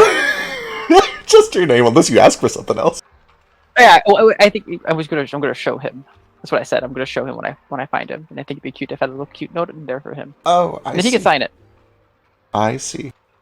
She will actually start to scribble more down, and she eventually writes something to the tune of, "These kind strangers were very sweet. Be good to them and be helpful. Also, take care. I love you and I miss you." Oh, Could you also write that Hopper's his #1 fan? Hopper's his #1 fan. She writes down, "And Hopper's your #1 fan." Hopper's been dying to meet him. I forgot Hopper is with you guys. He's probably been like freaking out the entire time and is too shy and nervous to say anything. Yeah. Where's Mr. Hops? Wait, is the painting in here? She is with text priorly. Yep, she has just set it up over on this shelf in the far corner over the fireplace. You see a painting of, it looks like it's probably about 10 years old, of her, of a living orc who matches the descriptions you've heard of Prospero.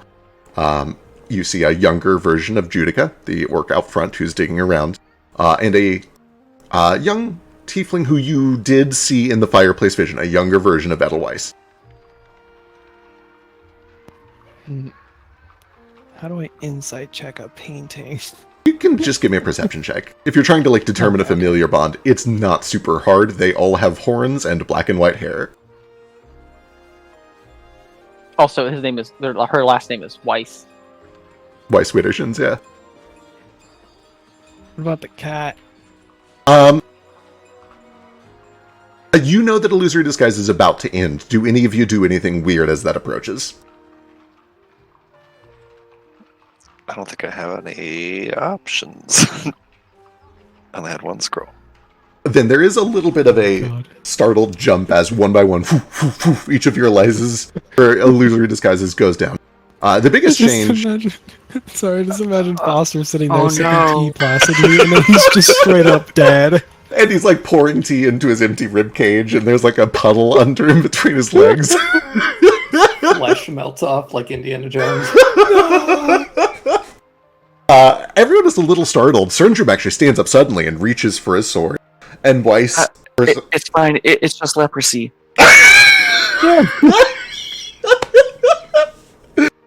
Oh, boy. Many apologies, madam. As I said, we don't have any problems with the awakened.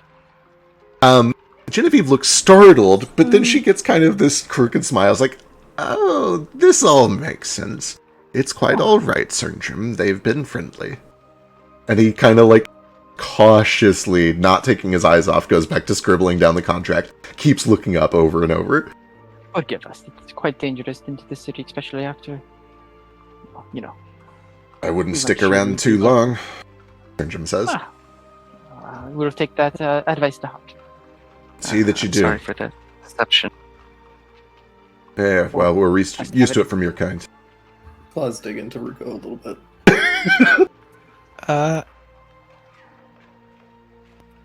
Is this give her the letter signal, or is this just you being you? No, say, oh, that dwarf almost went for his sword. I'm gonna just throw it out.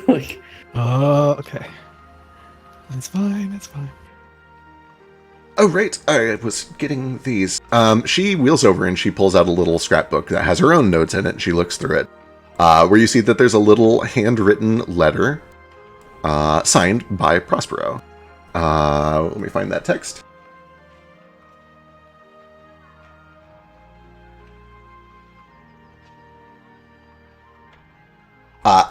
Give me a second. Talk amongst yourselves. Tex is going to get out of Ruka's lap and go over and start, like, sweeping. Sweeping. Is there any chance I can look at the shield? You guys still have it in your possession. That's between you guys. Yeah, I mean, we're going to hand it over now anyways, right?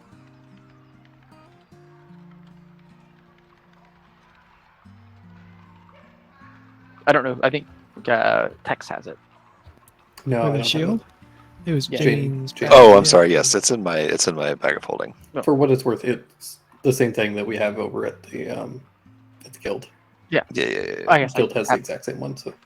Oh, I just wanted to examine it. I haven't examined the other one. Yeah, I can get it out if you need it. Because I just have to take a look. handing it over anyway. She'll raffle through her bag and pull it out. Can I? Really quick before handing it over, can I also? I guess maybe just look at it together. I don't know if I got a good look at this thing earlier. Any surprises? Anything unexpected about it? Sorry, you're looking over what? The bulwark generator, just to see if there's anything weird or unexpected Give about me an it. Arcana check. Can I give you arcane security? Yes, absolutely. Very applicable. Everything. If it has to fail, I can re-roll it as occultism. Then yeah, go for it. Hey, Creighton's coming in strong. Both of you are aware that it appears to be in ship-top shape. I obviously do, like, when I do this, he does, like, start to, like, get his crazy laughs. Absolutely. You're both aware that it looks pretty normal. It's a strong power source that is specifically made to channel a lot of abjuration energy. It is almost certainly powerful enough to protect or project a intermittent field of electricity that can be keyed to specific types of creatures or specific allegiances. It appears to be functioning. It appears that it was removed successfully. It appears to still have a lot of energy in it. There doesn't appear to be anything wrong with it. Cool. Yeah, well, Smash it on the ground. No. Once the contract is written up, I'll read through it and make sure it all looks on the up and up, that they're like paying for the repairs, giving this or it's signed over to us when we get it, etc., etc. Yeah, and that there's like some type of mark on it so that it's like it's known to be legitimate and legally binding. I'll help you with that. Perfect. Yeah, you're able to work with him. He's being very forthright. He is not trying to connive or trick you. Like, this is a winning deal for them. You guys have essentially saved the city by making this deal. They're happy to do it. It's just really funny because we're saving the city because we kind of just, well... Kind of did, yeah. Yeah, honestly, great plan, aside from the part where it's incredibly evil. Yeah. Being evil really does pay off. It's incredibly evil for one. For one of you. Oh yeah, exactly. They get to walk out of this guilt-free. It's perfect. Yeah, but we're taking advantage of people who are now in a shitty situation. It's pretty evil for us, too. For the record, I don't think extortion means walk away guilt-free. To be fair, they did steal it in the first place. Yeah, So. this is not even extortion. This is like Tex is single-handedly responsible for a bunch of dead people, but the rest of us are just like trading a stolen thing for a stolen thing before any more harm can be done to anyone. It would be evil if we held it overnight and let monsters attack the city again. Then it would be evil. It'd be funny. There's still time.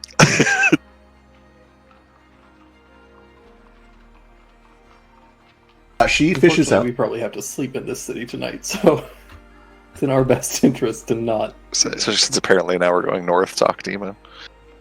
Which direction is her husbando? That is exactly what the note she pulls out is about. He took off a couple of days ago. He says he doesn't know where he'll be staying, but he knows where he's going to try to go, so he left this for me. You can copy it down if it's useful. He's traveling with a whole bunch of really nice skeletons. They were all very sweet. You can't miss them. And the note reads, I'll be looking for the Trefnoff family in southern Cyrillin. One of my traveling companions is a sweet girl who is friends with the family in life. She says she's looking for someone there too, and they may be sympathetic. I'm not sure if I trust it. Cyrillin isn't known for being friendly to the Awakened. She insists that the Trefnoffs will understand. Something about a family alliance? Not sure if that has survived the Golden Wars, but I think that may be the only option left.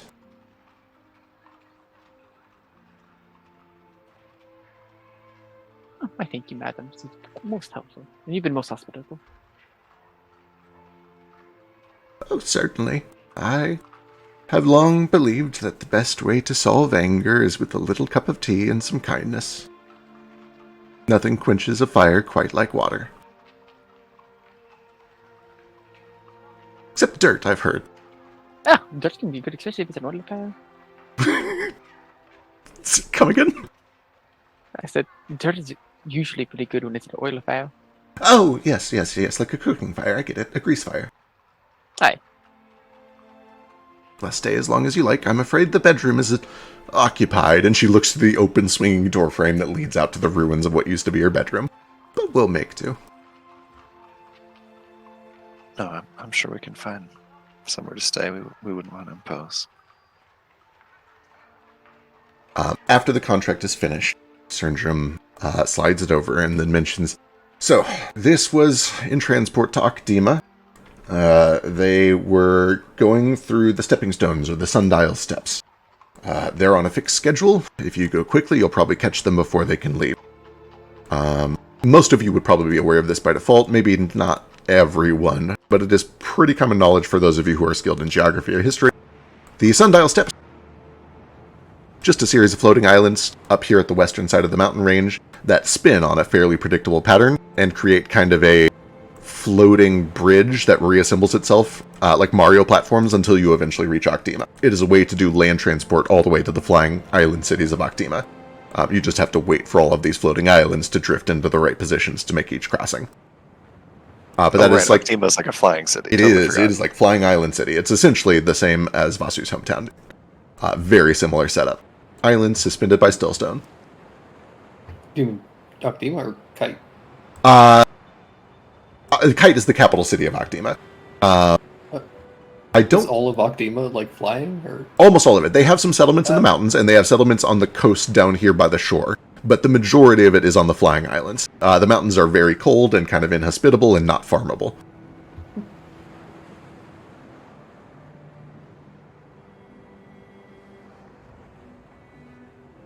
All right. Just, and how long ago did they set off, he said? They took off with the orrery right after the skeleton attack, so that was maybe 3 or 4 days. Judica was going to go catch up with them, but then this all happened. Right. And this, the name was Amelia something, you said? Yes, she was, promising. It's a bit disappointing, really. She was a new hire, a knight, was good to the polearm, but she climbed the ranks over about a year or so, and then we discovered that she had been tampering with a lot of things. She tampered with the windows, was teleporting to secret rendezvous out in the desert, and then one night a bunch of skeletons poured through, unexpected, caught us by surprise. We haven't seen her since, but we've used a little magic, and we know that she's dead, at least, so I guess the problem has solved itself. Right. Oh, thank you for the information. Yeah. It's been a pleasure doing business, I suppose. Certainly. You've saved the city. was that the name of the girl that we murdered? It sure... Well, murdered is a strong word. She was already undead. But yeah. Yes. Okay. Amelia Patterson. Familiar. I couldn't remember from where. Okay, cool. I suppose we should probably be going. It's still pretty So late it's morning. Friday. We can probably start making checks and try to catch up. Yeah, I think the better chance we have of catching up, the better.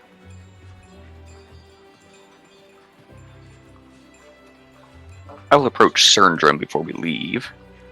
He, gives you a stink look and puts his hand on the hilt of his weapon. I'll reach into my bag of holding and produce 8 minor elixirs of life. I don't know who here needs these, but I figured you might. He looks down at them, and he looks back up to you, and kind of just says, "It's poison." It's not. Drink one, prove it. Well, He's it won't undead. have any effect on me. I'd be happy to have one of my allies drink one. He kind of nods, yeah.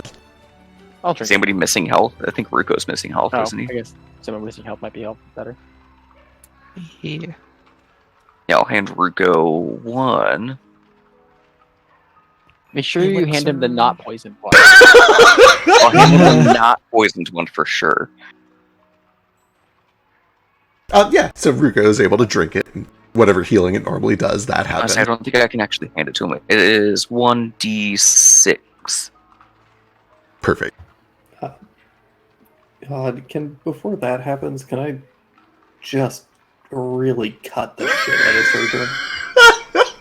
You can do anything you want, my friend. Yeah, I'm gonna try and fuck him up in a way that he would want to drink it. Okay, so maybe something that, like, not lethal, but a big cat scratch or something? Oh yeah, like Oh, sure, okay. a real nasty, like, this is gonna get infected. Sure, give me an unarmed strike.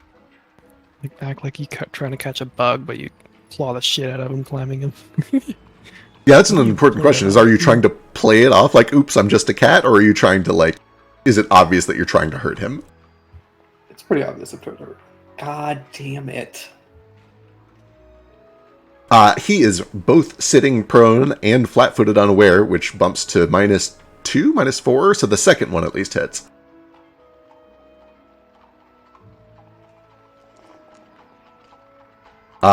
Alright, yeah, that is more than enough to put, like, a nasty little scar in around the side of his shin.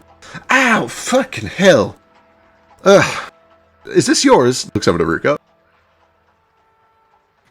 Are any cats ours? I mean, He watches you drink the potion, and then he'll take them kind of grumpily from Foster, and he corks one open and tosses it back. Is it poison? No, It should be. it probably should be. The wounds close a little bit. He's like, alright, fine. Thank you, I guess. I guess you're not all bad. You're welcome. They'll go inert by morning, so make sure you use them. Yeah, we'll find somebody to give them to.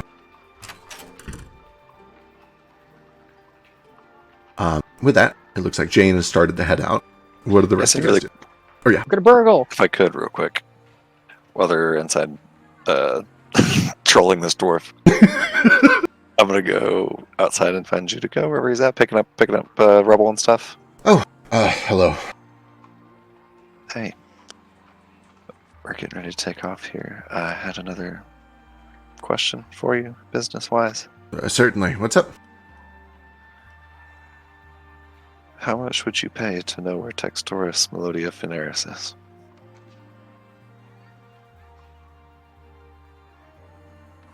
Not the bulwark generator. Simple. Gold Gold. pieces. He pulls out his coin purse and starts to look through it. Let me go check a thing. See how much money he's got right now. As he gets a coin purse out and starts counting money on his purse, and says, "Maybe not today. Just was wondering if that's information that you'd be interested in. I might have a way to acquire it." I have to ask, how do you know this name? Your father's a great writer. I see. If I had to guess, my dad would tell me to let it go, not to pay a cent. But my dad is dead, and I am not. I have 200 gold on my person. Ugh, burnt a hero point to go one lower. I understand. I might be in touch. If I can find anything. If that's not enough, I can find more. I guess it just depends how hard it is for me to find the information I think I might be able to find, but I'll be in touch. He kind of nods, and he looks a little disappointed, like he thought you knew, and you make it kind of sound like you're trying to find out too. I try to make it sound that way on a 16 deception check, but You succeed. He seems to take the bait. Cool. Yeah, please do be in touch. I really would love to know that.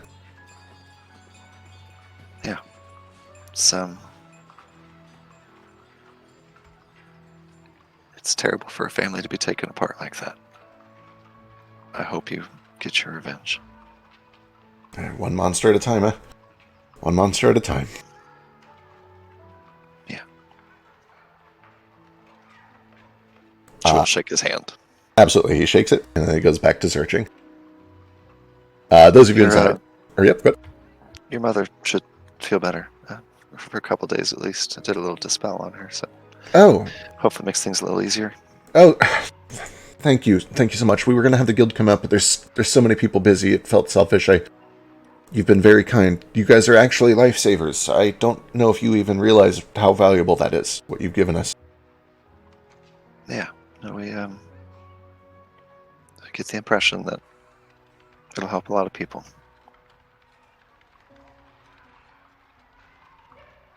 He nods, and he kind of gives you another tip of his enormously flamboyant hat. As you step back inside, it looks like people are kind of wrapping up. You come in at the tail end of the potion transfer between Foster and Cernjum. Yeah, she'll just wait out front for everybody else. Tex has gone into the bedroom and is pulling the pillows off the bed.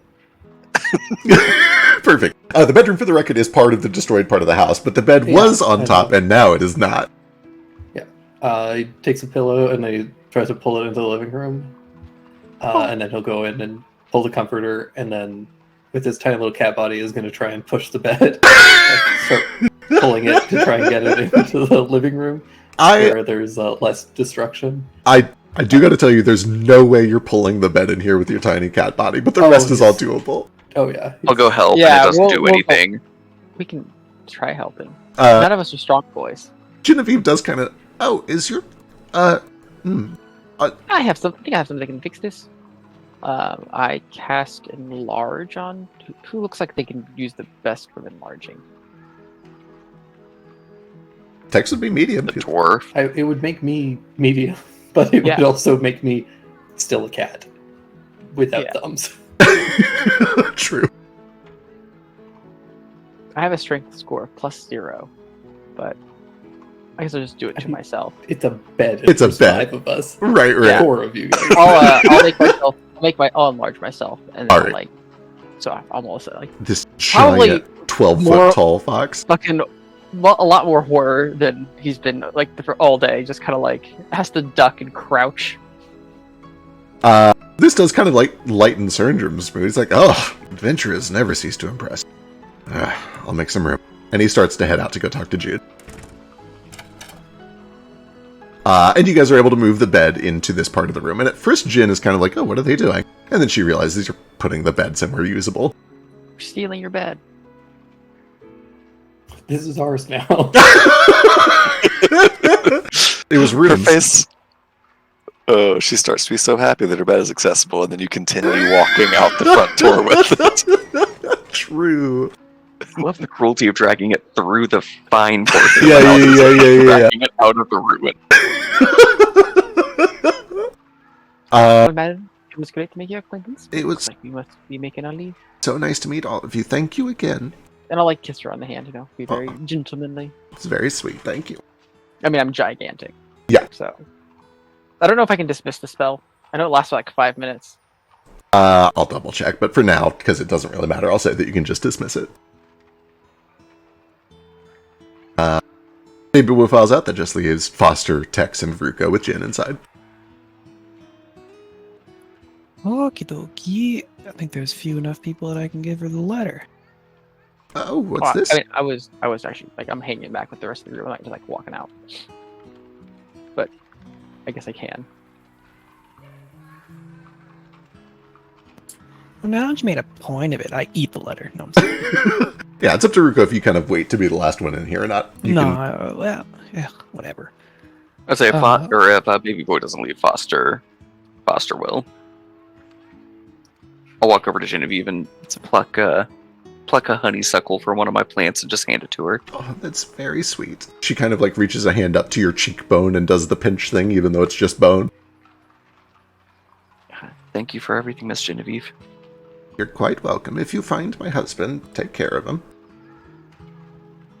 And you take care of yourself. And I'll use my other disguise self scroll to rehumanize as we're walking out of the town. Perfect. Sounds good. Yeah, we are wrapping up very soon. And then I'll leave. Sounds good. There we go. Ruko, that just leaves you and Tex and I think maybe Baby Boy. Okay. I'll go up to her and thank you for the tea and everything. This was wonderful. I have a letter for you. For me? Oh? Yeah, you'll fish it out from his satchel. And you'll hand it over. She hands it over and she kind of like opens it and squints. Oh, this must be Weiss. The handwriting is... Or sorry, this must be Edel. The handwriting is terrible. And she squints. My glasses were in the bedroom. Could you? She hands it kind of back to you. Sure. And I'll straighten the paper and start to read.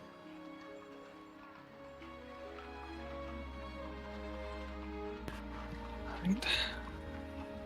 Okay, and then it reads, Mom, I'm well. I've succumbed to a magical affliction. But it's not life-threatening. I'm with a very kind caretaker who is helping me work through it. I hope I can return to take care of you soon. I know Jude is real busy these days. Take care. I don't know anymore whether the answer is... I don't know anymore whether the answer to anger is love. I want to believe, I truly do, but it seems so hard. Nobody is angry for no reason. Edel. And Jude, do any of the people in your guild know how to undo polymorph? I know Dad was real familiar with a lot of that stuff. Oh, Edel. Thank you. I think that second one was for Jude, but I can tell him. Yeah. You've been very kind and sweet. Thank you for stopping by. Thank you for being kind to us all.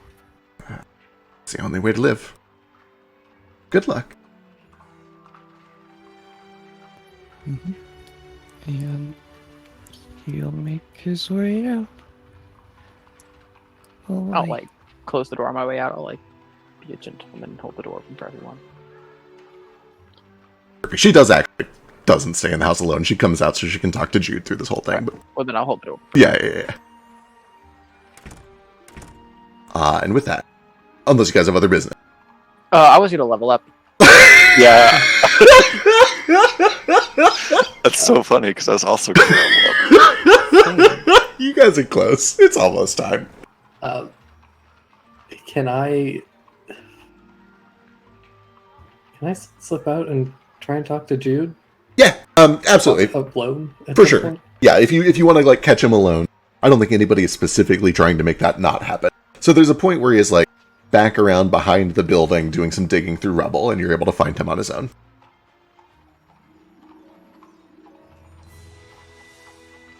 Oh, I'm gonna jump on his back. Oh my God, you're a big old cat, aren't you? Hey there, fella.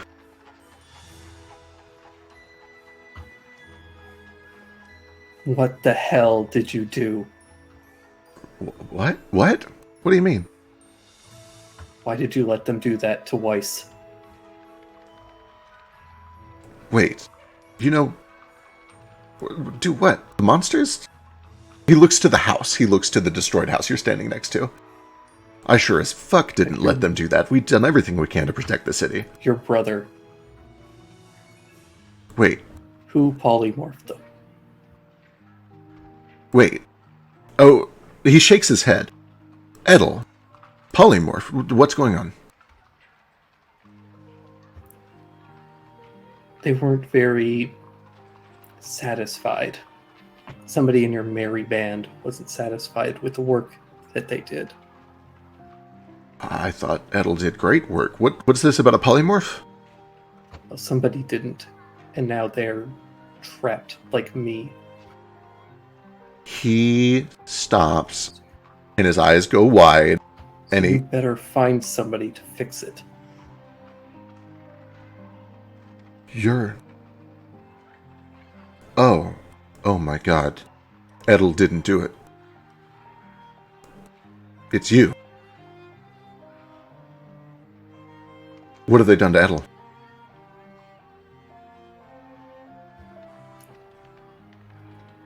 They're alive. What the fuck were you doing with Edel? Why was Edel sneaking out to visit you?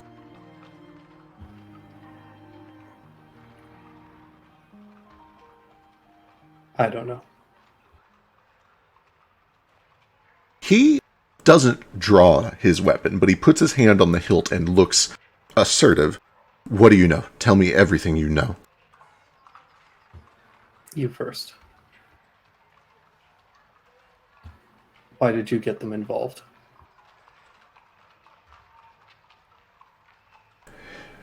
Give me a diplomacy check. Or intimidation. Either one's fine. I'm good at that. Not when I roll like dog shit, though. Uh-oh. Uh-oh. I'm just a little cat. You could definitely murder me right now. You first. Tit for tat. I don't normally negotiate with fucking monsters. That's Edel's thing. Well, I don't normally negotiate with flamboyant pricks, but here we are.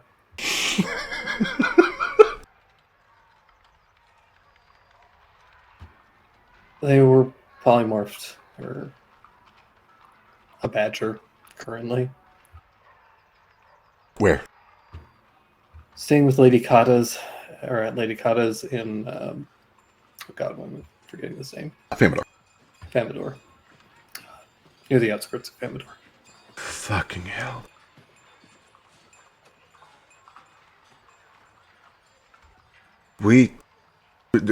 If somebody in my guild did that, I will have their head. That wasn't us. Nobody would do that. Nobody's stupid enough to do that. You sure about that? He looks down at his feet and he wants to be sure, but he's having second thoughts all of a sudden. It's at about this point that Surgeon kind of comes out the front door and he looks around the corner. I'm sure. Nobody's that stupid. I just meow. Why was Edel spending time with you?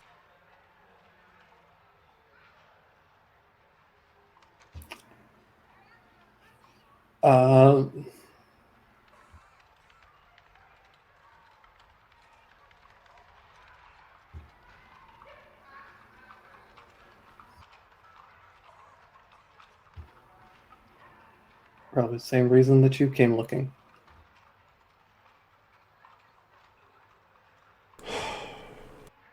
He looks out to the front door as the wheelchair makes its way down the ramp.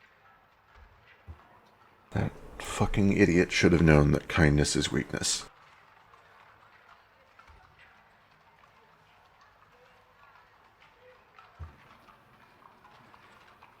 That we can agree on. He gives you a weird look. We should have a talk. Yeah. Who put you up to it? Or were you the one who orchestrated it? None of us work for Cyrillin, if that's what you're implying. We made deals with them, but we are not employed by them. We should have a private talk. I will leave my weapon behind if you do the same. I don't like private talks. Private talks got me in a lot of trouble last time. Fine. All right. Well, he walks over to this tree and sits down and leans back against it. And he looks up at a little rope swing that is sitting in it, unused for years and years and years. And I think maybe we should save this conversation for next time or as a solo thing. Mm-hmm. That sounds good. It is getting pretty late, and I don't want to rush through this conversation. For sure. And I'm Big Speepy. For sure. Then Big Sweepy. is where we'll pick up. We'll get this conversation, and then we'll have you guys set off. Am I correct in understanding that my plan is you are going to chase after the orrery? I figured we probably should. Yeah, Cricket's gonna be sad. Hopper? Hopper will be sad. Poor Hopper. For the record, Hopper does kind of... So I was thinking, I've been adventuring alongside you guys for a lot of times, which means I've got to be at least like level 6 or 7 by now, right? So I was thinking maybe I would go find Prospero, and you guys can go after the orrery, and I'll meet you back at Landfall. Bye You forever, got into Hopper. the battle the other day, and you ran away very Rest in scared. peace. See you when you're a villain, Hopper. Do you remember the last time you got into a fight? Yes. there? It was against those weird multi-armed cat things in the vases, and one of them What almost did you- killed me. Yeah, exactly. Right, so I have lots of experience. Yes, you have no experience. Or you have experience, but you've done nothing with it. Now that's just... He crosses... Like, he does the hands on hip thing with both of his little sets of arms. Now that's just not true. I'm an adventurer. Practice and theory are two different things. Sure, I've been traveling the world for years now. Did you participate in the battle? Yeah. By doing what? Reading my book sometimes. One time it even That- worked. And did you do damage? In like a support sense. But if you're going alone, how can you support? Damn it. Okay. You got good spirit, but you know.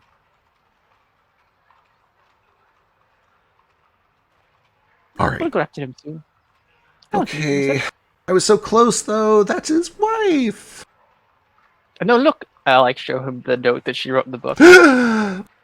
You did this for me? Hi. Oh, that's so I mean, it's cool. still me book, but you know, when we see him, We'll have he'll to be get this. like, "Oh, Hopper." We'll have to did get we do this sealed bad?" and graded, and you can never touch it again, of course. But here, just hand it to me, and I'll make sure that it gets archived properly. Oh no, it's okay. I have my own archive. Oh, okay. Like with all the proper archival tools? The best archive tools. Okay. Okay, alright, that's fine. And he will accompany you guys for now, so he doesn't run off on his own and get himself killed. And that's what we'll pick up next week. Or 2 weeks from now. I wish to God I would have known that Tex was about to out himself, so I could have just been like, he's inside. I've gotten 200 gold. Yeah, I was sitting there. I thought you were going to do it. I thought for sure you were about to rat him out and we were about to see PvP.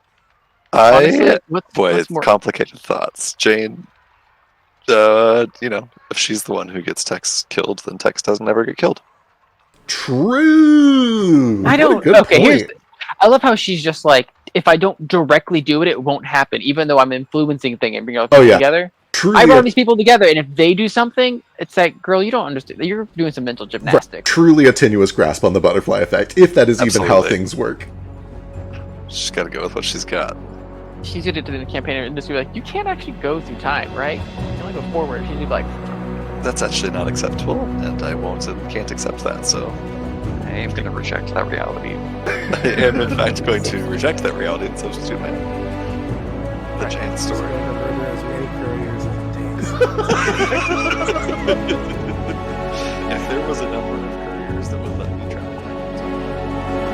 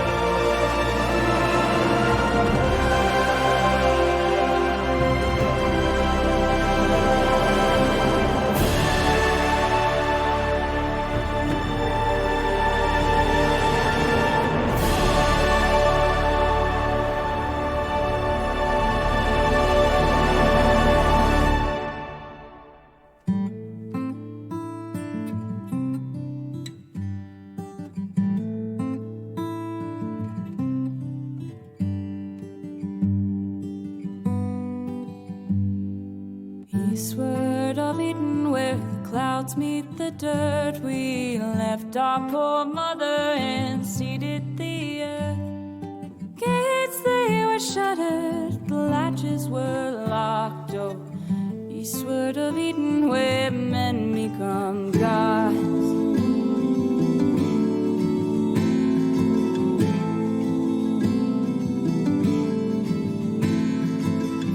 Though our people, we toiled as one, the fruits of our labors dried under the sun. Our children, they spread to outnumber the stars. So eastward of Eden, where day turns to dark.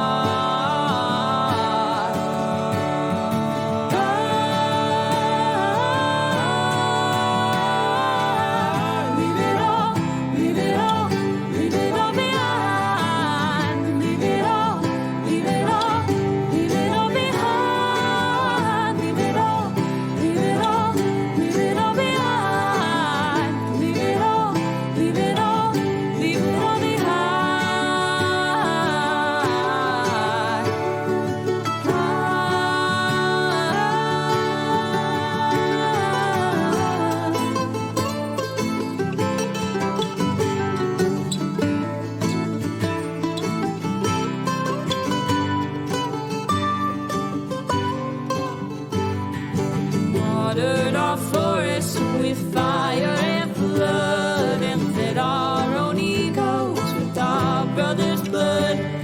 We starved every ocean till they ate up our shores. Oh, eastward of Eden, where we always want more. Our towers, they rose up and set with the sun. Our servants, they burned us with fiery tongue. We run our wings of metal, surprised when we fell. Eastward of Eden, where heaven's a hell.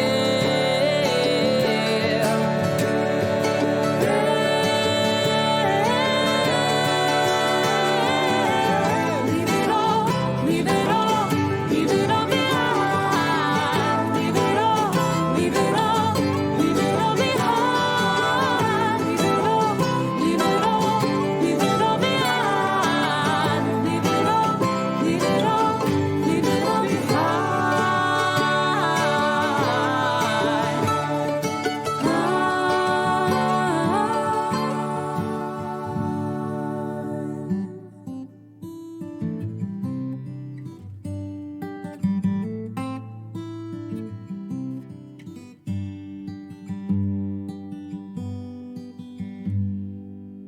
Eastward of Eden, where dust meets the dirt, we murdered our mother and strangled the earth. Forgive us, oh mama, whose face we forgot. Oh, eastward of Eden, where